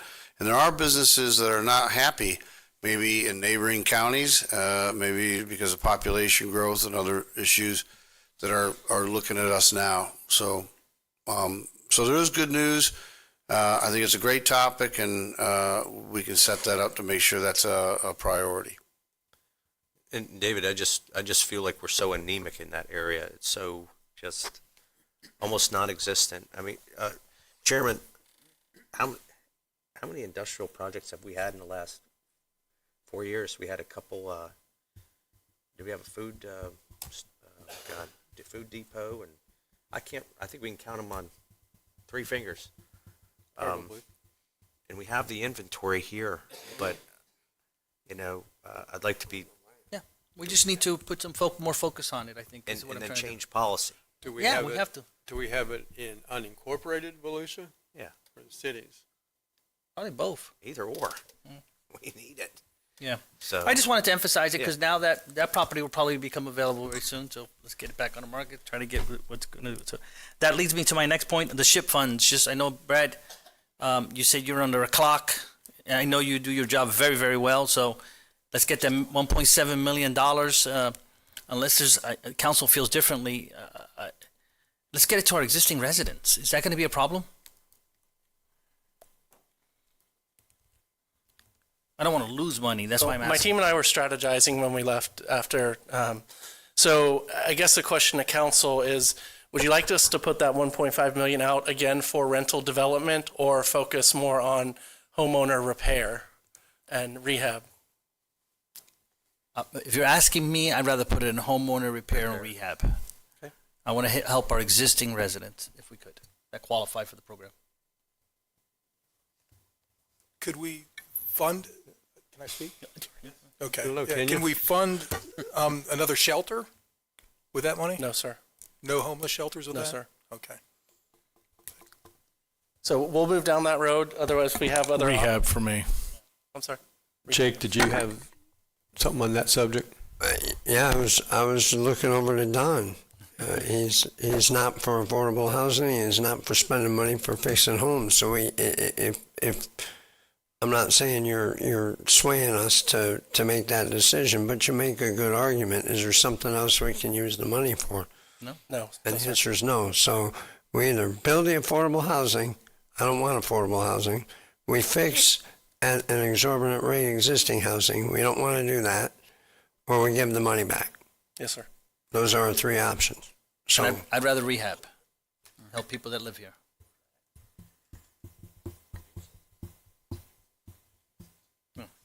Okay? And that's part of our strategy. We produce and preserve are the two strategies that we have for affordable housing, and preserving is certainly one. It's a resource-heavy endeavor, but we will make it work. Before you go, it was maybe 2 years ago, I sat in a meeting here with the former director of Daytona, doesn't matter. He had plans and pretty good backing to build a little village for homeless vets. And he just needed land. We didn't have any land available at the time that wasn't already spoken for. What about, would Don vote for something like that? This was like tiny homes. I think this is going to come up in a later discussion, but, we are ranked 9th in the state of transient sex offenders. I just found out we went from 61 to 72 now, transient sex offenders living on the streets that these shelters won't house. They can't find any place to rent. So I'm trying to find a fix. Jake, I understand you may think I'm being hypocritical, but I'm trying to find a solution to getting these homeless sex offenders off of the streets and into a place where we can account for them. So if we can take this money somehow and put it into another shelter that will house sex offenders, I'm all for it, because I want to get them off the streets. Okay. Well, I think you know where you can spend the money, and I think you know where this council is. I hear the direction. If there's alternatives, we'll come back. We'll come back if there's anything, but right, basically it's two choices. We hear you loud and clear. You want it right now on rehabs, so that's the direction we're gonna go, and then he'll look at other options. And if we can work, I don't know, in some cities, if we can work with some of the cities and see if they have, I don't know if we can divvy it up. We can actually, we have been partnering with the city of Daytona on a project, so we are pooling our resources. Okay, that way if it can help us get the funds where they need to be. Thank you, Brett. My last item, Mr. Chair, I don't want to, this is like a third rail. It's like a New York saying, right? You touch that third rail, that's the electric one. But I want to put something, and I apologize to George because I don't try to throw surprises out. But I wanted to see if in the future we could have a look at our evac system, our transportation system, to really have a holistic look as to how emergency transportation, non-emergency transportation is dealt with in the county. I don't know if it needs to be fixed. I don't know if it needs to be tweaked, or I don't know if it needs to be left alone or completely blown up and start all over again. I hear for my 20 years, I guess, of service to the community. You hear about it all the time. It flares up here and there, and normally what I come to the conclusion is we're dealing with turf wars, and turf wars usually the people that are around you don't benefit from them. It's usually the different parties that are being protectionists for their own corners. And I'm not looking to pick a winner or loser other than the taxpayers and the service that they get from this. So I don't have a accusation or a thought or anything, but maybe if we can, in the future, not too distant, find a way that we can have a holistic look at it and look at best practices throughout the country and see if that's an opportunity here for Volusia. I don't know if there's any support to look at it.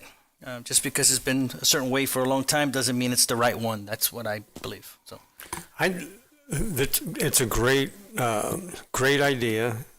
Maybe a third rail, but you're not asking for us to make the decision tonight. But by way of encouragement, I would just say I think Bobby King is doing that right now with public transportation, not EMS. But she's looking all over the country, bringing back ideas, changing. We've actually incorporated some of Don's requests that made sense in bringing in Uber and Lyft, not trying to compete with them. So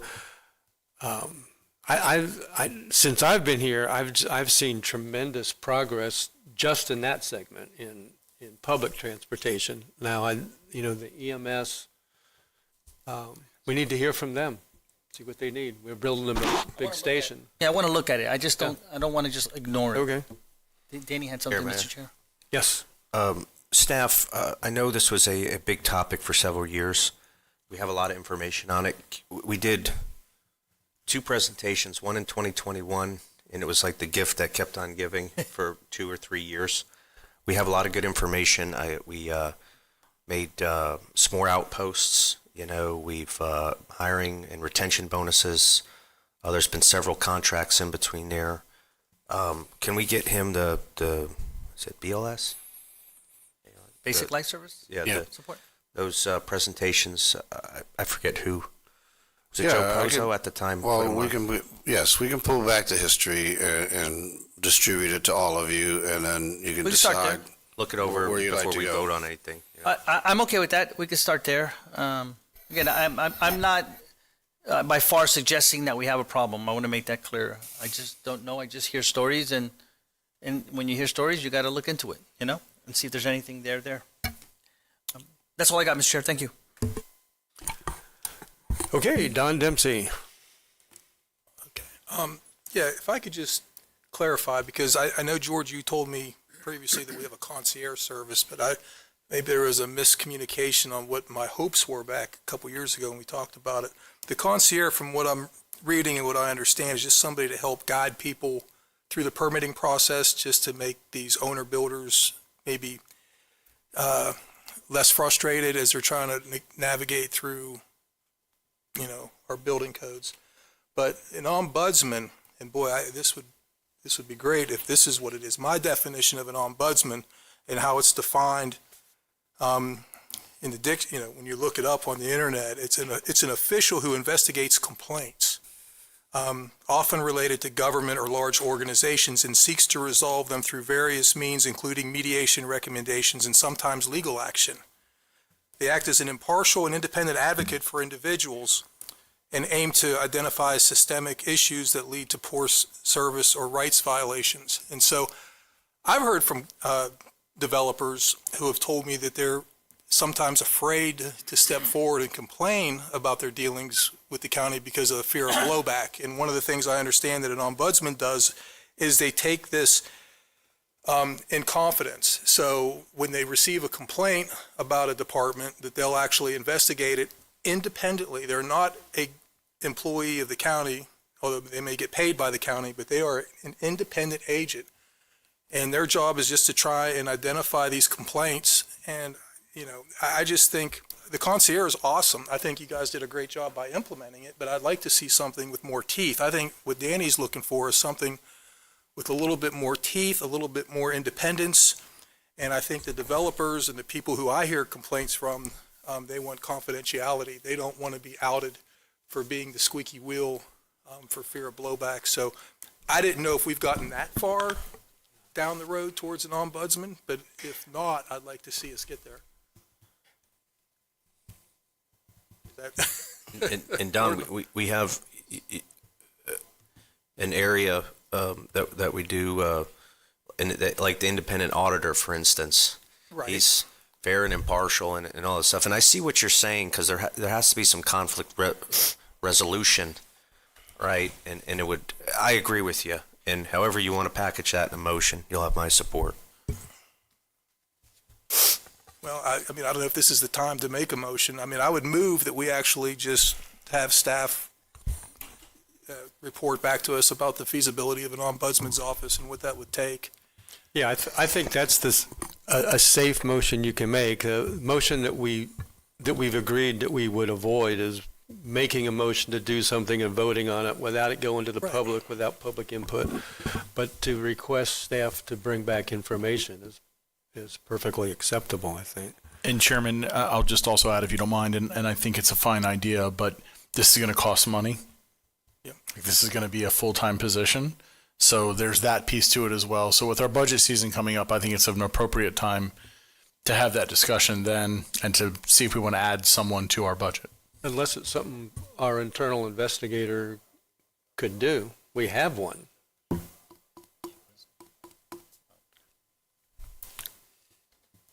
He's pretty busy, but Who's that?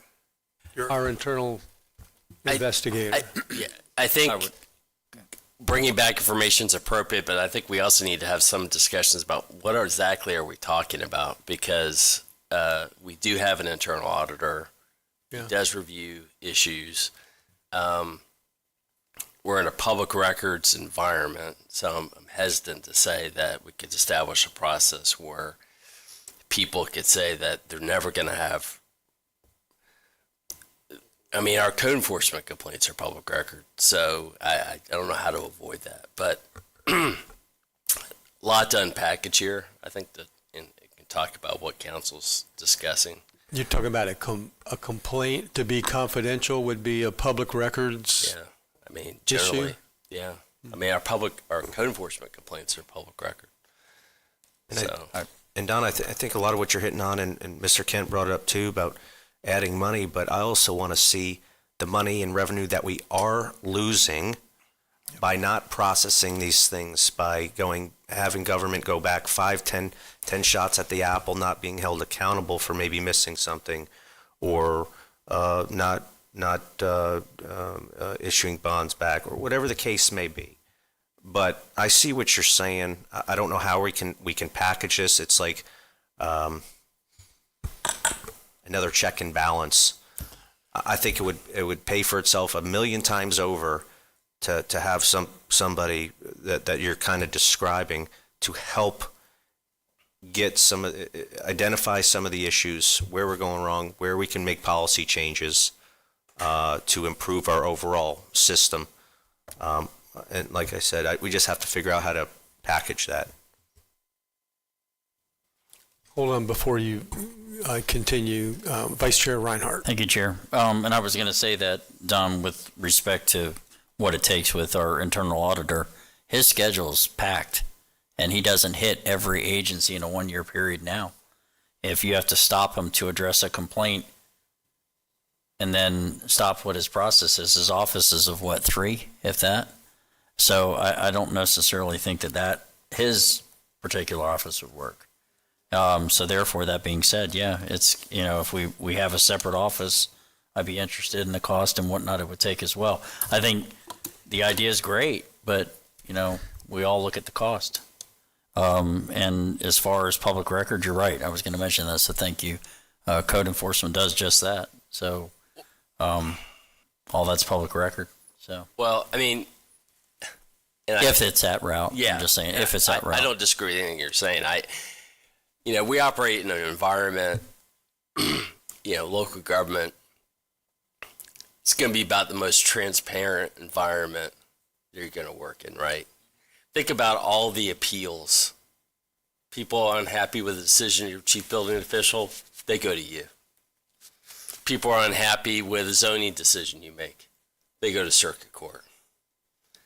They think that you're not applying the law correctly, they sue you. You meet every 2 weeks in a public session and have discussions. So at the end of the day, some of it is going to be, that's why you have management, right? That's why you have a process where people complain and say, hey, I'm not being treated correctly on this. Well, many times they may be wrong.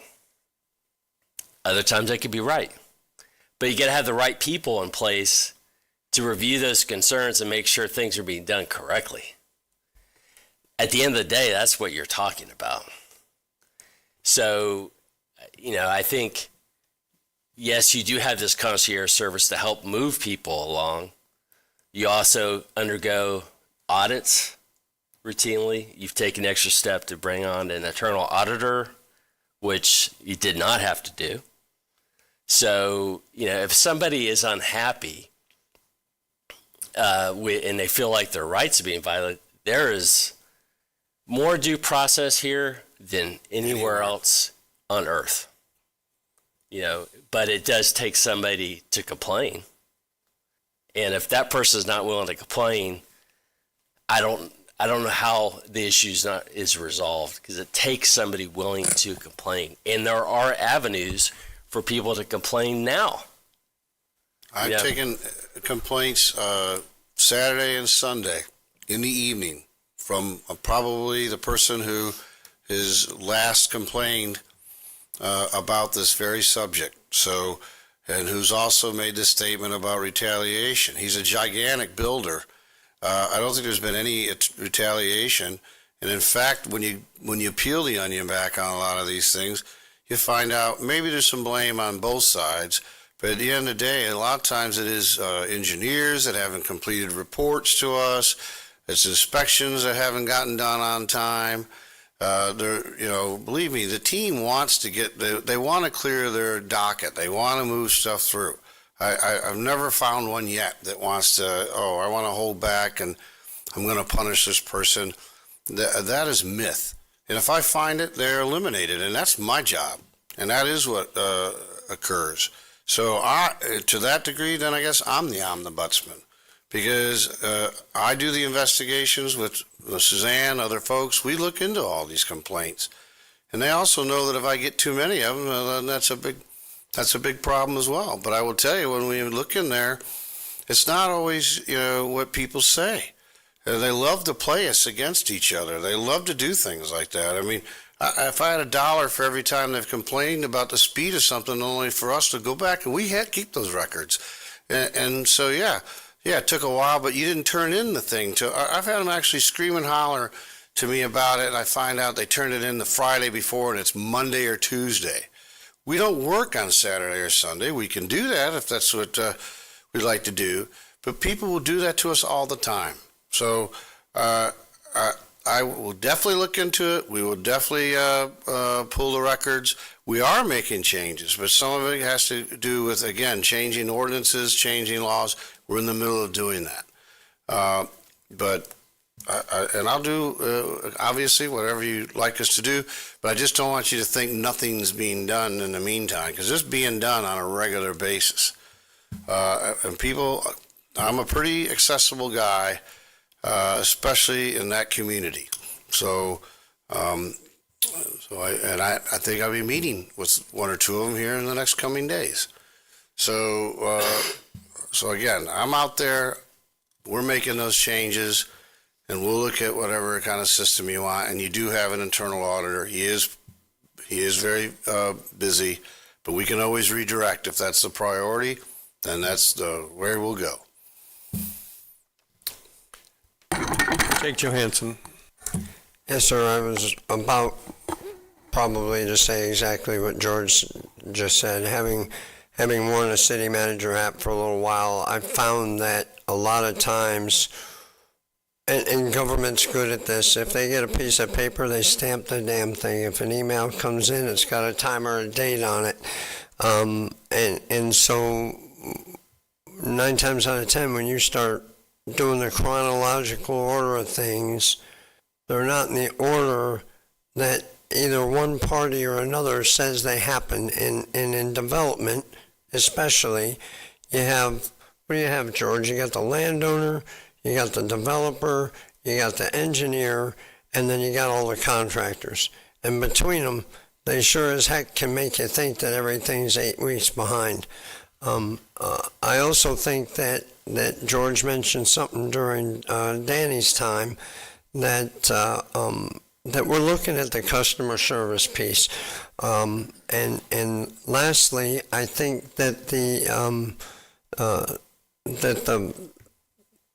way to do it without getting retaliated, and the way to keep your name out of it, is by coming to us. And that's what a couple of these developers doing. They're coming to us, and we're bringing it to George or to each other, and it's getting done. And it seems to be working. And by the way, as a person who spent his whole stinking life pretty much in government, I've had ombudsmen in almost everywhere I was. And none of them had all the abilities of a private sector ombudsman. They were a little bit different because of the laws we have here in government. So the ability to take legal action against one or another is a little bit robust. If we're not getting permits out in time, our concierge guy, our ombudsman, is quick to bring it to staff's attention. I know that because I've met him a few times.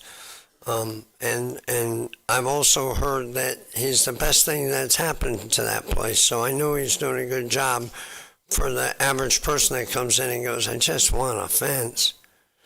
And he also helps the big developers with the big issues too. So I think we're making progress there, and I'm not a big fan of hiring another person that ends up being constrained by government regulations that are beyond our control from doing probably, Don, what you'd like them to do in its totality, as the dictionary states. Thank you. Okay, Don, I'm going to throw it back to you. Okay. Well, I don't think it's out of line to ask for an ombudsman. I mean, we have one at the state level for the DEP. We have an ombudsman, John Calhoun, who serves in the same capacity I believe I was just speaking of. And then Flagler County has one for their elder care, and it's designed to help families with long-term elder care residents to investigate complaints on the way they're treated. So I don't think it's out of line. I'm just kind of following with what Danny kind of brought up. Is just, I've heard these complaints. I've heard complaints before I was elected. You know, I had 20 years ago, I did a subdivision I tried to do. It took me 2 years. The frustration of trying to just do a simple 3-piece subdivision out of 5 acres it was mind-blowing, the bureaucracy I had to go through. So I've experienced the frustration that a lot of these developers have done, or what they're complaining about. So I'm just saying, if we're not doing anything wrong, which I don't think we are, I'm not sitting here drinking the Kool-Aid. I'm not sitting here trying to point fingers at any department and say shame on us. But I don't think the county is above reproach. I mean, we can't just sit here and just say, oh yeah, we do everything great. I mean, I don't think there's anything wrong with somebody overseeing the complaints that we get. I'm not saying there's any blowback, George. I don't think anybody said that you've ever treated them differently after they've complained, but I have heard from some developers, they're just afraid to ever speak. They just like Jake said, they come to me and they say, man, I can't get a permit. I can't get this. I'm like, well, why don't you I'm afraid. You know, there's this underlying fear of blowback. Not that we're giving any blowback, but there's this fear of complaining. So I just, I'm not like, I've just said this from day one, and I still kind of maintain it. I think an ombudsman office with those types of capacities, I mean, if you're saying that they can't have that kind of teeth, then so be it. That's why I was just suggesting that maybe staff give us a report. And if they're not allowed to have that kind of teeth in this setting, then so be it. And if you guys don't want it, so be it. I think it would be a good idea. Don, Chair, may I? Wait, let me toss it to Michael Dyer. I just want to say, question. Don, you and I, unfortunately, I get frustrated by it sometimes. We work in a profession where we get caught up in words. If you look at the DEP ombudsman, I think that's your concierge service. It is. If you look at their powers and duties, they facilitate communication between DEP, businesses, government entities, and advocacy groups. They also assist with questions and concerns, provide references for agency services to help point them in the right way, resolving agency issues and advocating solutions.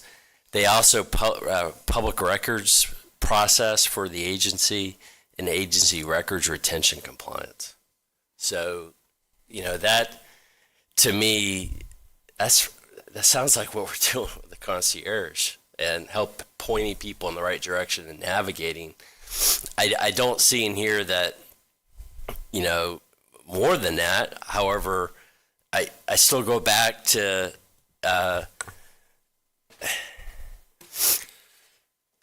I just think when you have this discussion, you have to take into account what are you expecting from your management? Because you have, and I wasn't kidding when I said it, you have more due process here than anywhere else where people can appeal decisions and seek review, or And then they have you ultimately they can go to if they're unhappy with what management can say. So I only say that respectfully. I just don't see a difference between the ombudsman for DEP and at least the mission of our concierge service. Councilman Robbins. Chairman, Don, it'd be only right of me to say that we do share some of the blame, if there's any blame for the bureaucracy, not just us, but 40 years plus of different administrations and laws and all this stuff. And I know I was critical and hard on it, but on you guys earlier, but growth management has always had a spot with me since the beginning. So we all know it's nothing new, so don't take it personal. But going back to what you were saying, to make your jobs or less complaints equals less laws. If we really wanted to have some policy reform in that department, what we can do is say anything above state or federal law, get rid of it. It would rock the axis of this county. You better be prepared for it.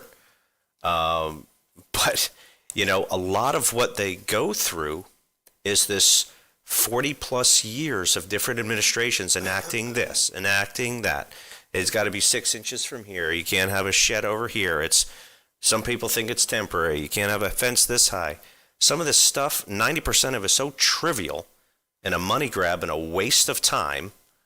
I'm with you, but that's us. We're responsible for that, and we contribute to some of their problems. So, you know, if we want to do this, I think there's a way to do it through policy, but we have to be willing to grab that bull by that horns and say, hey, anything in our Chapter 50 or Chapter 72 or Chapter whatever, or countywide in our charter, anything above state or federal law, nix it. That's how we're going to change the culture and everything in this county, because it's like Volusia County is one big HOA, in my opinion.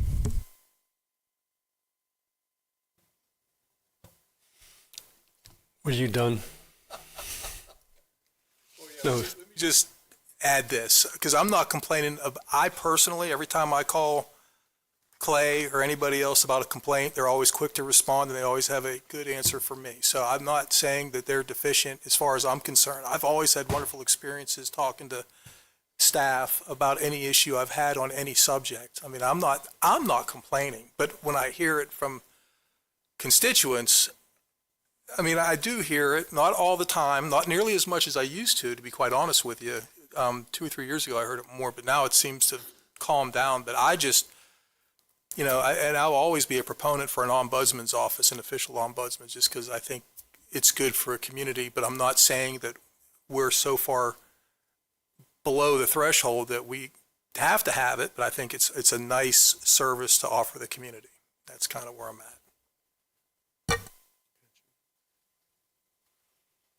Does that wrap it up for you? Okay. Okay. No, I didn't know if we were. The other thing I was did we have a vote coming up on that or not? Or, I don't even know. A vote on ombudsman? I'm coming back. If not, I'll withdraw it. We didn't vote on it. No, Danny. we just discussed it for half an hour. I'll withdraw the motion. What was your motion? To have staff come back on a report on the feasibility of an ombudsman's office, but I'll withdraw it. I don't care.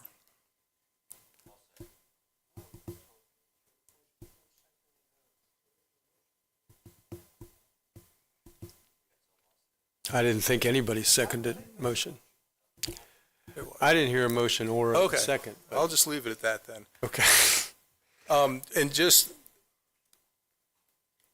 I would like to talk about the issue. I understand, I know I talked before about it, I mentioned it today with Jake, but, you know, I don't know where we rank as of today on the homeless sex offender population, but my understanding is that it's going from 61 to 72 now, and we were ranked 9th at 61, and so I really want to see what we can do about getting some sort of shelter put into place, since none of these shelters will take transient sex offenders or homeless sex offenders. I really would like to see us look into finding options on where to house them. Again, it's because I want them to be accountable for the reasons I said earlier today. So I don't know what money we would have available out of any of these funds that we've received that might be allocated towards that type of housing. Suzanne, I mean. May I, Yes, Mr. Chair? you may. We can look at our homeless funding, but I don't think we have any ready funds for that, and I'll work with Brad on it. I know that Brad Burbaugh and I have been working on a statistical analysis for council on the question of what our rate of transient sex offenders have done before and after the ordinance changes here. We promised to get that memo out before the end of this week. So you can look at the statistics, and I'll just simply say up front, it is hard with the few months that we've had pre and post to make a statistically significant determination on what the regulations have done, but I want to let those facts speak for themselves. And of course, we're keeping a close eye and monitor with the sheriff's office on this issue, but we'll work to see what funding sources are out there at this point. Much of your homeless funding is coming out of your general fund. Okay. Thank you. And then last, I just want to thank Ben Bartlett. We had our Taylor Road meeting. We had the Bartlett, right? Or Burkup? What was it? Whatever it is, something. I'd like to thank Ben because after the Jones Edmonds study came back, he had basically a town hall meeting to tell all the Taylor Road residents the results of it, and it was kind of a heated debate, and that went on for quite some time. And then he offered again to have a one-on-one with JC and Ms. Anderson and the Jones Edmond engineers and himself, and it was scheduled for an hour, and I think he went 2.5, probably close to 3 hours. What's that? No, you're right. But I just want to thank you and give all the accolades to Ben for taking the time to trying to do a one-on-one to try and explain and differentiate their opinions versus Jones Edmonds' results. And it was very informative to me, and I really appreciate you taking the time to do that. And I think we mended a lot of gaps there as far as the results of the study versus maybe opinions or whatever. But I came out feeling better about it, so I just wanted to thank you publicly. Thanks, Ben. That's it. Okay, Jake Johansson. So real quick, a couple things. First off, the county is hosting the East Central Florida Regional Planning Council tomorrow at the beach headquarters. So thank you, Ms. Malfers, for taking care of us tomorrow. You know you're taking care of us tomorrow, right? What kind of sandwiches are we having? No, I'm just kidding. So we have a couple meetings there tomorrow, starting at 9 o'clock till probably about, I guess, 1. They seem to go forever, but we'll be there tomorrow. Also, this month is Speech, Language, and Hearing Month, where we discuss the importance of things that are near and dear to me. As most of you know, or do you guys want to run the video first? Run the video first, Carissa? I have a quick 1-minute video that they're going to shoot, and whatever they don't say, I will.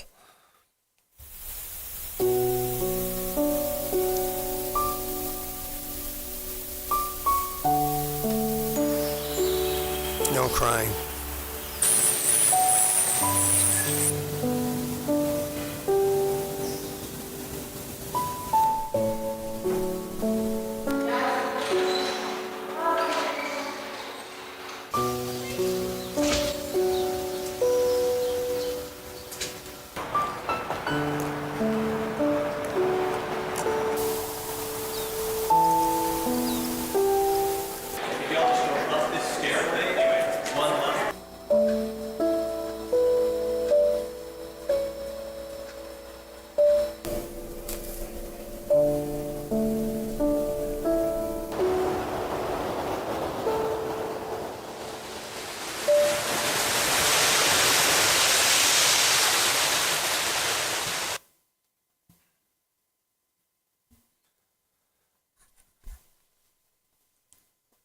So most of you know, or some of you know here that, well, you know I wear hearing aids probably because you can see them, but what you don't know is in 2012, I was diagnosed with throat cancer.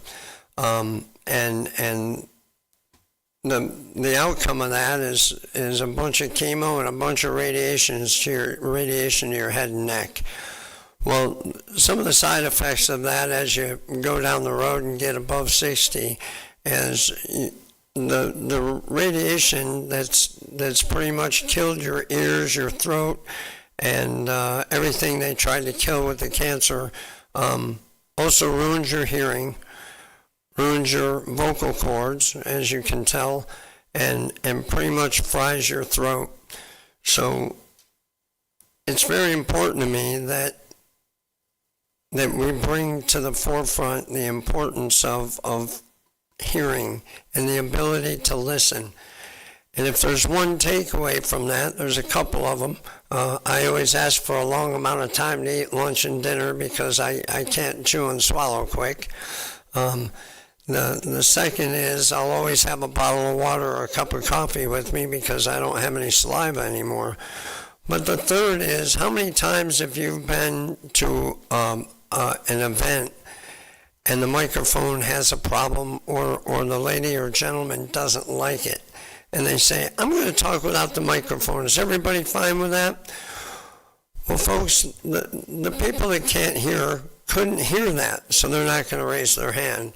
The people that are kind of ashamed because they can't hear, and you know those people, they probably need hearing aids, but don't go to get them. They don't say anything and try to read your lips. And the end result is, whatever great message you're trying to get out to people, they don't understand it. And they're usually standing in the back because they're ashamed too. So if you ever have the opportunity to use a microphone, take the opportunity to use a microphone. And if you don't have a microphone, ask the audience to gather as close as they can and walk around as you're able. It really helps people like us. In my case, sometimes I forget my hearing aids, or they don't have them yet, to really do a great job at getting your message across and not making them feel bad.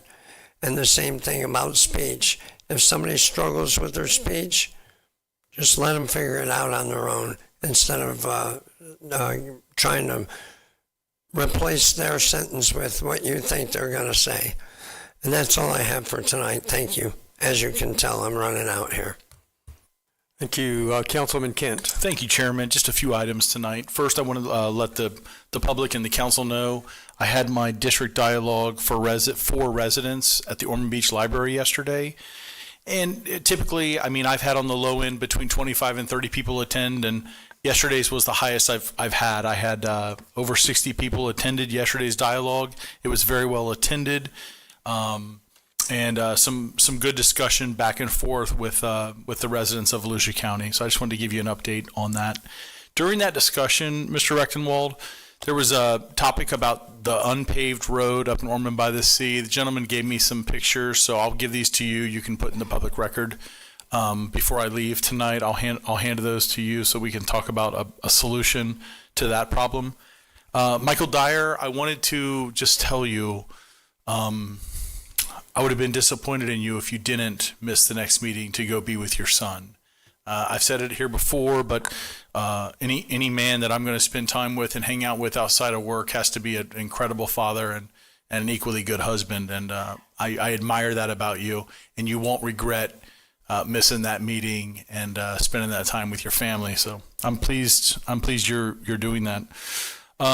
Council, this next one, when we set our meeting calendar, and I was absolutely for it, and I will live with it if we don't change it, but we only have one meeting in July, and that second meeting we decided we were supposed to be an afternoon meeting, but we changed it to a daytime meeting.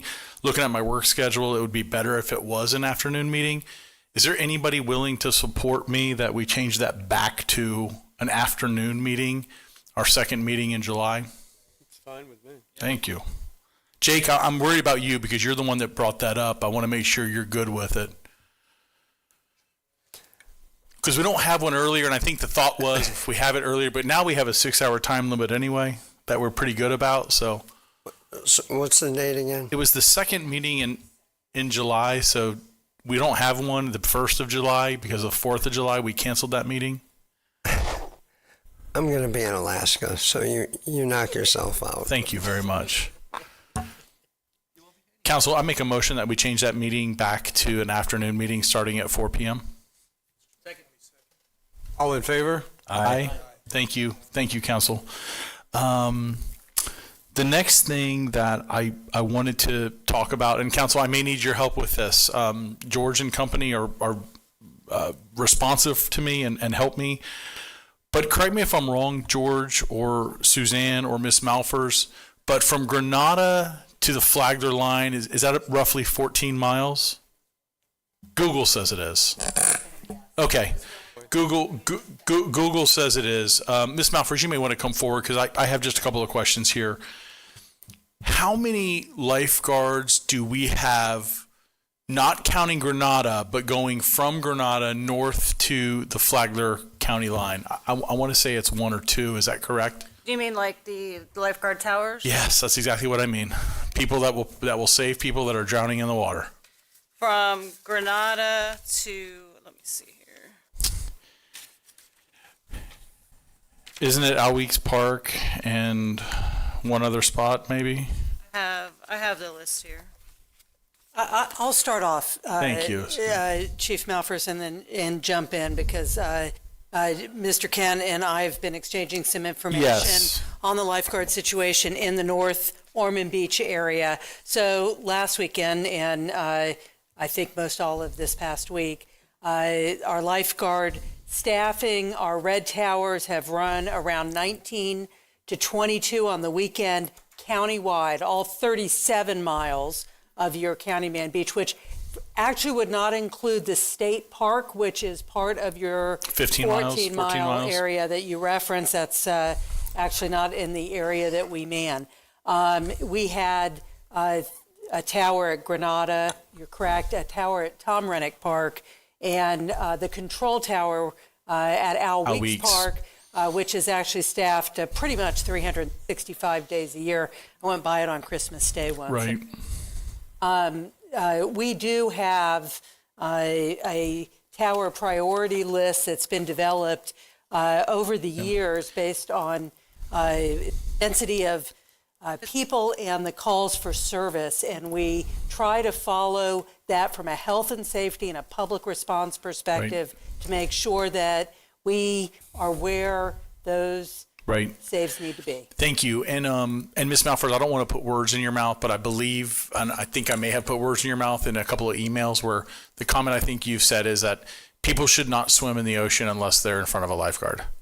Correct. And by the way, I totally agree with you. Thank you for that. Council, here's where I'm going to ask for your help tonight, is that it sounds like, how many did you say, Suzanne, countywide? 20 what? How many lifeguards? 24? Is that what you said? Yeah, that's what we had over the week. 24? Over the weekend, yes. Okay. So, let's just roughly take 5 miles out of what I said, so we'll say 9 miles, or take 4 miles out for the state park up there. But for 9 miles, and listen, if you've not been up that way, it's not as heavily populated. It's old Florida Beach. It's not like going to the Main Street Pier. It's not like going to New Smyrna or Ponce Inlet. It's not always like that. But I have to tell you, I have constituents of mine asking very good questions, and I don't blame them. They say, 2, sometimes 1, but maybe 3 places north of Ormond where you can swim, where our chief captain is saying don't go in the water unless you're in front of a lifeguard, which is very good advice. Council, here's my ask. I want on weekends, starting in the busy weekends in the spring, and then for the entire summer season, I want lifeguards north of Granada at Neptune, Amston, Standish. You already have it at Alweeks. You already have it at Tom Rennick, and I want one at Bicentennial. That's where I want lifeguards on the North Peninsula. I don't think it's too much to ask. I think Ormond Beach deserves to have that type of protection. Ormond by the Sea, we have a thousands of people that live up there, and we have quite a few people that like to visit up there. So what I'm really asking, because they said Tom Rennick, they said Al Weeks, and there was a third one they said. Help me, staff. Granada, was it? Granada? I'm not counting Granada. Okay. I'm saying north of Granada. So I guess that's two places we have. We have Tom Rennick and Al Weeks. We can do better. We must do better for our residents. And so I'm proposing that we add Bicentennial, Standish, Neptune, and Amston. I want 4 more guards up in Ormond Beach if possible. Mr. Chairman? For a total of 6. Yes, for a total of 6. Yes. Councilman Santiago. Thank you, Mr. Chair. Troy, I respect your request, but I disagree that this body is the one to do that. Politicians shouldn't be directing how our resources, which are limited, and I get it, we're struggling with lifeguards, but politicians shouldn't be dictating how public safety gets disseminated amongst our community. I don't deny that there's a challenge there, but it's not our role. It's her role and who she reports to use to the best of their ability what we have. I thought you were going to go to a different path and say, let's find some money to create some startup bonuses, and I'm not suggesting this, right? Some in startup bonuses to get more lifeguards for the season. Then I'd say, okay, where do we find those monies? But I appreciate your passion for your community, but I couldn't support that because I don't think we're best positioned to do that. I appreciate that, Mr. Santiago. And actually what I wrote here was, and I didn't say it, but it's written here, you can see it. I don't want to get stuck in the weeds with making staff's decision, but I've got to tell you, and I don't think you're wrong with what you said. And council, I publicly say that again. I don't think Councilman Santiago is wrong. This is our 3rd year working together. And unless this council directs staff to do this, it ain't going to happen. I've been thinking about this. How do I get this across the finish line? I've been talking to George. I've been talking to Suzanne. I think Ms. Malfors has been on the emails. And you know what? It's going to stay the same. So, I'm just saying, I don't want to be in that position, David. I don't want to make decisions for staff. I would have been happier if staff wrote me back and said, hey, we're going to compromise and get you 2 more lifeguard towers up here, but that didn't happen. So I have constituents asking me real questions of, hey, if our director of beach safety is saying don't go swimming unless you're in front of a lifeguard tower, so you're telling me there's 2 spots north of Ormond for 10 miles that only 2 places they should go swimming? And I go, that's pretty good. That's pretty good response. I don't want to be that guy. I don't. You are 100% right. But I don't know how to fix it otherwise. I don't know how to fix it, which is why I'm coming to you for help. I respect it, but I would be criticizing staff if they had a lifeguard in front of 10 people swimming and 2 miles down the road, there were 500 people swimming and we didn't have a lifeguard there because we have limited resources. And listen, if I get zero support out of this, I'll leave here, and I do, and I respect it as well. But I know you understand. Each of us are going to advocate for our districts and try to get the best possible support we can. Agreed. And I have people beating their chest on this in Ormond Beach who are adamant about it, and I always like to have a good response to them. And I don't have a good response other than, I guess you should go to those 2 places, and that's where you should swim. Get concentrated there. I would support saying, staff, what else can we give you to recruit some more firefighters and see if we can firefighters. Yeah, maybe firefighters can become lifeguards. I don't know.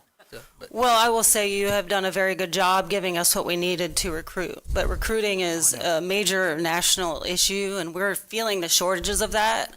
So we have the money, we have the bonuses, our recruiting efforts are off the charts. We've attended 70 recruiting events. We attended all the schools, swimming events, surfing events. We're getting people. We have a little more people than we did last year at this time, and we still have another recruit class. I will say that our numbers for coming into Memorial Day weekend are probably almost double what we had last year as far as staffing towers. So we're looking at, our towers are based on a priority list, and it's based on historical rescue data. It's based on bather count, based on time of year, and we can change that with special events and other things. We can change that. But And Ms. Malfors, I appreciate that, but how can you have historical data if you've not had a lifeguard in miles of a stretch in decades? You know, like if you haven't had it. well, we respond to calls up there as well. So I will say going into Memorial Day weekend, we have about 7 or 8 towers that will be staffed north of Granada, but we're looking at some good numbers throughout the whole beach. Council, that's where I am with it. I don't like coming with problems unless I have a solution, which I think I historically do here. I don't have a solution, which is why I'm coming to you gentlemen and saying, you know, Ormond needs more support with lifeguards on towers, at least on the weekends. You know, to have a 10-mile stretch and have 2 places, that wouldn't fly in New Smyrna, that wouldn't fly in Daytona Beach Shores, that would not fly in Daytona Beach, but it flies in Ormond, and it happens every time. And I'm going to be that guy that's going to say, not okay. We have to do better. And you know, if it's at the end of this healthy discussion, if it's George and company going back and then sending an email to staff and saying, hey, you know, we gained 2 more, we gained 1 more in that location, I'll feel a little better about it. But, you know, those locations that I told you, these are approaches and places where people do go to the beach and do attend. And all of this is out of love to protect people, to make sure someone doesn't have a horrific event in that area, and they can also go to the beach in that area. So I don't hear anybody piping up about it. Yeah, you've got several people. I'm sorry, Nancy. Councilman Robbins. Thank you, Chair. David brought up some valid points, and Troy, I'm gonna support you the best I can. I think delivery and how we approach this is going to be key. What I would, my gut's telling me, I can't speak for everybody, but as presented, I would need to look at the numbers, and then calls for service, because I'm going to tell you something about Ms. Malfors and staff. If it was dangerous, and I've been on the law enforcement side of things, you don't go down to certain areas at night if you're scared of crime, right? You're not going to be able to put an EMS at every street corner. You're not going to be able to put a lifeguard in every area. And what I've seen over the last 4 or 5 years is they do track where it's needed, calls for service, high points of the year, weekends, holidays and stuff like that. We have part-timers or stuff. They shuffle around. I think they do a real good job, because I don't want to send the message that we're purposely putting our constituents in harm's way, because I don't believe that's the case at all. And, you know, for maximum swimming safety, yeah, you do want to, if you can't swim, you should probably have a lifeguard, or if you can't get out of a rip, you should probably have a lifeguard in front of you. So I agree with what Ms. Malfors is saying. Troy, I agree with what you're saying. We should maximize this. Staff, can we just, before we get ahead of our skis, I don't want to see Mr. Kent's initiative lose. We maybe approach this from a different angle, bring him back some numbers. Well, I think Ms. Melfors just said one thing is Memorial Day. She's talking about having 6 to 7, which would be, and then what he just talked about, and I'm not sure exactly what approach is, but you know, key too is where's the parking and where's the people. Right. So we're working at it. We definitely know it's a need. We have added more people, so I have a lot of hope that we will. Right. And I think she heard everyone loud and clear that we need more up in that area. We just need that flexibility to be, say, this happens, you know, and this happens to other areas. I mean, they'll get a call that there's a church function or something that's come into a parking area, say Al Weeks or somewhere like that, they'll have to move people up into that area. They try to be dynamic in their deployment, but they're not consistent enough in that area. And I absolutely understand Mr. Kent's concern and the concern of his constituents. So we'll make every effort to put people. We also do put people in a mobile situation, which tries to cover more ground, because again, we're the world's most accessible beach. People are swimming all up and down it. You go to other counties or other areas of the state, the only place they swim is in a park where there's actual lifeguards, so it's a lot more concentrated. We have that concentration, and then we have miles in between where we're also trying to cover people. But I believe there's gaps if you were to even go to the south and say from the Sunglow Pier south into an area down by Wilbur by the Sea and everything, which is a very similar area to the North Penn. It's the same idea. There's no lifeguards for big stretches in those what we call natural areas because you don't have the parking and the access on a particular park. But I'm very concerned. We've been and we'll continue to do, and she's done a great job. The team has really recruited like never before, but it is a nationwide problem. I've been reading stories about big beaches in the Northeast that won't even open this year because they can't get kids, and it's really a physical fitness thing. It's getting people to go out in the heat and work in an area that just young people are not going to like they used to. But I think we went up to what, $19 an hour on yeah, we went up to $18.50, and then we are offering the seasonal bonus as well. You have to work a certain amount of weekends and holidays. And another thing that we did do was we changed our strategy for scheduling. Up until last year, we were letting guards sign up because they had to be, they had other things they were doing, and it was a generational thing.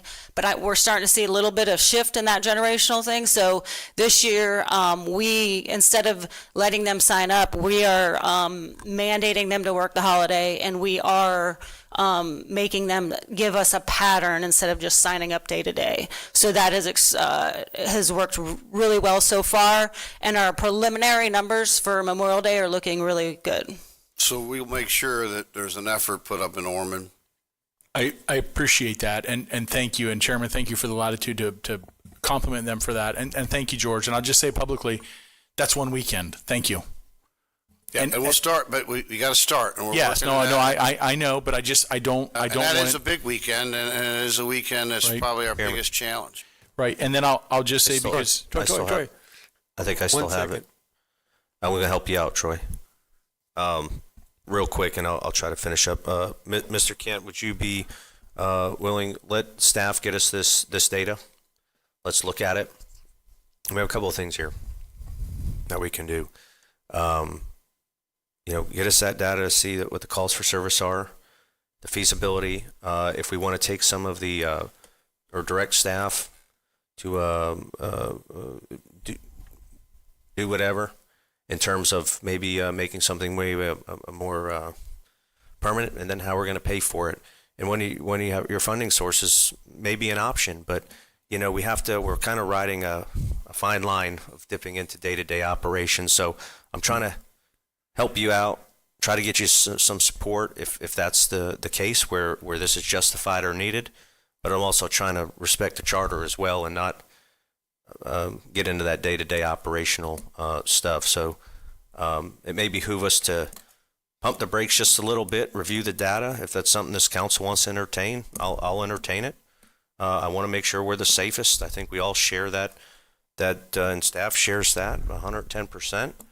And if there's something we can do, let's talk about it. But without reviewing everything first and kind of seeing where we're at, right. I think it's immature. Yeah, and I'll just tell you ahead of time, the data is going to look skewed in my opinion because there's no lifeguards up there. So they're going to come back and say there's like 0 calls in any of these areas because we've not had lifeguards there, and I don't know how long. And then all the places I mentioned, Neptune they have an agreement with the county. The church does there. The people that park at Neptune. Amston is a lot where you can park. Standish, Al Weeks, we know how busy that gets. Bicentennial, we know that. I'll just say this last piece about that. The growth we've had in Halifax Plantation, Plantation Bay, Plantation Oaks, all those people, they head over to Highbridge, and then they move south in Ormond by the sea, and that's where they're going to. That's where they are going to the beach, and then for staff to get back with us. I mean, Memorial Day is next weekend. I'm glad they have a plan then, but yeah, thank you. Suzanne, you took your name off. You're good? Okay. Go ahead. Okay, and is there anybody up here concerned about Senate Bill 180? I know a couple of our municipalities have written letters asking that the governor not sign that bill. Is there anybody up here that wants to support that thought process? I do. I have Okay. sent my own letter. I've answered surveys. Okay. I would like to see. Anybody else, like a collective letter from this elected body? I have no opposition to it. I thought some of the same language. Actually, we sent a letter in. I think this was a watered down version, but I think we already sent a letter in for was it 1080 or 1180? I forget the numbers of it. 1118. That was like the nuclear button, but it all comes back to local control. So I would just assume that they would still know that we're obviously against it. But I'll do whatever the board wants to do. Okay, then I'll make a motion that a letter from this body be sent to Governor DeSantis asking him to veto Senate Bill 180. I'll second it. Good. All in favor of that, say aye. Aye. Any opposed? Don's out. My last one, gentlemen, and I'll just put this out there and leave it there. But I have had some really great conversations with quite a few people in my district. And unless you start the conversation, it just won't happen. But the idea is for the county to work with the feds and the state to create a new inlet in Ormond by the Sea at the location of High Bridge. Recreationally, it would be incredible, but it would also clean up the Halifax River, the intercoastal in that area as well. So I put that out there. If any other council members are in support of at least talking about creating a new inlet at the High Bridge area, it's music to my ears. Thank you. And with that, have a nice evening. I don't have a problem with having that conversation and learning more about it. Great. So I'll make a motion then to have staff bring back a discussion item for us to talk about the possibilities of an inlet in the location of High Bridge. Thank you. Questions? Yes. I'll go ahead, Jake. What, George? What does that entail? That's an Army Corps? It's an Army Corps thing, right? Yeah, we'll do some investigation. Yeah. I mean, we can come back with discussion on just those answers, like what would it take, what bodies would be involved, and okay, thanks. It would be just a discussion, what the facts, what we'd have to do. I'm asking questions. I'm asking a question. No, I get it. I just wanted to make sure I was understanding too. It's just a discussion. And Mr. Johansson, in about 18 months, I expect to be twisting your arm to help lead this from the state's point of view. We'll see. I think it's a little bit bigger than that. Oh, it is. It's feds as well. Absolutely. Right. Thanks. I think, would you open it up from, it probably doesn't matter at this point, but from Granada to High Bridge, because there's a lot of debate on where. The thing is that they're all homes right there in Granada, so I would not even think about any of that. The High Bridge area, there are no homes in that area. That's some state land that we would have to work with. So I would say, give or take, a half a mile north or south of High Bridge. All right. The only reason I bring that up is because you're right. It would help another inlet would help flush out the northern end of the Indian River Lagoon, but that location's too close to Matanzas. It needs to be further south, and then it would really help with Ormond. I'm a no on eminent domain to take people's homes for something like that. I don't want to take anybody's home either, but there probably is some land somewhere south of that. But Let's anyway, staff bring that back, yes, if this goes, if people agree. Call the question.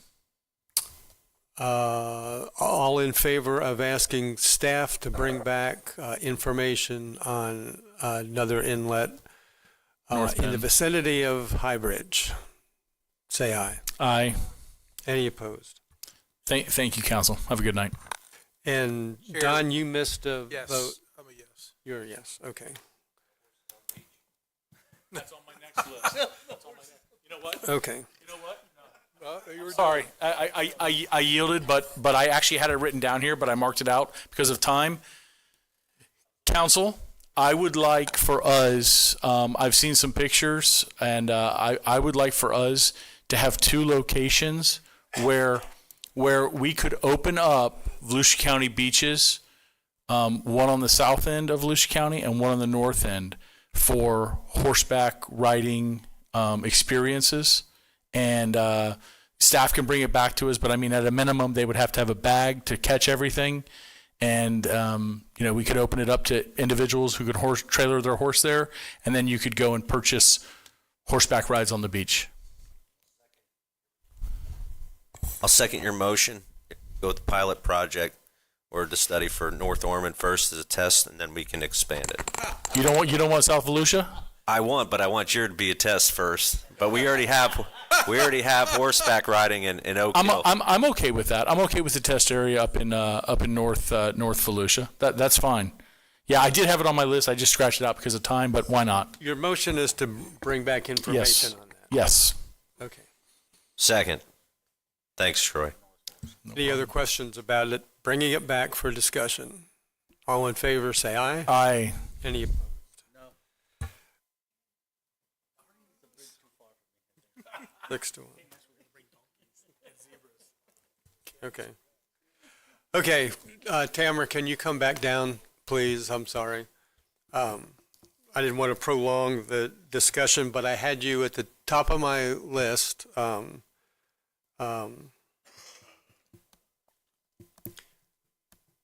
This week is Beach Safety Week, and I had the honor of giving a proclamation to the lifeguards at our main headquarters. Chief Malfris was there with quite a bit of her crew, and this came up in a discussion with you and I. How are we doing on recruiting?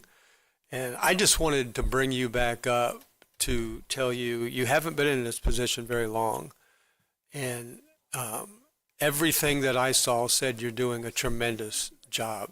You had good troops there, men and women, maybe equal parts. I don't know. It's pretty amazing, which works fine because the water's an equalizer. You don't have to be 6'3" and weigh 200 pounds.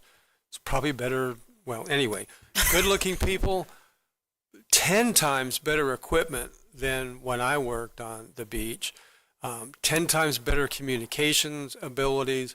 Now, that's not all on you. Part of that's on this council, previous council, what the staff has done. But I was really encouraged as you go into one of the busiest weekends of the year. The men and women there were they were respectful, courteous, they were ready, they went out and did a pretty hard drill that you do on a regular basis, and I just wanted to commend you on that, and then just add a little bit to Troy's conversation with you that when I started on the beach, everybody hates me. Don't tell another beach story, but started in North County, north of Grenada, way north of Grenada. There used to be a pier there, and I sat 2 towers south of the Happy Whale. I also sat Tower 87, which was as far north as you could go, but there were 7 of us way back then, and there wasn't that many people. But we had 200 lifeguards. We had a lot. We had a full roster, and it's just different now. I hate that it's different because I know what a great job it is. You've unleashed everything you could think of, along with Ryan's staff, rest of the staff, Michael Ryan, in public communication. We've had a really good recruiting period. There was one guy there that was his second day. Yeah. This morning, and he looked like he was ready.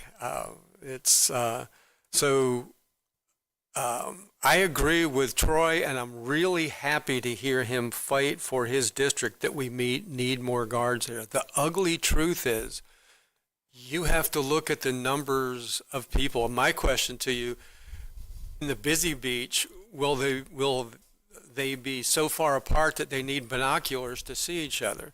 We're trying to close that up. You have to look at the number of people on the beach and divide that by the number of lifeguards. It's a hard decision to make.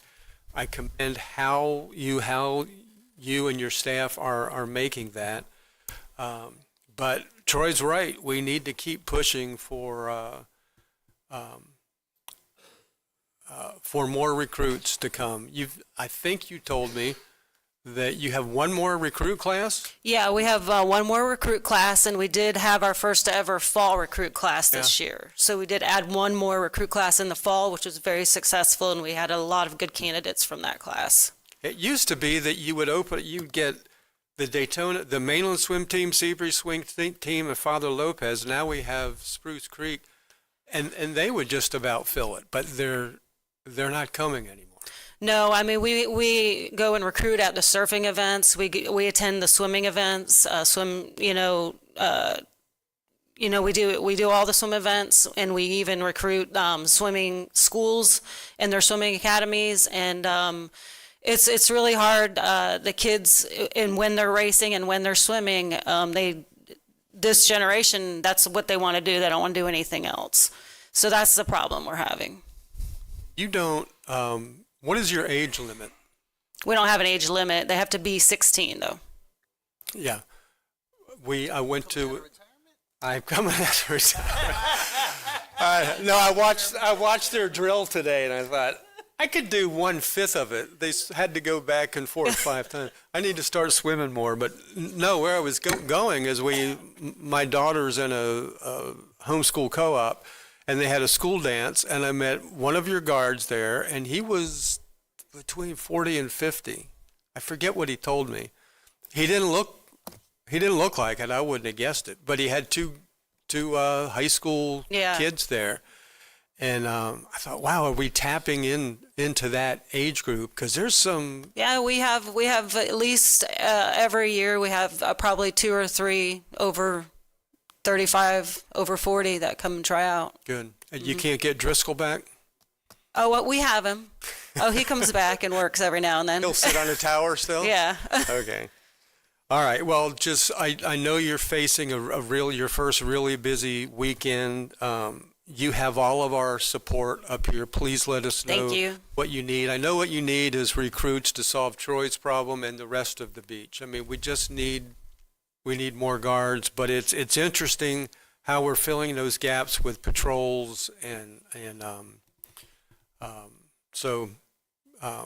good luck. Thank you for what you're doing. Absolutely. Thank you. I hope our new scheduling strategy really helps out a lot this year. Our scheduling staff physically called 169 people to basically let them know they're working the holiday weekend, and that, if they couldn't, we needed a good reason why. Could you certify Ben Bartlett and his Sure. team? We could make a reality show out of this. Cyrus is still here. He could probably do it. Cross-train. Everyone, let's go. All right. Well, thank you. Have a good season. We're looking forward to it. So Thank you. It's Beach Safety Week, and then the only other thing I had was the Senate Bill 180. Troy, thank you for bringing that up. So that you're going to send us all a letter that we can all sign or agree to sign. Yeah, if it's okay, we'll just treat it as requesting the governor veto Senate Bill 180. Yeah. Get with John Booker on it tomorrow morning and have it signed. And by I got y'all. to tell you, I really appreciate what you've done, Mike. To this point, you've kept us really well informed, and your staff has, on what's going on in one of the most difficult sessions ever. I'll try and put it that way, be a little bit more diplomatic. This one is pretty egregious, and especially it's in a much-needed bill for emergencies, but then it's tucked in at the very end. So it's a shame you have to get rid of the whole bill, but if we let him know now, he could take it back to the House and Senate and say, redo this. Possibly, yeah. And bring me something back. Welcome to You're the Florida laughing, so House. you're probably not doing it, huh?